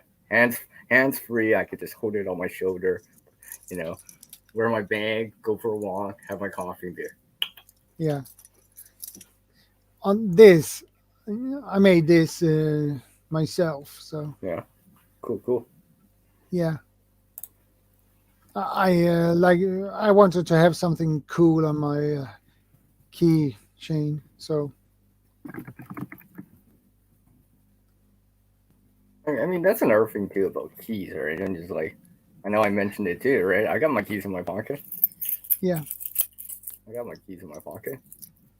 Right, I always make sure I have my keys in my pocket. I like to have these cordages on my key rings because these are practical. I don't have to worry about that. I got the Swiss. I got the turnout. I can feel that. I'm more worried about when I don't have pockets with zippers or like deep pockets. So I have little clips on my keychain, so I can clip my keys onto the inside of my pants, right? Either like through a clip or through like a pin. So let's say if I'm biking or whatever with my keys in my pocket, without the pockets, I can just clip it. So it's another source of holding it in my pocket because I don't want to be biking, 20K and losing my keys and not know where the hell they went off to. Yeah. That's not the way I want to go about it. That's not the way I want to start the day. And yes, I'm still wearing the bag. Yeah. Still wearing the bag. I've been wearing the bag this whole time.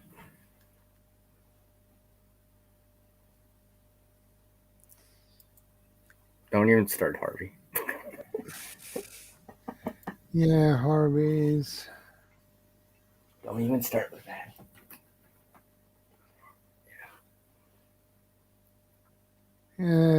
Yeah, that will be a problem when the caffeine run. When you can't get any more coffee, that would be a problem. Sorry about that, guys. Well, that's okay, buddy. Welcome back. I'm here too. Welcome back. I know. I can't believe I missed all that gorgeous conversation. I was saying to him here how I have cordage even on my mug. 2 taut line hitches and an alpine butterfly knot. Nice. Hands free. Right. Yeah, the only knots I ever learned was the slip knot and the Canadian gem knot. Yeah. I don't need to. Look at this. Look at this. I can just go walk. Right. I can just go walk around with it. Right. So easy too, right? I'm just like, because I don't have to hold my. I don't have to be like this. Hold on, they're calling me back again. Hold on. Go figure. See, now he's the one getting derailed. And people calling him. I put the phone in their room. So I wouldn't even get derailed now. Yeah, probably. And soon my phone will probably ring. But my phone is nice and quiet, so yeah, that's the way I like it.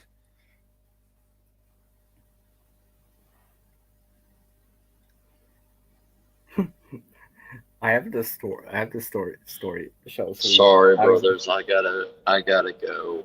Yeah. Okay. Work is calling me, so. Yeah. Love you, man. All right. Take care, buddy. Love y'all. Y'all take care. Take care, family. Bye. And then there was just us. Yep. The 2 of us. So yeah. We have gone for running for 4 hours and 30 minutes and 52 seconds. So. No. 4 hours and 31 minutes now. My turned over to 31 minutes for 4 or 5 seconds ago. Huh? Arbor knot. Yeah, the arbor knot. It's also known as the arbor knot. The Canadian jam knot is also known as the arbor knot. I'm not familiar with arbor knot. No, it's another name for the Canadian jam knot. Just most people know it as the Canadian jam knot. I'm not familiar with the Canadian jam knot.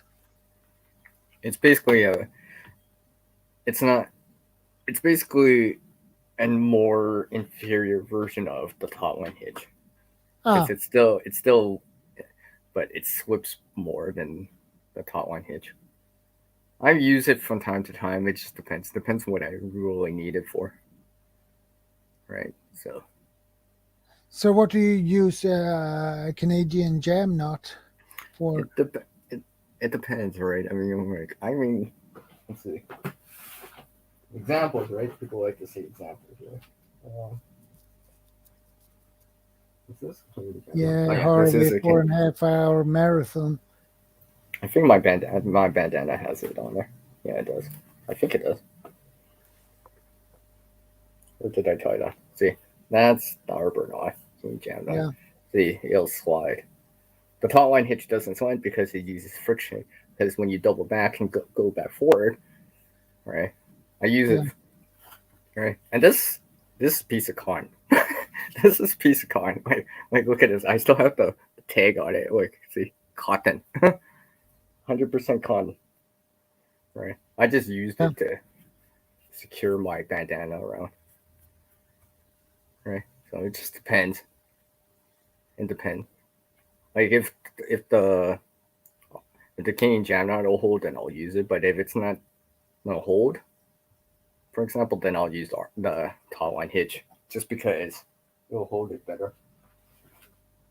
Yeah. And stuff like that. Right. I've applied a lot of these knots and hitches to other things. I was just like, I thought of another knot. What is that name on that knot again?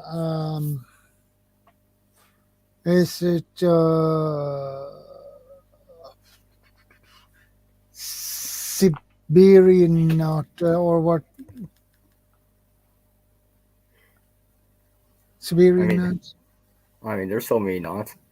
You can go to animatedknots.com, I think, and then you could see all knots that you can use. Yeah, I mean, like, I've learned a lot from that. I should go back to that site. Right. you can learn the tumble hitch and all this stuff. And just like, I actually learned a few from there. Right? I tried to apply.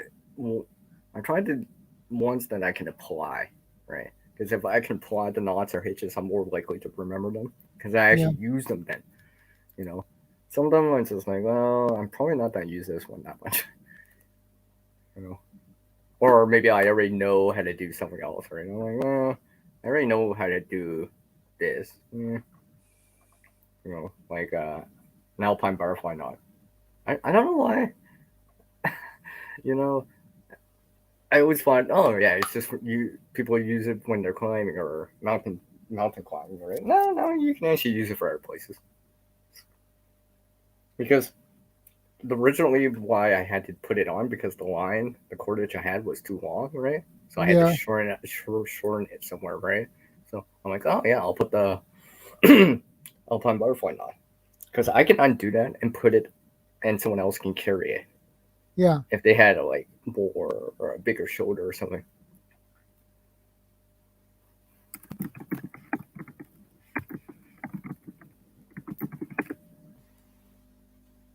Stuff like that. So it seems to look like that too.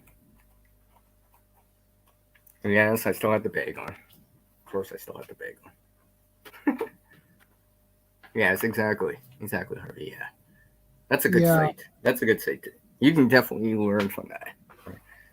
And I always say, just try it out, right? With a pen, for example, right? Let's see here. I usually use pens. A pen when I practice some notes. I got the taut line hitch on this miscellaneous cordage too, right? And just like taut line hitch is an easy knot to learn, so or since it's a loop, I can it's called Lark's head knot, right? It's not quite well. The Lark's head knot, if I remember right, is just a lesser version of the Proust head knot. Because the difference is because the Proust knot has more loops going around, right? This is just like Lark's head knot, reef knot is a good one. I tried to remember the names too, right? Reef knot or square knot. That is what you usually call it. And the thing is, once you start learning them, it's like you could just add them on to other ones, right? It's just like, for example, like I can also let's do this without spilling my coffee, right? I can put this. Well, if I could get it around, right, I could just, I could probably put this on for my coffee and use the Lark's head knot. Look, hey guys, look, I'm hanging my coffee from the trees. Yeah. Or this pool or something like that. Just stuff like that. I had cordage nearby. Stuff like that. Okay, I got something nearby. More miscellaneous cordage, right? That. Let's see. Once. Yeah, right. The Proust knot. I think the Proust knot's supposed to go around like 3 times, not just twice, but make sure those lines are parallel to each other. Yeah. And stuff like that. So Proust knot, right? Yeah.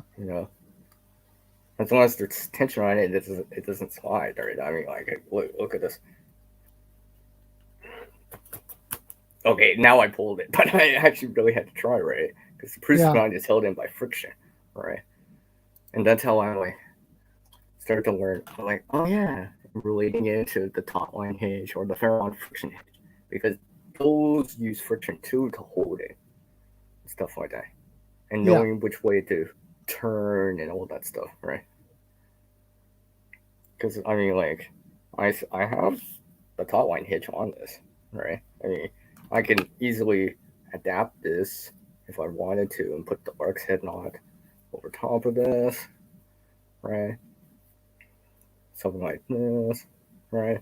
I could put another Canadian jam knot at the bottom of this one too. I mean, like, if the line was longer, I probably could put an Alpine butterfly knot in there. I mean, like, look at this. This is Arc's head die. Yeah. Right? The top line hitch and an arbor or Canadian jam knot at the bottom. I mean, there was this one time I was bringing a tricycle that had training wheels to a friend's place, right?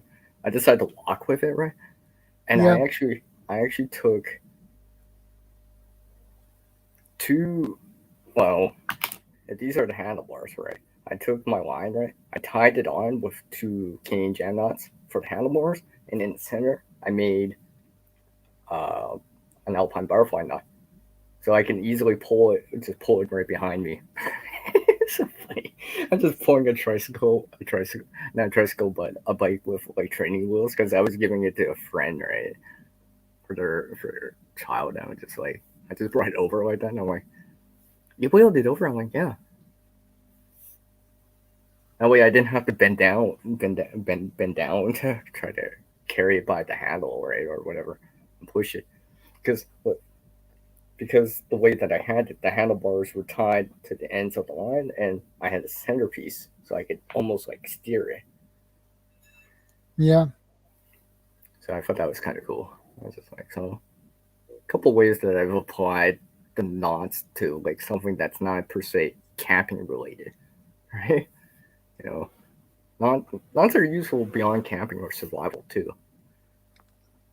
It's as simple as like, you know, like your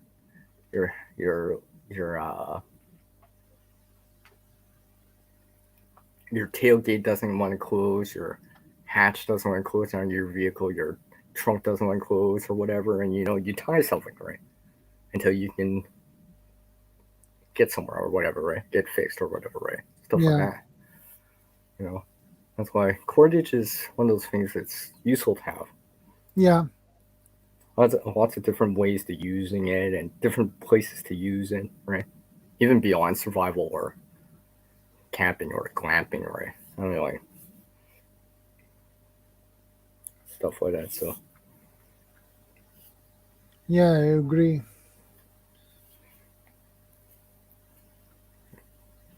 One you can do with it. That's for sure.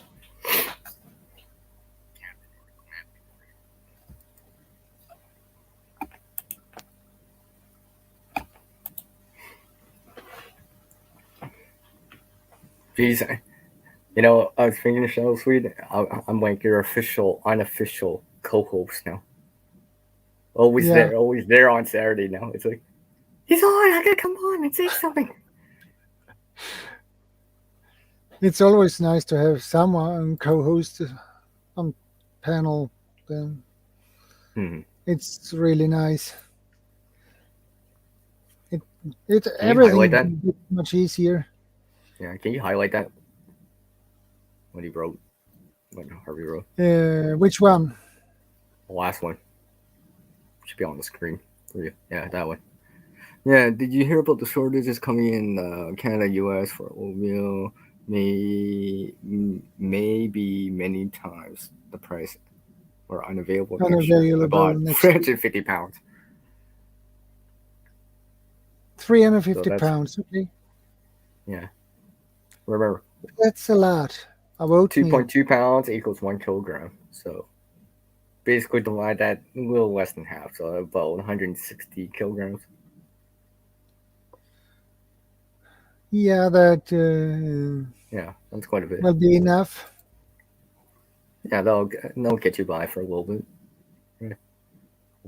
Hopefully, you know, and buffer a little in terms of a buffer zone of supplies, right? That's really what prepping is, right? It's a buffer zone of supplies. Yeah. And knowledge too, right? And knowledge and skills and stuff like that.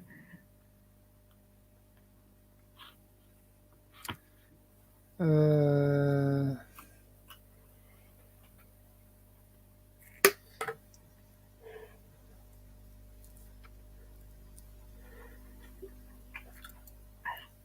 so hot. Oh my god.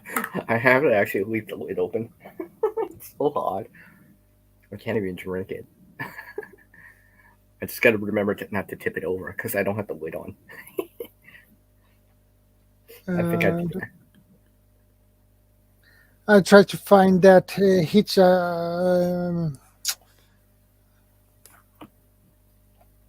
It's a Siberian on hitch,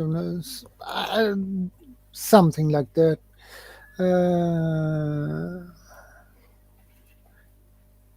Siberian hitch, yes. You usually use that when you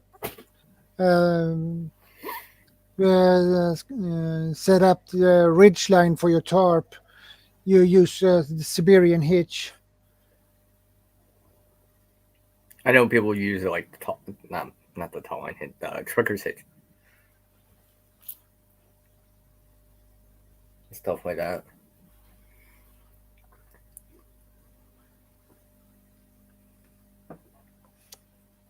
See, Harvey's already like planning ahead. He's like, his little side Harvey's gig. Harvey. His little side gig. Well, you probably could sell it for a good profit because the price would go up.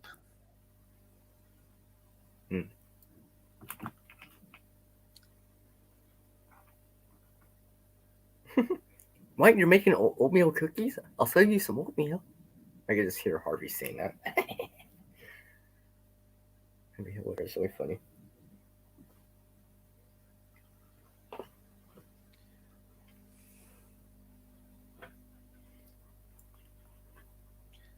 Well, animated notes. I'm gonna save this. I'm gonna bookmark that. Yeah, I mean it's useful. I haven't been there for a little bit, but I know it's useful, especially if you were just starting off and just learning about stuff like this. It'd be like you can. I mean, you have to consider the way you're turning things and where you're the end of the line and the start of the line and and the terminology that they use and stuff like that, right? What a byte is and stuff like that, what a loop is and stuff like that. But as you get used to it, it just becomes like, oh yeah, this is easy. Once you learn it, right? Right? Yeah. You know, and just practice. Just keep doing it, right? Just keep doing it for a little bit. I really should. I should have brought it. Oh, good. I thought my chair wasn't tall enough. I'm tired of kneeling. Oh wow. Yeah, I heard about this too. About the tomato thing. Yeah, I think I heard about that. And there was some other little things I've been hearing about. I'm gonna watch the thing from CBC. $20 for a tomato. Whoa. That was a very expensive tomato. That better be like a tomato as big as my head, as big as a watermelon then. Right. Yeah, if there is a tomato outage, well, I guess the price go up for the one and only tomato. Mm-hmm. They probably made a good profit on that tomato. I would hope so. I would hope so.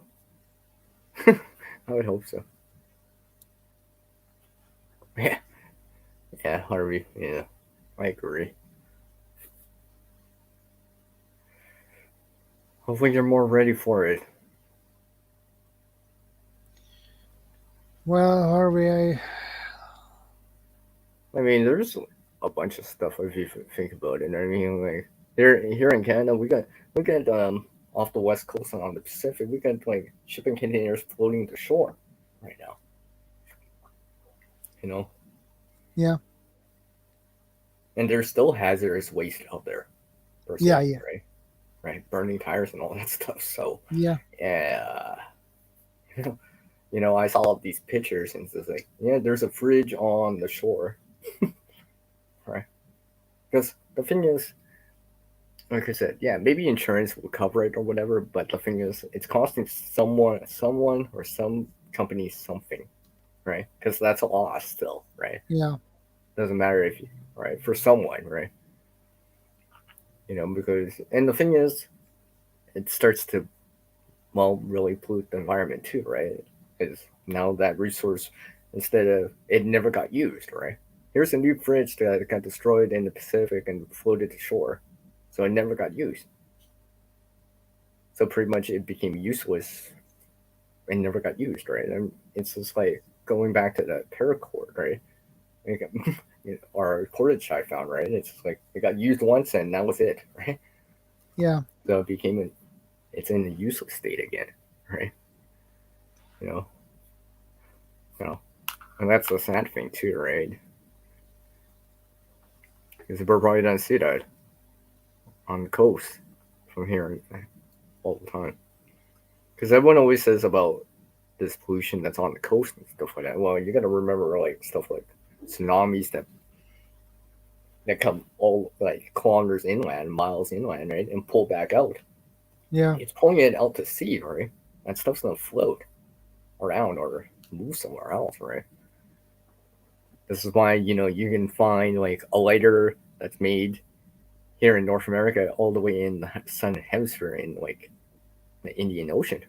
It's like a couple years, but there it is. So, you know, good for people that are lost in the middle of on a deserted island. Not so great for the environment. So, stuff like that. So this is why you'll see me always trying to use stuff up, trying to do stuff with stuff. Yeah. As much as possible. Yeah. Because there's a lot of resources out there. I mean, like I know there is, right? It's just putting it to good use, right? As much as possible, right? Get the most value out of it, right? You know, like I mean, this right here, this came from a reflective vest type of material, right? Now it's cordage. So, yes, taut line hitches on there, right? So, and stuff like that. I mean, like, so I'm using this again still, right?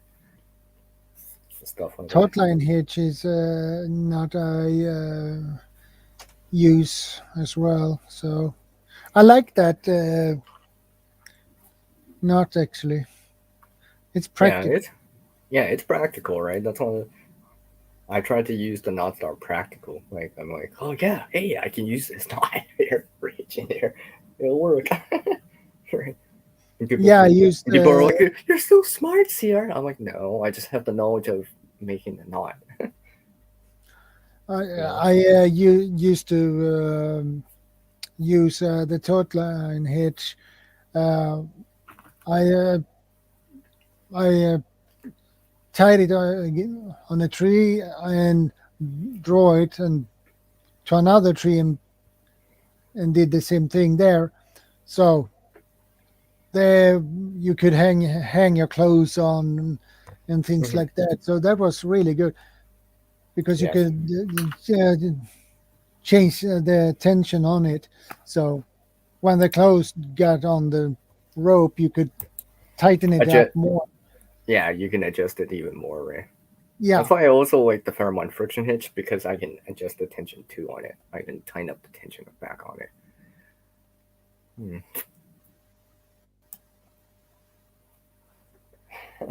I guess it's gonna be one of those days that everyone's streaming. I always seem to miss a freezer I bought 6 months ago went to buy the same type and the price was up 50% everywhere. Ouch. Yeah, that's ouch.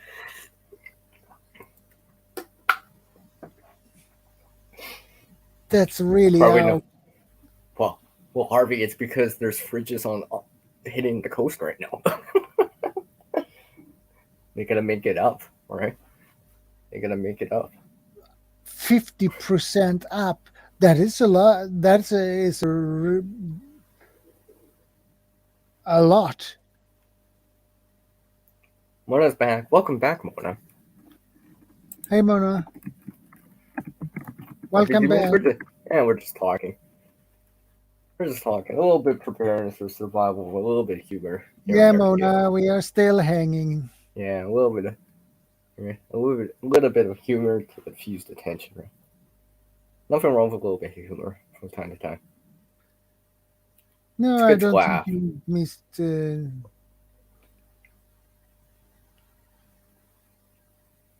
Yeah, it's Mona. I'm still wearing it, by the way. See? I'm sitting down though. So I'm still wearing. Actually, I gotta take it off because I gotta start doing stuff. Okay, I took it off. It's off me. Oh, I hear this big bump on the ground.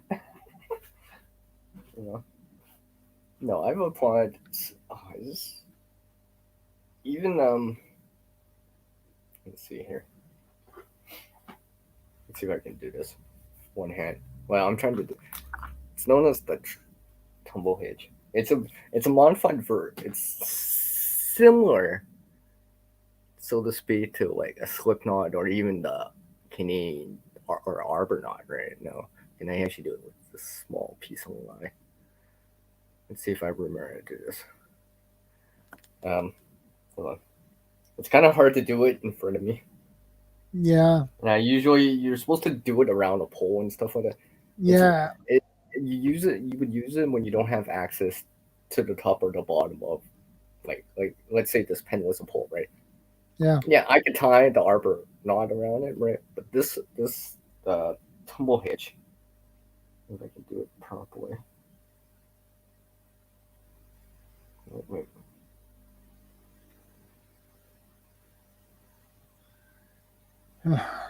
There's a way of doing this in such a way. Okay, I think I got it. Prices on what something specific, Harvey? No, if we're talking about food or electronics or. I think the Canadian dollar is at like almost 81 cents to a US dollar right now, give or take 81 cents.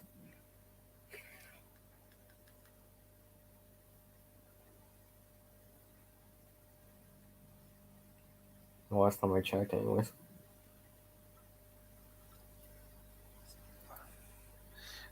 Well, generally, here in Sweden,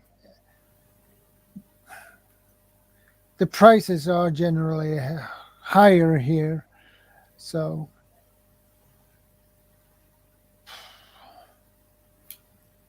you can get your laundry machine for 4,000 or 5,000. Lumber prices, I'm not really sure what they are on at the moment. I have no idea.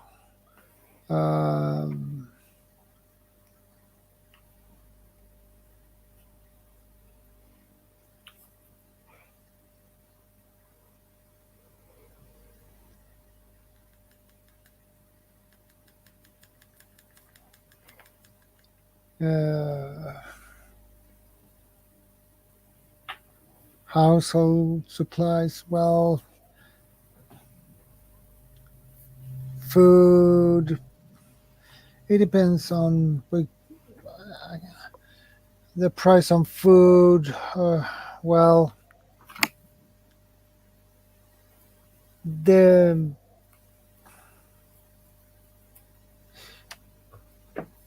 meat you can buy for nice. That's the tumble hitch, right? There's Yeah. a loop. You can see it on animated odds, but it's a way of doing it. Now watch. Oh wait, let's see. This better work.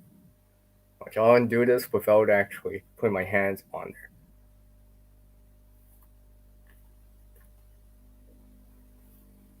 there.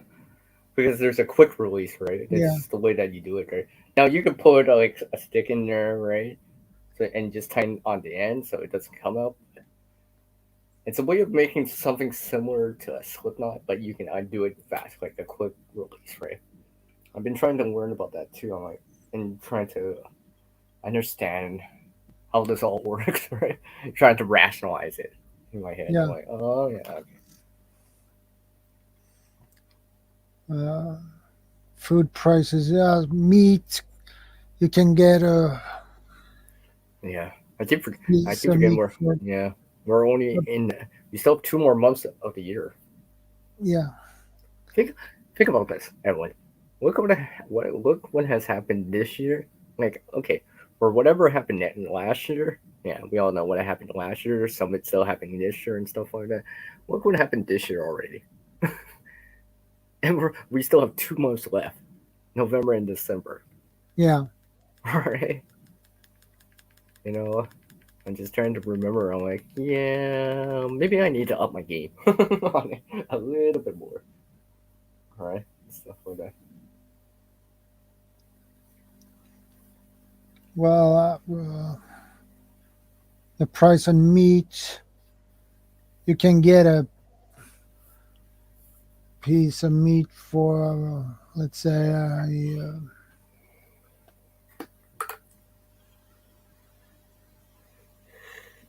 at my work, I seen meat for 99 crowns for I believe it was for about 500 grams, a half kilo.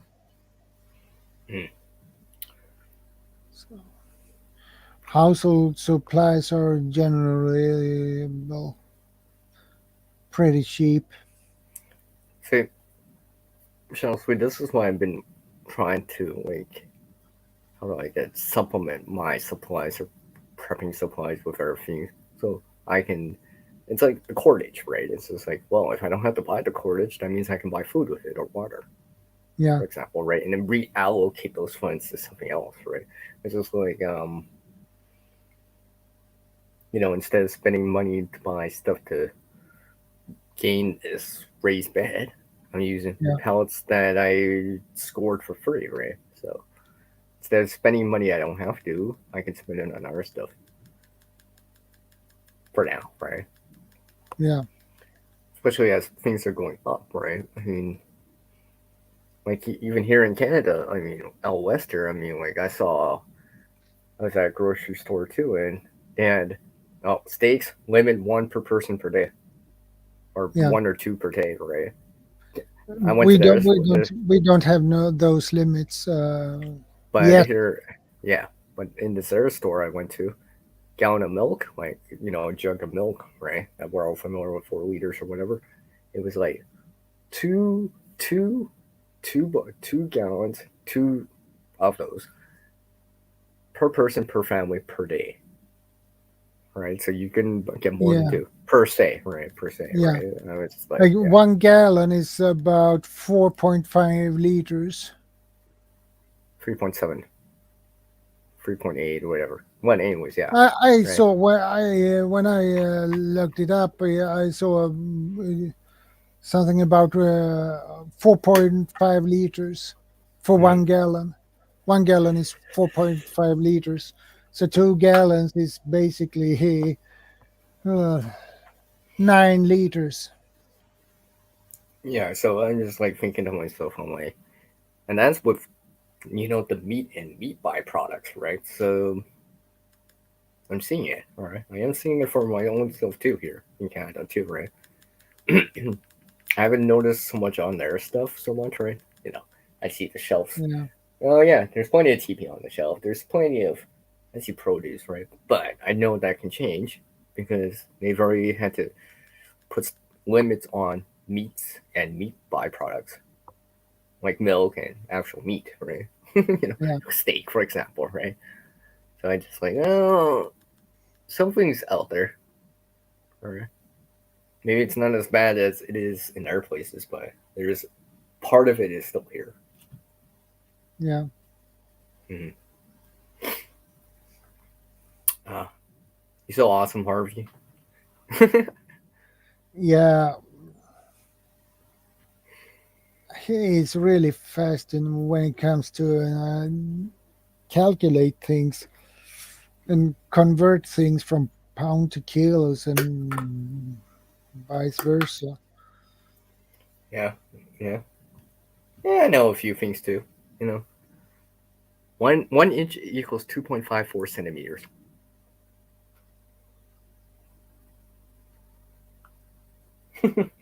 I say thank God for the metric system.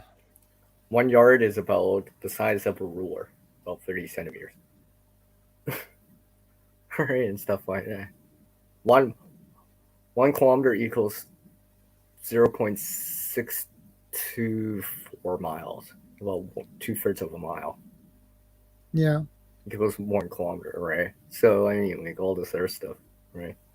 I think it's because I have an international audience, and I start talking on these panels, and people start talking about stuff, temperature, and all that stuff. It just comes to mind. So Harvey's asking us, what are your prepping plans for 2022? I'll start. Start today. Start today, right? Start today. Don't wait till the new year, right? Don't wait till January. If you can, start today, right? Whatever it is, right? Gather seeds for the next spring, right? I'll show you guys something. Because it's right next to me. I have been gathering something too. You're probably like, Sierra, what's this? This? Seeds. No, I wish it was seeds. This is stuff to feed the soil later. Okay. And this is just what I have recently. I filled up this container all the way full. When it's all the way full, it weighs 1 kilogram or 2.2 pounds. Like I can add this stuff into the garden, right? Natural source of nitrogen, phosphorus, and potassium, and maybe trace amounts of, like calcium and stuff like that. It's just like so. Because I kind of figure, even last year and the year before, I'm like, well, what happens? Yeah, you can buy commercial fertilizer, but what happens if it's not available or it becomes so expensive, right? Could happen, right? If you were trying to grow more, then people are going to buy it more, right? So I'm trying to source out a natural source of it. And besides, if I get for free, that means I can actually spend money on actual things I can't get for free, that I actually have to buy, per se, right? If that makes any sense. I mean, I got a lot of this stuff. And I put those humidity absorbers in it. Yeah. I just keep it in a dry state, just so I can keep it around. Oh, and I already have a bunch out in my garden right now. So this is for the spring. I'm working on for the spring now. Like March 8th. Like as soon as the snow melts, I have access to the ground. I'll dig the ground out a little, put some in, and let it sit in there while the soil warms up. Even before I put seeds out there, so and feed the soil and the soil will feed the plants, right? Yeah. And all that stuff. Because to me, it's like when I say it like this, I'm just like, yeah, this totally makes sense. It's helping me prepare more and it's environmentally better. Because it's not going to landfill, it's not going somewhere else, but it's helping me prepare because I'm growing a garden with it too. So, there is some, how do I say, connections between preparedness and environmentalism, right? Yeah. If that makes any sense, right? Yeah, that makes sense. So that's why I've been trying to do a little bit more of it. as I can. I mean, what you see in that container, it's actually quite a lot because I dry it out so it shrinks. So what you see in there is probably a lot more than you think. I'm talking about, like everything, right? Peels from everything, apple, orange, stuff like that, right? So, good way to put it back in the ground too, right? Yeah. Because it's better than it being in a landfill, creating methane for us too, right? So, for me, it just makes sense, right? It just makes sense. It's like, yeah, this is the way to go.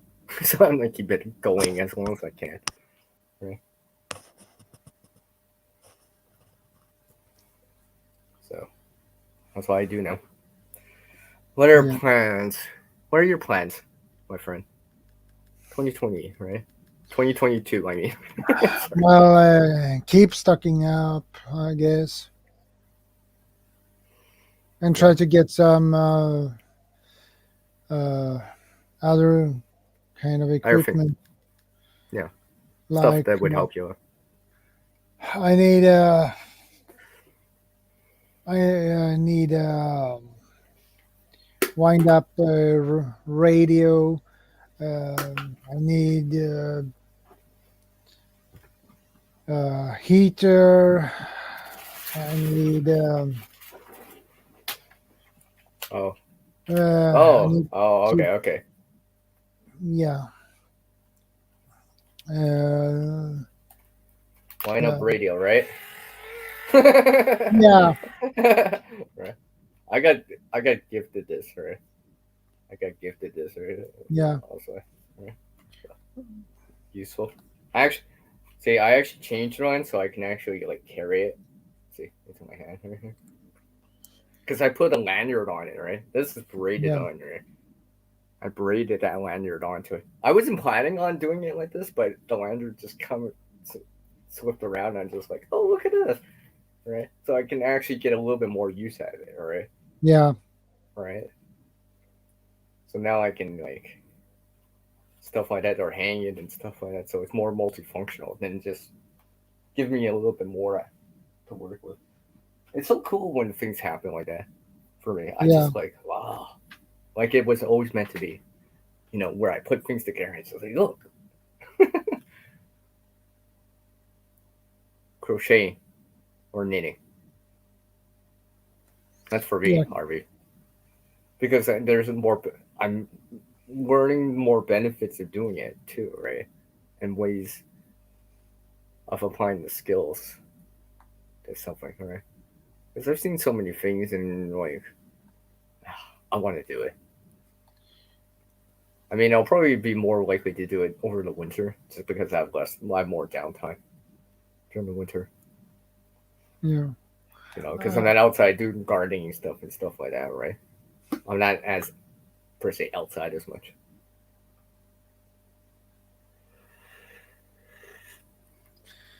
Well, what new skill do you want to learn? Well, it's a lot of skills I would like to learn.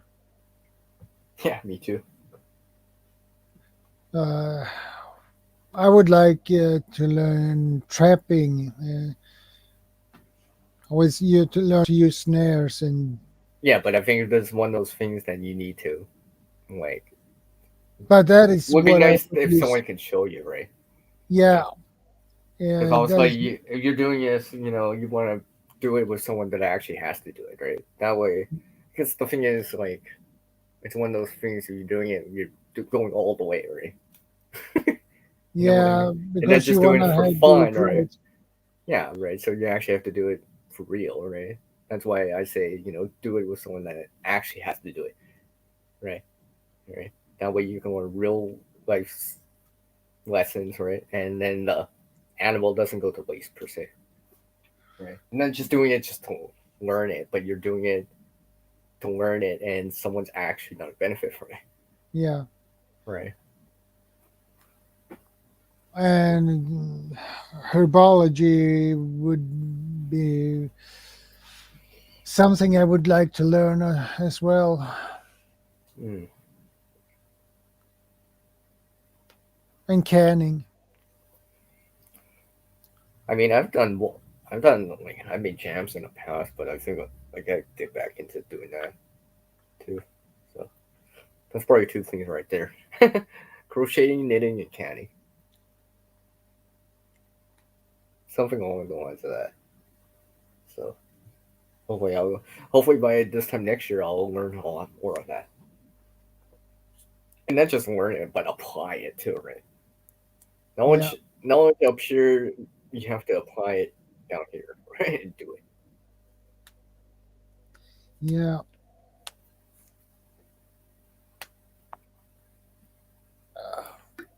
I was just thinking, ShadowScoutSwede. So when is Harvey gonna make his own channel with content? Well, he has a channel, but he has no videos on it. Yeah, when are you gonna make this? Shoot some videos there, Harvey.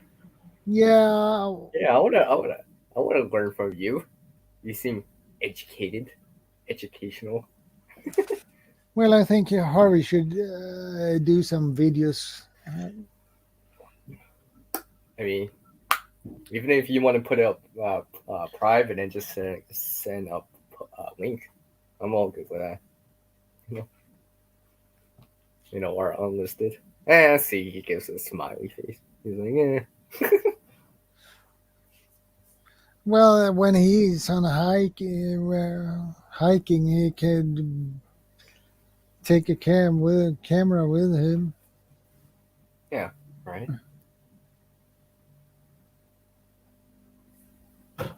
That would be awesome. If you're camera shy, Harvey, that's okay. That's okay. Yeah, when I began to do YouTube videos,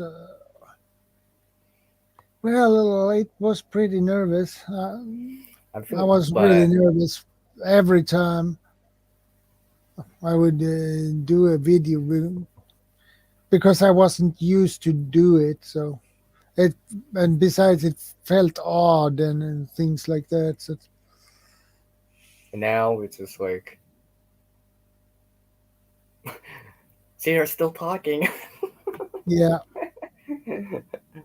ShadowScoutSwede's still on 5 hours and 60 minutes later. Yeah, 5 hours, 16 minutes, and 45 seconds. Yeah, and you get people like Mona coming back. It's like, you're still on? Yeah. All right, and stuff like that. Oh, wait a minute. Shouldn't I be in bed and get some sleep now? And you have, when you were looking at your watch and it says, oh, lunchtime. For how long have I streamed? Oh, boy. For over 12 hours. Yeah. Tick tock, tick tock. And I'm not talking about the their TikTok. I'm talking about the real original TikTok. Yeah. Right. Yes. Stream for 12 hours.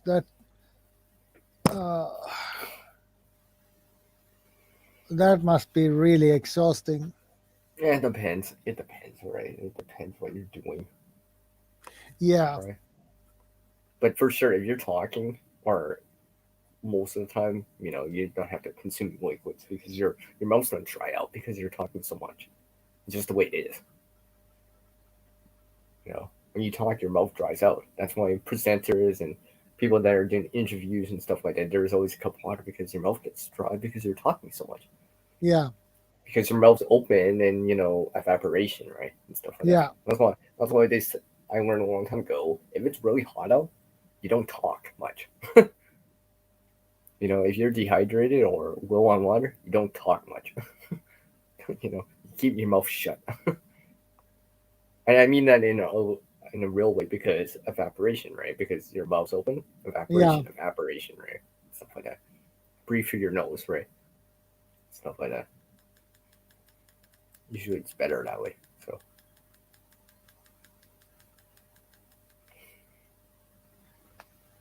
Yeah. Hand gestures and stuff like that. Jeez. Wait, I can't do it. Yeah, I can't do it. I'm trying to do it. Let's see right now.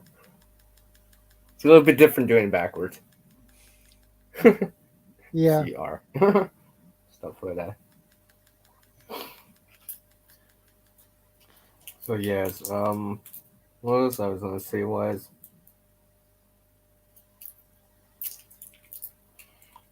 so you're just working on gathering up some more supplies, I guess, right? Yeah. For the new year and stuff like that. Yeah, I think so. Last question. Thoughts on a mag? Mutual assistance group, right? Well,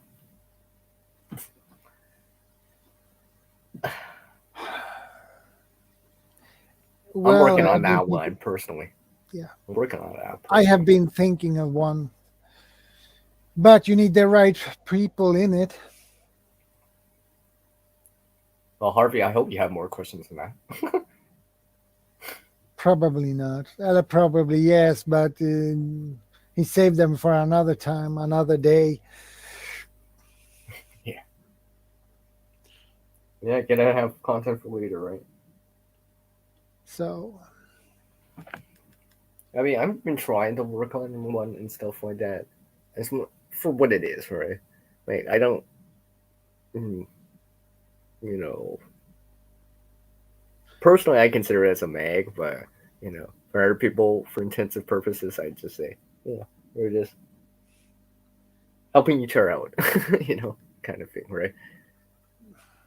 You know what I mean? Like, yeah. Whatever it is, right? Yeah. If you to put together a mag group, you need people that you can really trust. Yeah, and hopefully they would have your back. Yeah. As much as possible. So it is really tricky to put together a mag group. It is a good thing to have, but you need the right people. Mm-hmm. And it might take some time. Yeah, that can take a lot of time. They can take months. Right, just to get to know people too, right? See how they are, right? When push comes to shove too. Because in a mag group, everybody in that group need to do the job and bring someone to the table, right? And bring someone to the table too, right? Yeah. And not come empty-handed, right? Or if you do come empty-handed, you better have some skills and knowledge and some EXP to go with that, right? Well, look, it's SHTF, and you're coming to my door with like nothing but the clothes on your back, and you don't know how to do this or that, and you have no experience in doing that, and you have no knowledge in making a garden. I don't know, man. Sorry. What can I say? Here's a tea light candle. Hard to find like-minded people you can trust with your life and preps. Yeah, I have to agree with you about that one. Mm-hmm. Right. I've shown some people some stuff, right? And everything, right? So they have a glimpse of what I do, right? They don't know everything. Because I haven't shared everything with them yet, right? Now sometimes they're like, "Oh, that's a cool tool," right? And stuff like that. I'll show some tools, right? But sometimes it's like the interest isn't quite as there as much as I think, right? But then again, there might be some other interest that they can do. I just have to feel it out, right? Because I don't want to push too hard, right? I definitely do not want to push too hard. Because that might bite me in the butt. Yeah, exactly, Harvey. Just ease it in, right? It's like ease it into second, then shift into third, and zoom. Yeah, I agree. You know, I'm shown like I just met these two people this year, right? No names or anything, but that's not the point. But I just met them this year, right? I've been sharing stuff and stories with them too, right, and stuff like that. There's a certain. Now I'm not gonna say they're gonna be part of my mutual assistance group, right? But they could be a part of it, right? As in a part of it, right? To a certain degree, right? You know, because I still have to kind of feel it out, right? I'm not quite sure yet, right? I've shown them, I've helped them out and stuff like that, so they get to know me a little bit better, right? But and maybe we share a common interest or some interest, right? But is it gonna be when push comes to shove? Is it gonna work out, right? I love the guys and all, but in terms of like survival and mutual assistance group, that I'm not sure of, right? Just because they can do this, well, there's other things that are important too, right? Yeah. Well, they know self-defense. Well, there's a little bit more, right?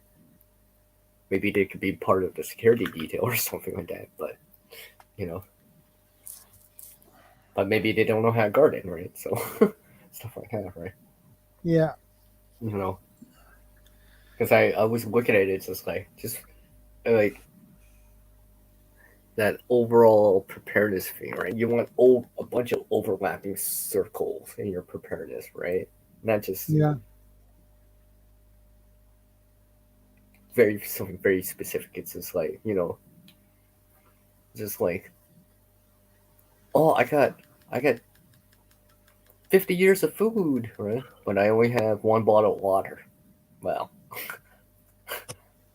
right? That's kind of lacking the water, right? So your food's like this, but your water's like this, right? So something like that, or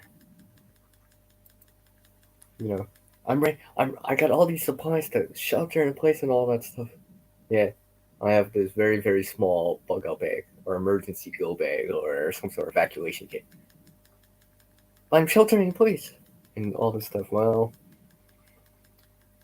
sometimes things might force you to evacuate out. Unfortunately, it's just the way it is. It's just the way it is. Time and time again has history shown us that, right? Through, like, for example, medieval times, for example, right? They had big castles, multi-story castles and stuff like that, right? Those still in the past people got starved out, right? and stuff like that. And it's just like, yeah. I bet you some of those people probably wish they had an exit plan to bail out, right? And stuff like that. So I kind of look at it like that, right? Because any building or area can be overran or, per se, smoked out, right? Or flooded out, right? So you need an extra plan, right? If that makes any sense, because that's one. Because I'd rather have both on the table than like, oh, my shelter in place plan is so high, but my bug out plan is not, or my bug out plan is up here and my shelter in place plan is so down here. I want it quite level, relatively high, both of them, as much as you can do, right? Or what you can do depends where you are, right? And stuff like that, because it's just, I mean, even for you, right? You live in an apartment, right? You share a building with people, right?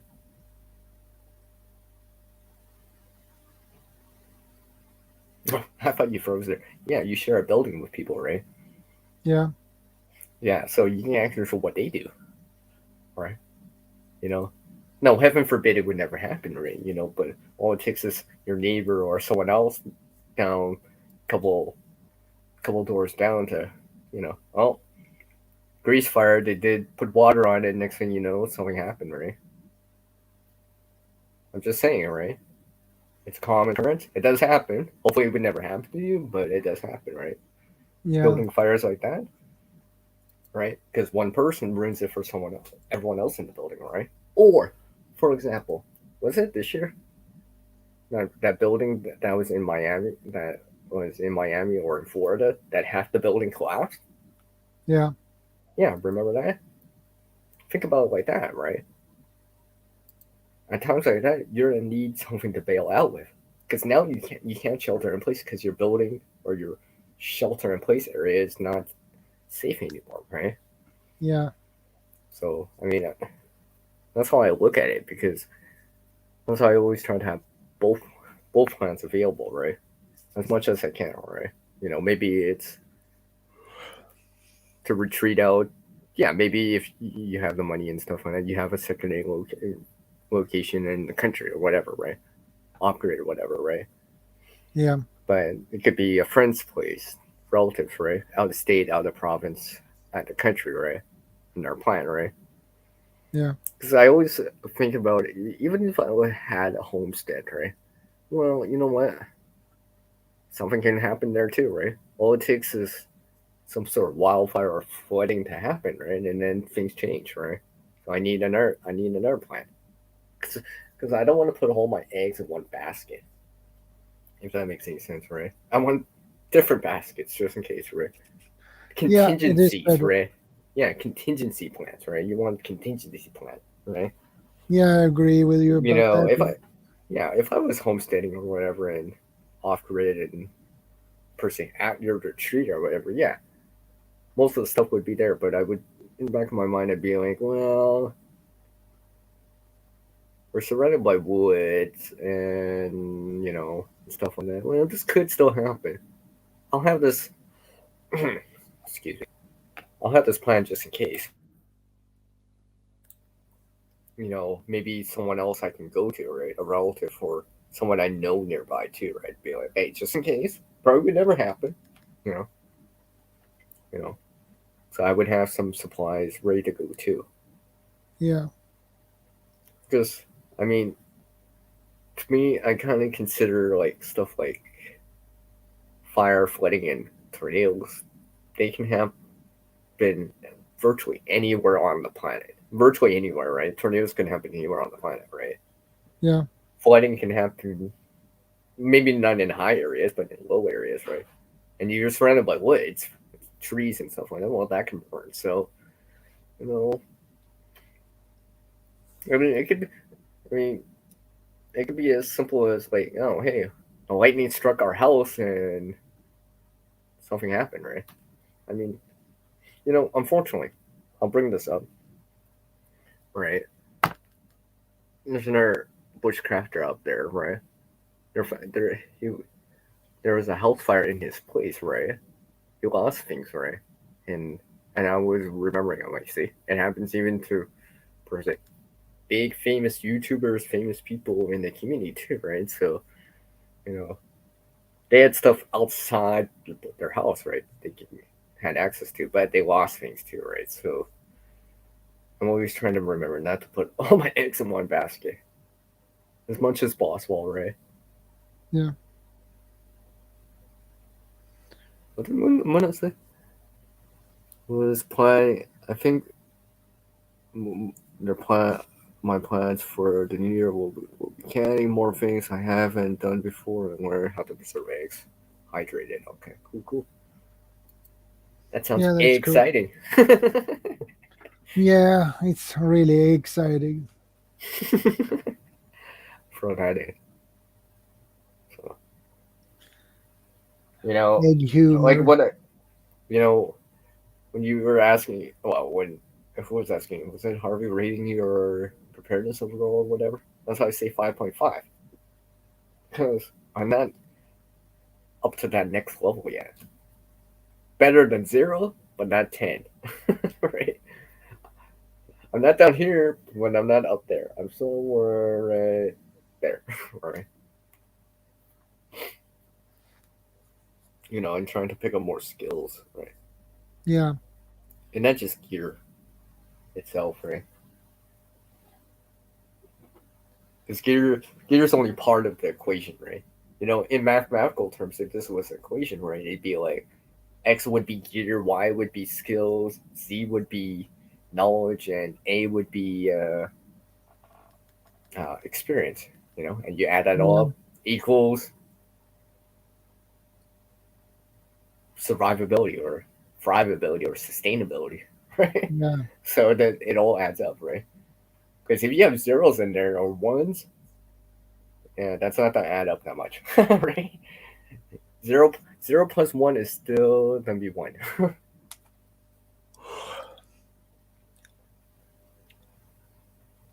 So that's why I'm just like, yeah. Well, CR, I think we should begin to wrap things up.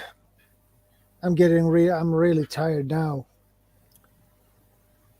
I do have something to say to you in the after show. After, by the way, I just don't want to bring it up on live right now because it's a little bit more personal, I guess. Yeah. I do appreciate you having me on once again. Yeah, it's always fun. I'm still excited because I've had coffee and it's only like evening. Yeah. For you, it's probably like, what time is it now? My time is 1:35 a.m.